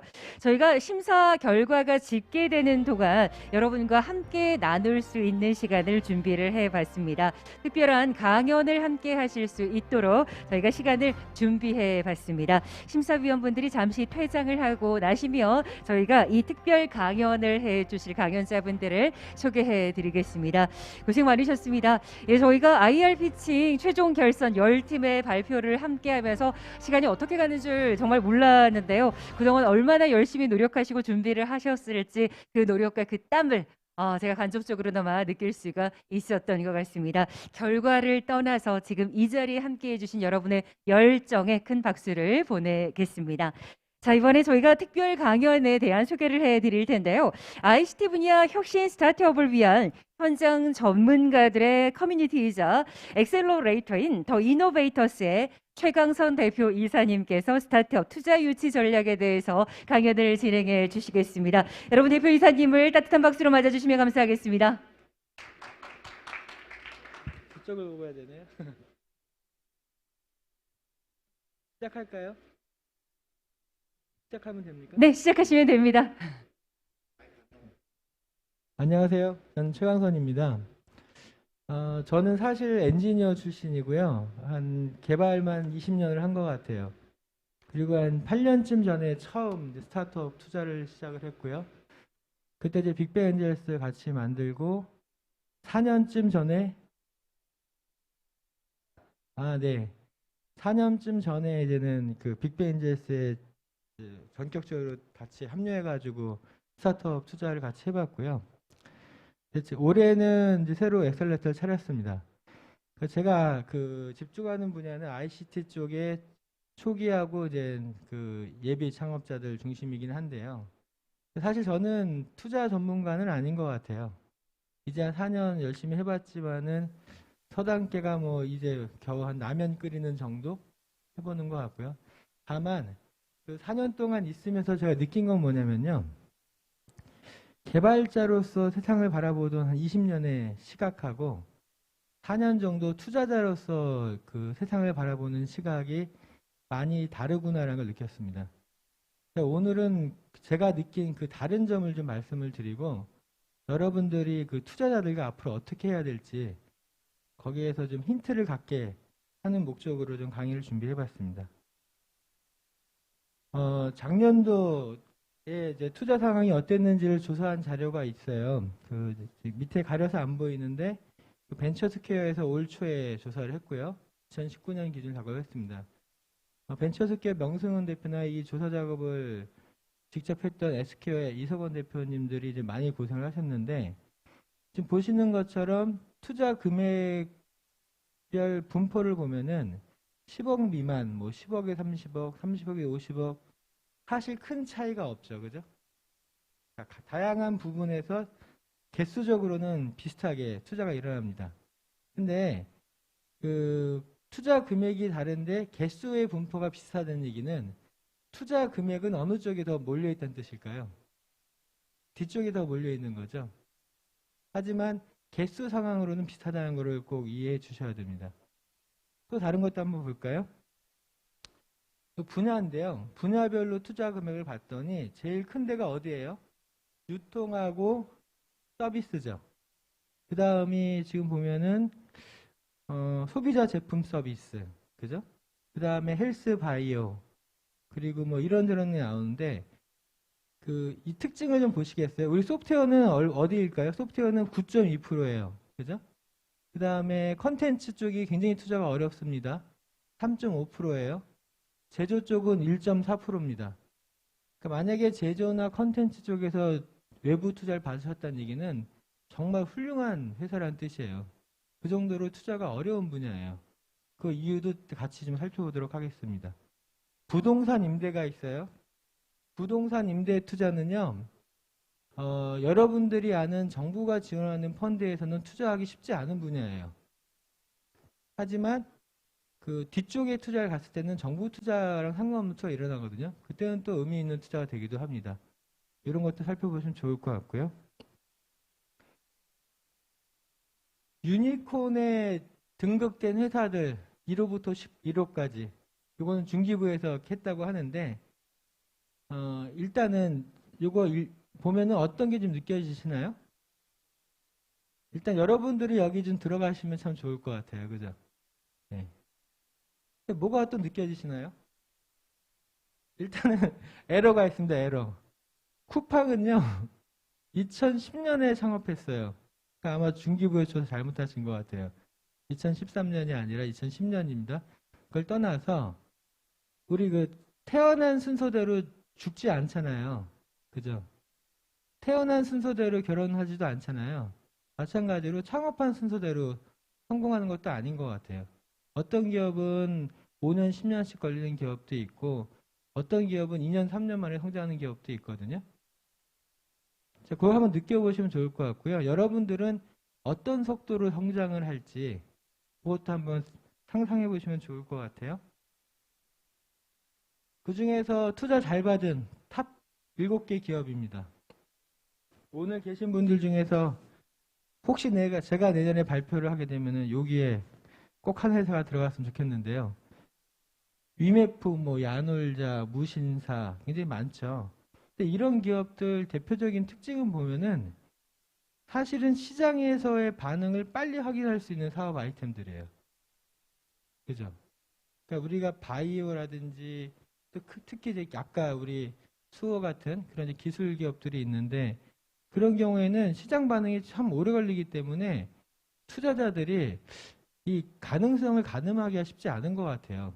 그러다 보니까 투자가 더 어려울 수도 있겠다는 생각이 드는데 이런 기업들을 포함해가지고 탑 20개 업체의 업종 비율을 봤더니 역시 유통과 서비스가 제일 많고요.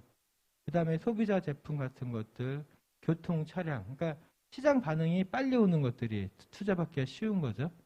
그 다음에 부동산도 있고요. 소프트웨어 5%밖에 안 돼요. 금융이 15%인데 이 금융 15%는 사실은 어떤 회사들이 있을까요? 예를 들어서 핀다 같은 그 금융 상품들을 자동화하는 금융 상품의 어떤 구매를 일으키는 그런 쪽의 회사들이 있고요.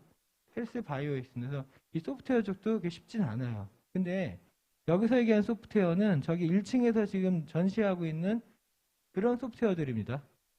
소프트웨어가 적용된 서비스가 아니라 순수한 소프트웨어 쪽이 좀 많은 부분이 5% 해당되는 부분이고요. 자, 이런 회사들이에요. 그래서 투자 금액을 보면은 아까 1등부터 7등 보셨지만은 샌드버그 같은 경우는 대단하죠. 그냥 바로 미국 가가지고 성공시키고 투자까지 받아냈잖아요. 이런 멋진 회사들이 좀 있습니다. 소카도 있고요. 소카진 말이 많긴 하지만 그다음에 미미박스 재밌는 서비스죠. 이 패스트5가 부동산 임대로 돼 있어요. 패스트5는 여러분들 아시다시피 공유 오피스 사업도 하고요. 엑셀레이터 사업도 하고요. 교육 사업도 해요. 그죠? 근데 부동산 임대로 돼 있어요. 왜 그럴까요? 아까 공유 오피스 사업 때문이겠죠. 이게 순수한 부동산 투기 회사는 아니에요. 오해하지 마십시오. 자, 제가 이걸 이제 보여드린 이유는 우리가 살고 있는 이 투자 세상에는 어떤 일이 벌어지는가 잠깐 좀 느끼게 해드리고 싶어서인데요. 한 가지 더 좀 보여드릴 게 있습니다. 투자사들 얘기예요. 저희 회사도 투자사고 제가 또 같이 몸담고 있는 빅뱅 엔젤스 투자사고요. 또 저희 관계사에 많은 엑셀레이터들이 있는데 그런 회사들은 여기 안 나오죠. 그죠? 지금 한 10개 정도 되는 이 회사들이요. 사실 우리나라에서 가장 대표적인 초기 투자 회사들이에요. 그래서 일단 자금 규모도 있고 또 좋은 회사들을 포트폴리오 많이 갖고 있기 때문에 혹시 여러분들이 이런 회사에서 투자를 받을 수 있다면은 단지 돈이 아니라 많은 것들을 또 지원받을 수 있겠죠. 훌륭한 회사들입니다. 예. 그다음에 요 뒷단계 투자 회사들도 이런 데가 있어요. 한국투자파트너스야 뭐 두말할 거 없이 우리나라 1등 회사죠. 소프트뱅크 벤처스도 있고요. KB 인베스트먼트, 인터베스트 많은 회사들이 있습니다. 이쪽은 보통 투자 규모가 얼마나 될까요? 시리즈 A 이상이면은 세상 50억 이상은 되겠죠, 그죠? 그 정도 투자를 하는 회사들인데, 자, 제 질문이 있습니다, 여기서. 우리나라의 엑셀러레이터는 총 몇 개쯤 있을까요? 엑셀러레이팅 활동을 하는 회사들 말고 나라에서 인정해준 엑셀러레이터 회사가 등록된 데가 총 몇 개쯤 될까요? 또 다른 질문이요? 말씀하세요. 네? 1000개요. 그 정도까지는 아니고요. 벤처 캐피탈은 몇 개나 될까요? 제가 이걸 말씀드린 이유는 창업 기업보다 엑셀러레이터나 벤처 캐피탈에서 많을 리가 없잖아요. 그죠? 아이들보다 보육교사가 더 많을 리가 없잖아요. 엑셀러레이터 300개 좀 넘습니다. 벤처 캐피탈 300개 좀 넘습니다. 그 중에서 실제로 투자를 하는 엑셀러레이터는 그 중에 반 정도 될까 말까인 것 같아요. 한 번이라도 투자를 해놔서는. 벤처 캐피탈도 투자 못하는 데 많습니다. 왜냐면은 이제는 돈을 다 투자하고 돈을 운용하는 쪽에 가 있는 벤처 캐피탈도 있거든요. 자, 근데 그런 걸 떠나서 전체가 한 600개 정도 되는 거예요. 그죠? 그 다음에 거기서 투자 관련해서 일하시는 분들은 몇 분일까요? 우리가 보통 투자 심사역이라고 하죠. 그러니까 투자 관련된 일을 하시는 분들은 여러분들이 만날 분들은 딱 두 부류예요. 하나는 투자 심사역 쪽에 계신 분들, 그 다음에 투자 회사의 파트너들, 투자 심의를 하시는 분들, 그 두 부류인데 그 두 부류 다 합쳐가지고 엑셀러레이터든 VC든 간에 대략 회사당 5분 정도 있는 것 같아요. 평균적으로.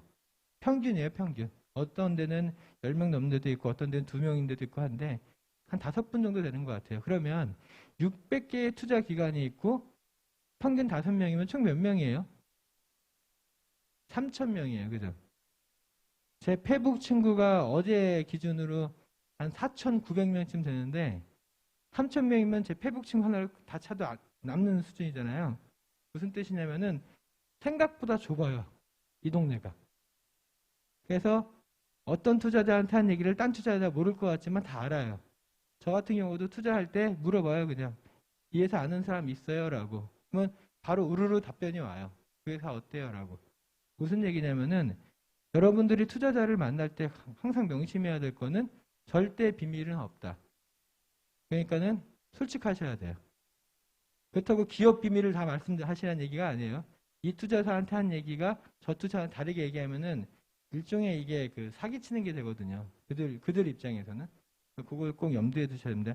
약 3,000명의 사람과 친해져야 된다. 근데 물론 단계별로 달라요. 그죠? 저 위쪽 단계도 있고 밑에 단계도 있으니까. 그거를 염두해 두셨으면 좋겠습니다. 자, 그러면 이제 투자 유치라는 관점에서 우리가 IR을 한번 살펴볼게요. IR이 뭘까요? 되게 어려운 단어인 것 같아요. IR만큼 어려운 게 커스터머 릴레이션십인 것 같아요. CR도 또 어려운 것 같아요. 도대체 뭔지 정의가 없어요. 정의가 없죠. 또 다른 단어 만들어 볼까요? 패밀리 릴레이션십이라고 단어 만들 수 있어요. 여러분들은 가족하고 관계를 잘 유지하기 위해서 어떤 활동을 하셔야 돼요? 사전에 있을까요? 없어요. 그죠? 프렌드 릴레이션십이에요. 마찬가지죠. 그러니까 릴레이션십이 들어간다는 얘기는 뭔가 그들과의 관계를 맺고 하는 과정에서 우리가 해야 될 일이 있는 거예요. 근데 그 해야 될 일이 다 다르지 않을까요? 그죠? 사람마다 다르고 기업마다 다르고 관계마다 다를 거예요. 근데 중요한 거는 제가 이 문장에서 참 마음에 들었던 게 the most effective two-way communication이라는 거예요. 그러니까 굉장히 효과적인 양방향 소통이 돼야지만 된다는 거죠. 자, 그럼 소통을 좀 살펴볼게요. 라스웰이라는 분이 커뮤니케이션 전문가인데 그분이 연구에 의하면 커뮤니케이션 구성 요소가 5개래요. 누가 무엇을 어떤 채널을 통해서 누구에게 어떤 효과를 위해서 커뮤니케이션 하느냐. 이게 중요하대요. 자, 일단 우리가 IR에서 누가 커뮤니케이션 하죠? 제가 하는 거죠. 여러분들이 하시는 거고. 무엇을 하는 거죠? 이건 고민해 보셔야 돼요. 이건 회사마다 다를 것 같아요. 어떤 채널을 통해서 하죠? 오늘처럼 대면으로 만나서 하는 경우도 있고 또 그냥 온라인으로 하는 경우도 있고 어떨 때는 서류로 하는 경우도 있어요. 그죠? 채널 다를 거고요. 누구한테 하죠? 이것도 우리는 투자자한테 하는 거죠. 그 두 개는 정해졌어요. 대표이사님이나 파운더들이 하는 거고 그 다음에 투자자한테 하는 거고요. 어떤 효과를 위해서 하는 거죠? 어떤 결과를 위해서? 투자자한테 술 얻어 마시려고 IR 하시는 분은 없잖아요. 그죠? 투자를 받기 위해서 하는 거죠. 관심 끈기 해서 하는 거 아니에요. 관심 백날 끌어봐도 소용없습니다. 투자를 받아야 되는 거죠. 자, 이 관점에서 좀 더 깊이 들어가 볼게요. 우리가 누구랑 소통을 하는지, 왜 그들과 소통하는지, 그들이 무엇을 듣고 싶어 하는지, 이게 핵심이 될 것 같아요. 아까 우리가 여기서 무엇을이라고 했을 때 이 무엇이 뭐가 돼야 되냐면은 그들이 듣고 싶어 하는 게 돼야 돼요. 이게 핵심이에요. 여러분들이 말하고 싶은 거 하시면 안 돼요. 말해야 되는 걸 해야 되는 거예요. 그러면 그들이 뭘 듣고 싶어 하는지 우리가 알아야겠죠. 자, 일단은 우리가 누구랑 소통하는지 볼까요? 여러분들이 창업을 하신 그 순간부터 시작되는 소통은 고객, 팀, 투자자, 대출 심사요, 그리고 정부 사업의 심사위원들, 좀 더 왔다 가셨죠? 주관기관 분들, 그 다음에 여기 또 계시는 분들이 전담기관 분들이 있어요. 자, 이분들이 다 다른 목적과 책임을 갖고 있어요. 그러니까 이분들한테 똑같은 얘기를 하는 게 아니에요. 그죠? 고객은 어떤 얘기 듣고 싶어 합니까? 자, 일단은 우리가 그들과 왜 소통하지 않을까? 고객은 왜 소통하죠? 우리 제품 사달라고 하는 거잖아요. 팀은요, 열심히 일하자고 하는 거잖아요. 그죠? 투자자는요, 투자해 달라고 하는 거고요. 대출 심사역은 대출 승인해 달라고 하는 거고요. 기타 등등 다 이유가 있겠죠? 여기서 고민해야 될 부분은 사실은 무엇을 듣고 싶어 하는 거예요. 고객이 듣고 싶어 하는 거는 내 제품이 나한테 얼마나 도움이 되는지, 그 돈을 들여서 구매할 만한 건지, 이런 얘기들을 듣고 싶어 하겠죠. 그죠? 팀은요? 여러분들의 팀은 여러분들한테 어떤 걸 듣고 싶어 하죠? 우리 회사가 비전이 있는지, 이 회사에서 열심히 일하면 내가 뭐가 좋아지는지, 나도 같이 성장을 하는 건지, 이런 걸 듣고 싶어 하겠죠. 투자자는요? 우리 투자자가 나중에 제일 중요한 주제니까 제일 나중에 얘기하고요. 대출 심사역은 뭘 듣고 싶어 할까요? 대출 심사역. 대출 심사역이 여러분들 회사가 얼마나 잘 나가는 회사인지 알고 싶을까요? 관심 없어요. 그냥 대출금 잘 갚을 건지, 하다못해 이자라도 낼 수 있는 건지, 이걸 듣고 싶어 하죠. 그러니까 대출 심사역은 철저하게 재무 위주로 볼 수밖에 없어요. 그죠? 그게 그 사람의 책임이니까. 정부사업 심사위원들이, 오늘 오신 분들은 IR 심사하신 분들이고, 여러분들이 초기 창업 패키지나 창업도약 패키지나 이런 정부사업 진행할 때 그 심사위원들은 어떤 걸 듣고 싶어 할까? 어떤 입장에 서 있을까요? 오해하시면 안 되는데 어떤 심사위원도 특정 회사를 밀어줄 수가 없습니다. 우리가 시스템 구조가. 아무리 친한 회사가 들어와도 오히려 내가 친하다고 해서 심사에서 빠져야지 거기 괜히 껴있다가 아주 욕먹는 거 싫어요. 그 다음에 심사위원들이 제일 스트레스 받는 게 뭐냐면은 내가 엉터리 심사위원이라고 평가받는 걸 싫어해요.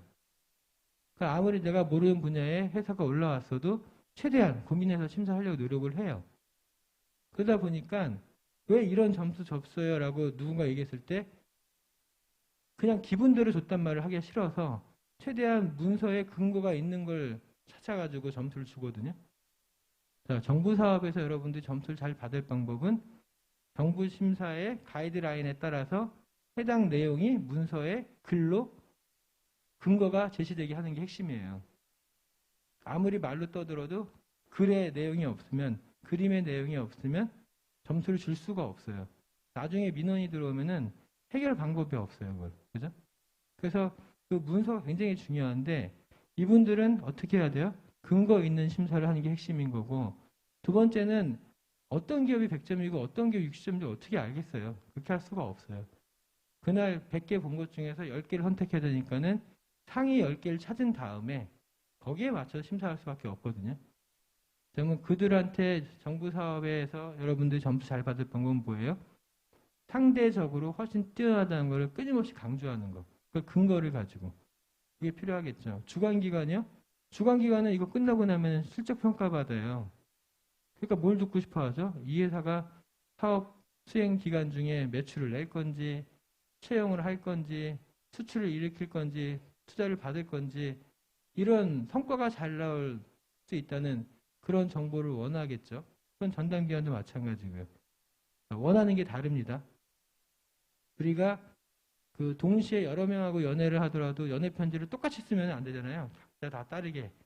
맞춤형으로 써야지 이게 성공할 가능성이 크잖아요. 그런 것처럼 우리가 만날 사람들마다 다 다른 목적을 갖고 있기 때문에 거기에 맞는 그런 설명을 해줘야겠죠. 그죠?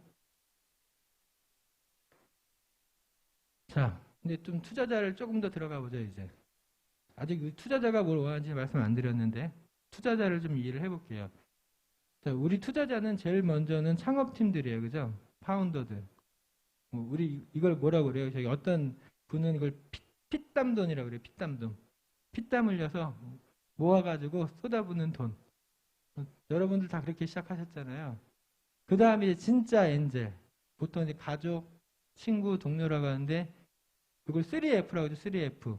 3F 뭐죠? 패밀리, 프렌드. 마지막 하나가 풀이에요. 풀. 바보들. 나를 찰떡같이 믿어주는 바보들이 있거든요. 그 맹신자들이 초기에 트루 엔젤이라고 하는 진짜 엔젤 투자자가 되고요. 그 다음에 엔젤 투자는 그때부터는 이제는 다 이익을 바라보고 하는 분들이죠. 근데 개인일 수도 있고 조합일 수도 있고요. 그리고 이제 벤처 캐피탈이나 엑셀레이터들이 작동을 하게 됩니다. 자, 이분들은 다 같은 걸 듣고 싶을까요? 또 투자자라고 하더라도요. 조금씩 다르겠죠, 그죠? 가족이면은 아마 제가 제 아들한테 투자한다면은 돈이고 자식고 떠나가지고 너 그거 하면 행복하니? 이런 질문을 하게 될 것 같아요. 그거 하려면 진짜 고생스러울 텐데 너 진짜 행복하게 할 수 있겠어? 끝까지 해볼 수 있겠어? 이런 질문을 하지 않을까요? 가족이라면. 그죠? 친구, 동료도 마찬가지 마음이 있겠죠. 근데 엔젤 투자는 좀 달라요. 어쨌든 조합이 수익을 내야지 종속 가능해지기 때문에 좀 고민할 수밖에 없겠죠. 그죠? 이런 걸 이제 고민하면서 우리가 생각을 해봐야겠어요.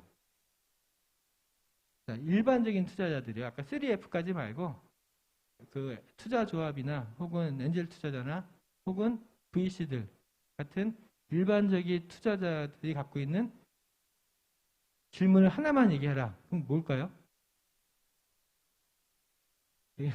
선배님 와 계신데 앞에서 네. 여러분들 뭘 것 같아요? 투자자들이 여러분들한테 딱 하나만 질문한다면 정말 뭘까요?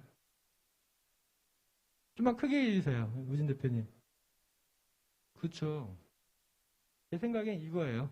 그래서 지금 내가 돈을 투자하면 언제쯤에 어느 정도의 이익을 회수할 수 있겠어?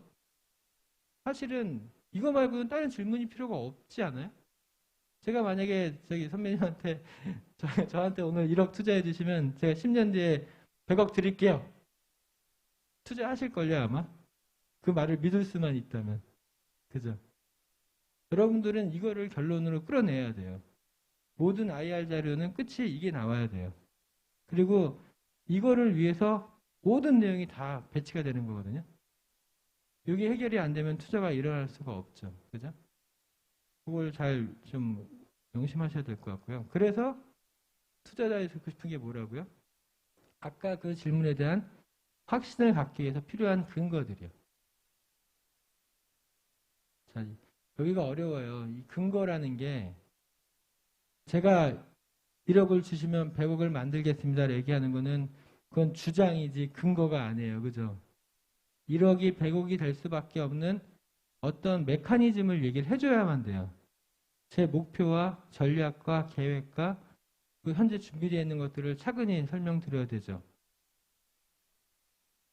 그래서 이런 것들이겠죠. 일단 목표 고객이 누군데, 그죠? 그 다음에 목표 고객하고선 연애라고 표현하는데, 연애하기 위해서 어떤 전략과 계획을 갖고 있는데, 그 연애가 잘 되고 있다는 증거가 뭔데, 이런 질문들을 해봐야겠죠. 자, 목표 고객과 연애라고 제가 말씀드렸어요. 제가 지금은 이제 나이가 50이 다 돼가지고 이렇게 이 모양 육골이지만은 20대 때는 좀 괜찮았단 말이에요. 강남 바닥 가면은 좋은 멋지고 그런 여자분들 많은데 제가 아무나 찍어갖고 연애할 수 있겠어요? 아니겠죠. 근데 어쩌다가 연애할 만한 분이 나타났어요. 마음에 드는 분이. 어떻게 해야 돼요? 그 사람이 저를 알게 해야죠. 그죠? 그 다음에 그 사람이 저를 좋아하게 만들어야죠. 일단 그 두 개가 핵심이잖아요. 우리가 우리 제품이 고객한테 빠르게 좋아지게끔 만드는 이 과정을 온보딩이라고 해요. 서비스나 제품의 온보딩이라고 하는데 그 온보딩 과정이 굉장히 중요하거든요. 짧은 시간 동안에 제 가치를 느끼게 만들어야 돼요. 그 고객이 제 제품에 느끼는, 제 가치를 느끼는, 아까 누가 아하 포인트, 아하 모먼트 이런 거 얘기하셨던 것 같은데 그 지점까지 다다르는 시간을 최소화시키라고 해서 하잖아요. 그 타임 투 밸류라고 하는데 이걸 최소화시켜야 돼요. 그게 연애의 시작이란 말이에요.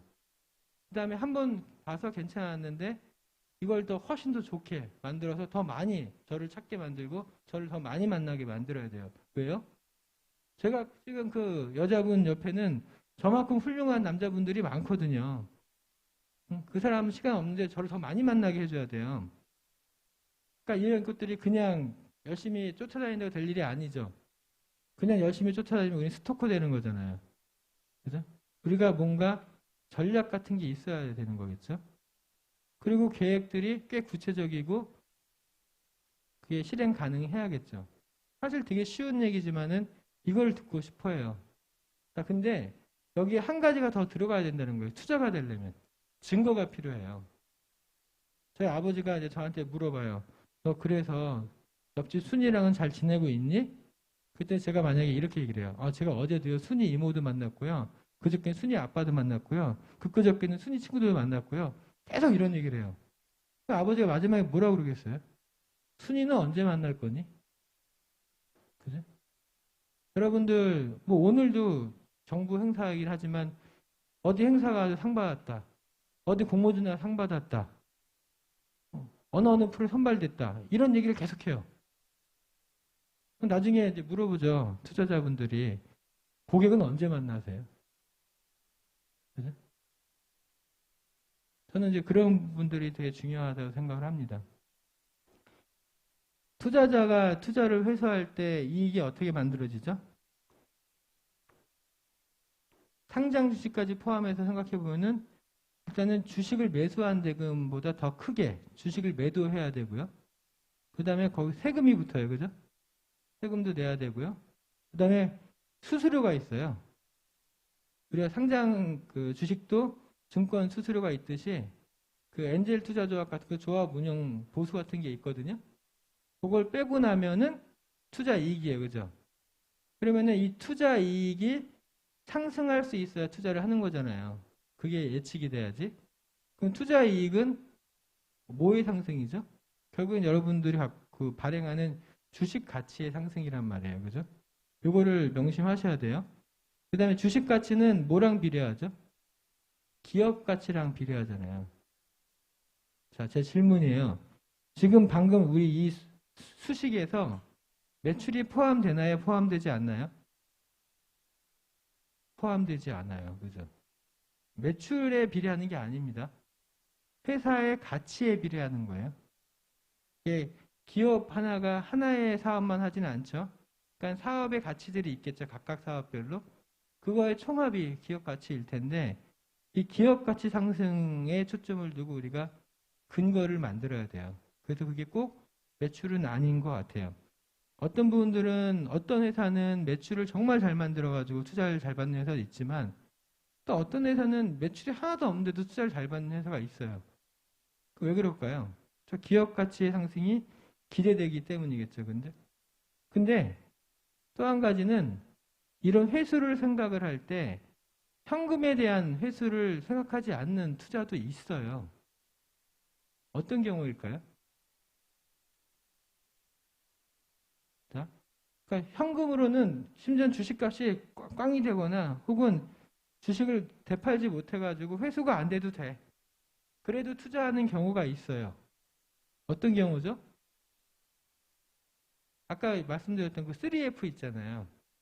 그분들은 약간 그런 성향이 있죠. 근데 우리가 기관 투자자 중에도 그런 투자자들이 있다는 거예요. 투자를 할 수밖에 없는 돈을 갖고 있을 때. 예를 들어 나라에서 지원을 받아갖고 투자금을 만들었는데 1년에 몇 억은 무조건 투자를 해야 되는 거예요. 그럴 때는 어떻게든 돈을 만들려고 노력하지만 일단 투자는 해야 돼요. 그런 이상한 투자가 있죠. 그런 건 받지 마세요.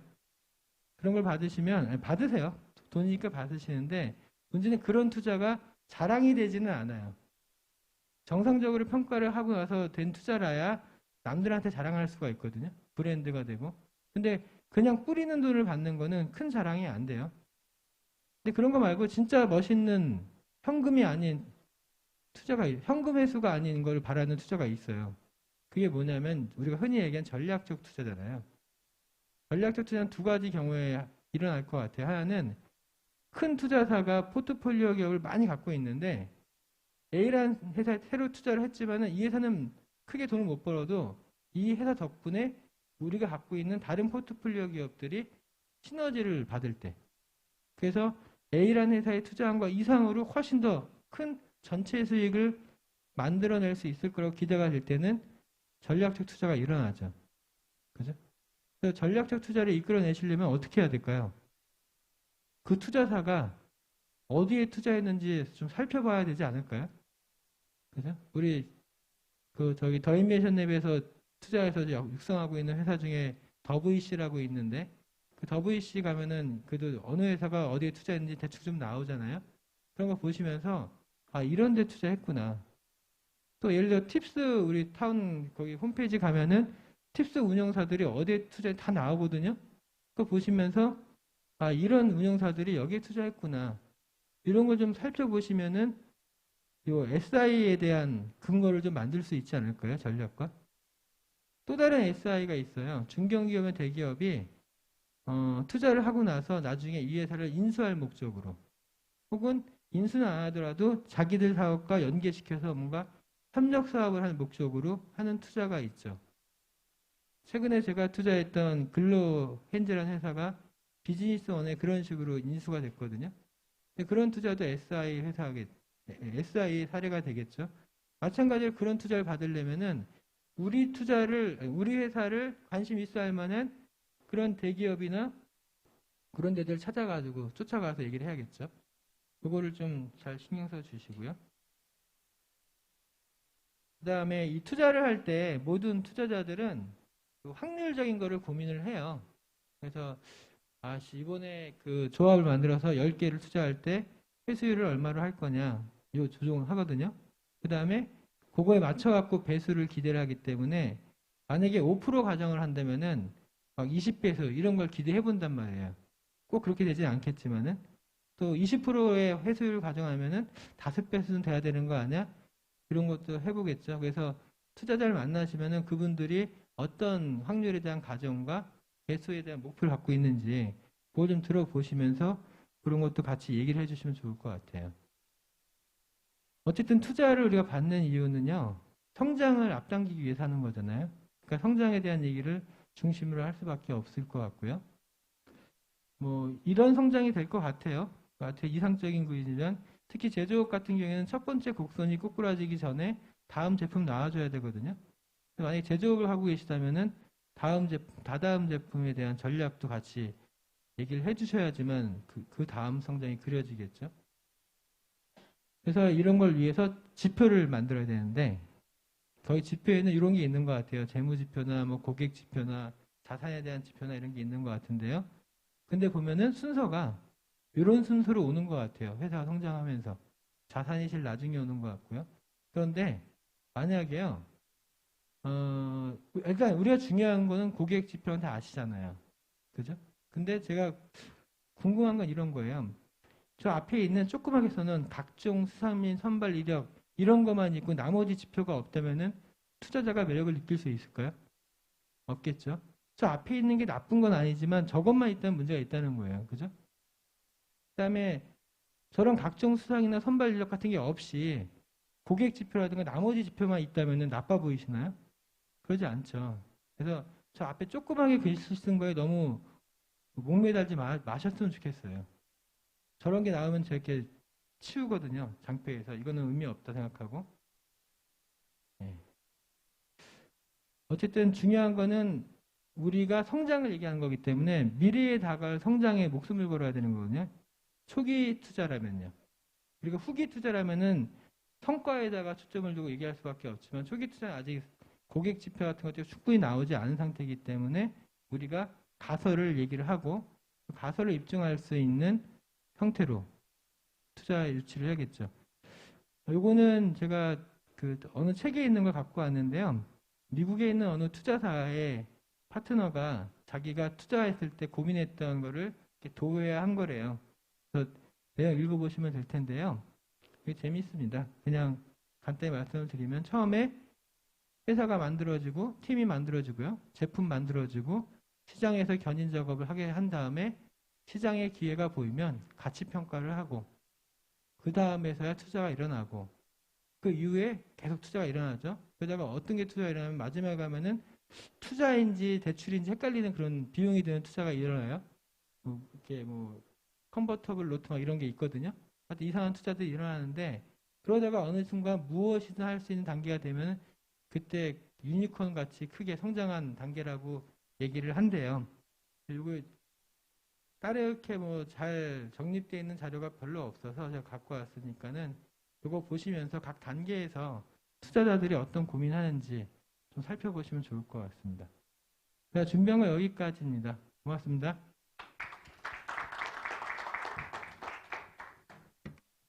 네, 고맙습니다. 여러분 다시 한번 최강성 대표이사님께 큰 박수 부탁드리겠습니다. 네, 유용한 투자 유치 전략에 대해서 설명을 해주셨던 것 같습니다. 자, 이제 특강을 들으시면서 잠시 쉬어 오셨으리라 생각을 합니다. 지금부터는 K글로벌 스타트업 공모전 시상식을 진행하겠습니다. 먼저 시상 내역에 대해서 다시 한번 설명을 드리겠습니다. 먼저 대상에는 과학기술정보통신부 장관상과 상금 1억 원, 최우수상에는 정보통신산업진흥원 원장상과 상금 5천만 원, 우수상과 장려상에도 정보통신산업진흥원 원장상과 각각 상금 3천만 원과 1천만 원이 지급될 예정입니다. 자, 오늘 수상을 모든 분들이 하셨으면 좋겠지만 이렇게만 오늘 수상 내역이 진행됨을 알려드리겠습니다. 하지만 10팀 모두 끝까지 최선을 다하셨다는 말씀을 다시 한번 드리겠습니다. 자, 그럼 지금부터 시상식 진행하겠습니다. 먼저 시상을 위해서 저희가 장려상부터 시상을 진행할 텐데요. 오늘 시상을 위해서 정보통신산업진흥원 글로벌 ICT 산업본부 김태열 본부장님을 무대로 모셔보겠습니다. 여러분 따뜻한 박수로 다시 한번 본부장님을 맞아주시기 바랍니다. 네, 장려상 수상하는 두 팀을 발표하도록 하겠습니다. 장려상입니다. 수상자는 주식회사 닥터가이드 그리고 주식회사 파인더스 AI 두 팀입니다. 여러분 큰 박수로 축하해 주시면 감사하겠습니다. 축하합니다. 네, 그동안 열심히 노력해 주셨는데 그만큼의 또 기쁨을 누리실 수 있기를 기대하겠습니다. 네, 주식회사 닥터가이드와 주식회사 파인더스 AI 두 팀입니다. 장려상 주식회사 닥터가이드 위는 2020년 K글로벌 스타트업 공모전에 적극적으로 참여하여 위와 같이 입상하였기에 이 상장을 수여합니다. 정보통신산업진흥원장 김창용, 여러분 다시 한번 축하의 박수 보내주시기 바랍니다. 네, 장려상 주식회사 파인더스 AI, 위는 K글로벌 스타트업 공모전에 적극적으로 참여하여 위와 같이 입상하였기에 이 상장을 수여합니다. 정보통신산업진흥원장 김창용, 여러분 다시 한번 큰 박수로 축하해 주시기 바랍니다. 네, 축하합니다. 본부장님과 함께 두 수상자가 기념 촬영을 진행하도록 하겠습니다. 정면에 있는 카메라를 향해 주시기 바라고요. 기쁜 날입니다. 예. 기쁜 날이니까 오늘의 기쁨을 마음껏 표정에 담아 주시기 바랍니다. 네, 활짝 웃어 주십시오. 네, 여러분 다시 한번 수상자들에게 큰 박수 부탁드리겠습니다. 네, 계속해서 김태열 본부장님께서 시상을 해 주시겠는데요. 이번에는 우수상을 발표하도록 하겠습니다. 우수상입니다. 수상자는 주식회사 아스트론 세큐리티입니다. 축하합니다. 우수상 수상자는 주식회사 아스트론 세큐리티입니다. AI 기반 클라우드 워크로드 보안 솔루션에 대한 발표를 진행해 주셨습니다. 네, 주식회사 아스트론 세큐리티 우수상 수상하셨습니다. 우수상 주식회사 아스트론 세큐리티, 위는 2020년 K글로벌 스타트업 공모전에 적극적으로 참여하여 위와 같이 입상하였기에 이 상장을 수여합니다. 정보통신산업진흥원장 김창용, 축하합니다. 여러분 큰 박수로 축하해 주시기 바랍니다. 네, 김태열 본부장님과 우수상을 수상하신 주식회사 아스트론 세큐리티 대표님께서 기념 촬영을 진행하도록 하겠습니다. 전문가들이 함께 모이셨던 회사로 기억을 하고 있습니다. 다시 한번 우수상 수상 축하드립니다. 본부장님 아직 시상이 남아 있습니다. 예, 최우수상 시상까지 김태열 본부장님께서 수고해 주시겠고요. 최우수상 발표하겠습니다. 최우수상 수상자는 주식회사 SMP랩입니다. 축하합니다. 네, 축하드립니다. 주식회사 SMP랩이 최우수상을 수상하셨습니다.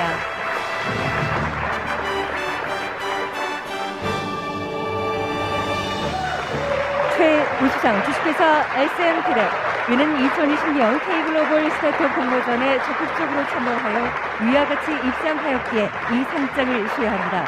정보통신산업진흥원장 김창용, 축하합니다. 여러분 다시 한번 큰 박수로 축하해 주시면 감사하겠습니다.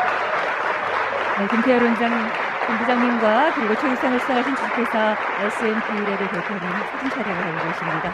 축하합니다. 네, 고맙습니다. 수상하신 분 그리고 글로벌 ICT 산업본부 김태열 본부장님께서는 자리로 들어가 주시면 되겠습니다.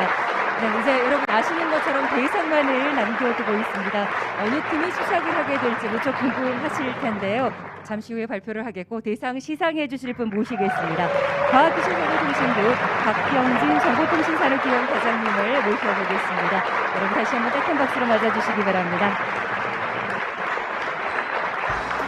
네, 시상하기까지 정말 많은 분들이 함께 해주셨는데요. 대상 발표하겠습니다.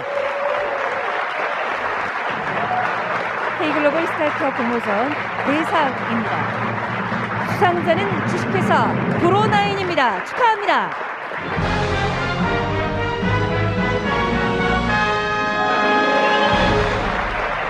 네, 전압과 종류에 상관없이 모든 전자제품을 충전할 수 있는 프리 전압 충전 기술에 대해서 발표를 해주셨습니다. 대상 주식회사 브로나인, 위는 2020년 K글로벌 스타트업 공모전에 적극적으로 참여하여 위와 같이 입상하였기에 이 상장을 수여합니다. 과학기술정보통신부 장관 최기영, 축하합니다. 여러분 다시 한번 축하해 주시기 바랍니다. 오늘 대상은 주식회사 브로나인이 수상을 하게 됐습니다. 네, 과장님과 함께 정면에 있는 카메라를 보시고 대상을 수상한 기쁨을 얼굴 표정에 모두 표현을 해주시면 감사하겠습니다.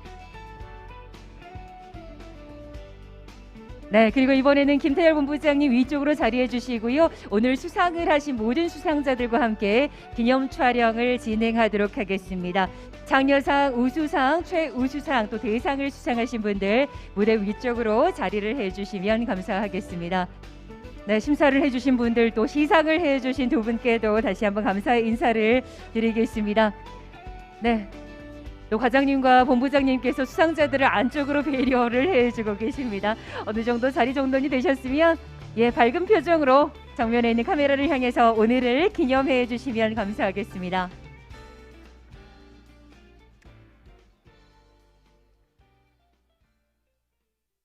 네, 환한 표정을 지어주십시오. 오늘은 기쁜 날, 상을 타신 날입니다. 네, 여러분 다시 한번 축하의 박수 부탁드리겠습니다. 네, 고맙습니다. 수상을 하신 수상자분들, 시상에 수고해 주신 김태열 본부장님과 곽병진 과장님께도 감사의 인사를 드리겠습니다. 자, 여러분 저희가 준비한 2020년 K글로벌 스타트업 공모전 시상식 모두 여기까지입니다. 오늘 수상하신 분들께 다시 한번 축하의 인사를 드리겠고요. 수상은 놓치셨지만 끝까지 함께 해준 최종 결선에 오른 다른 팀들에게도 감사의 인사를 드리겠습니다. 긴 시간 온라인으로 시청해 주신 시청자분들께도 감사의 인사를 드리겠고요. 혹시 온라인으로 이벤터스를 통해서 시청하신 분들이라면 저희가 온라인 만족도 조사를 여러분께 보내드렸습니다. 이 온라인 설문에도 함께 해주시길 바라겠습니다. 여러분 긴 시간 동안 함께 해주셔서 고맙습니다. 돌아가시는 길 안전하게 돌아가시고요. 저는 지금까지 진행의 아나운서 김승주였습니다. 고맙습니다.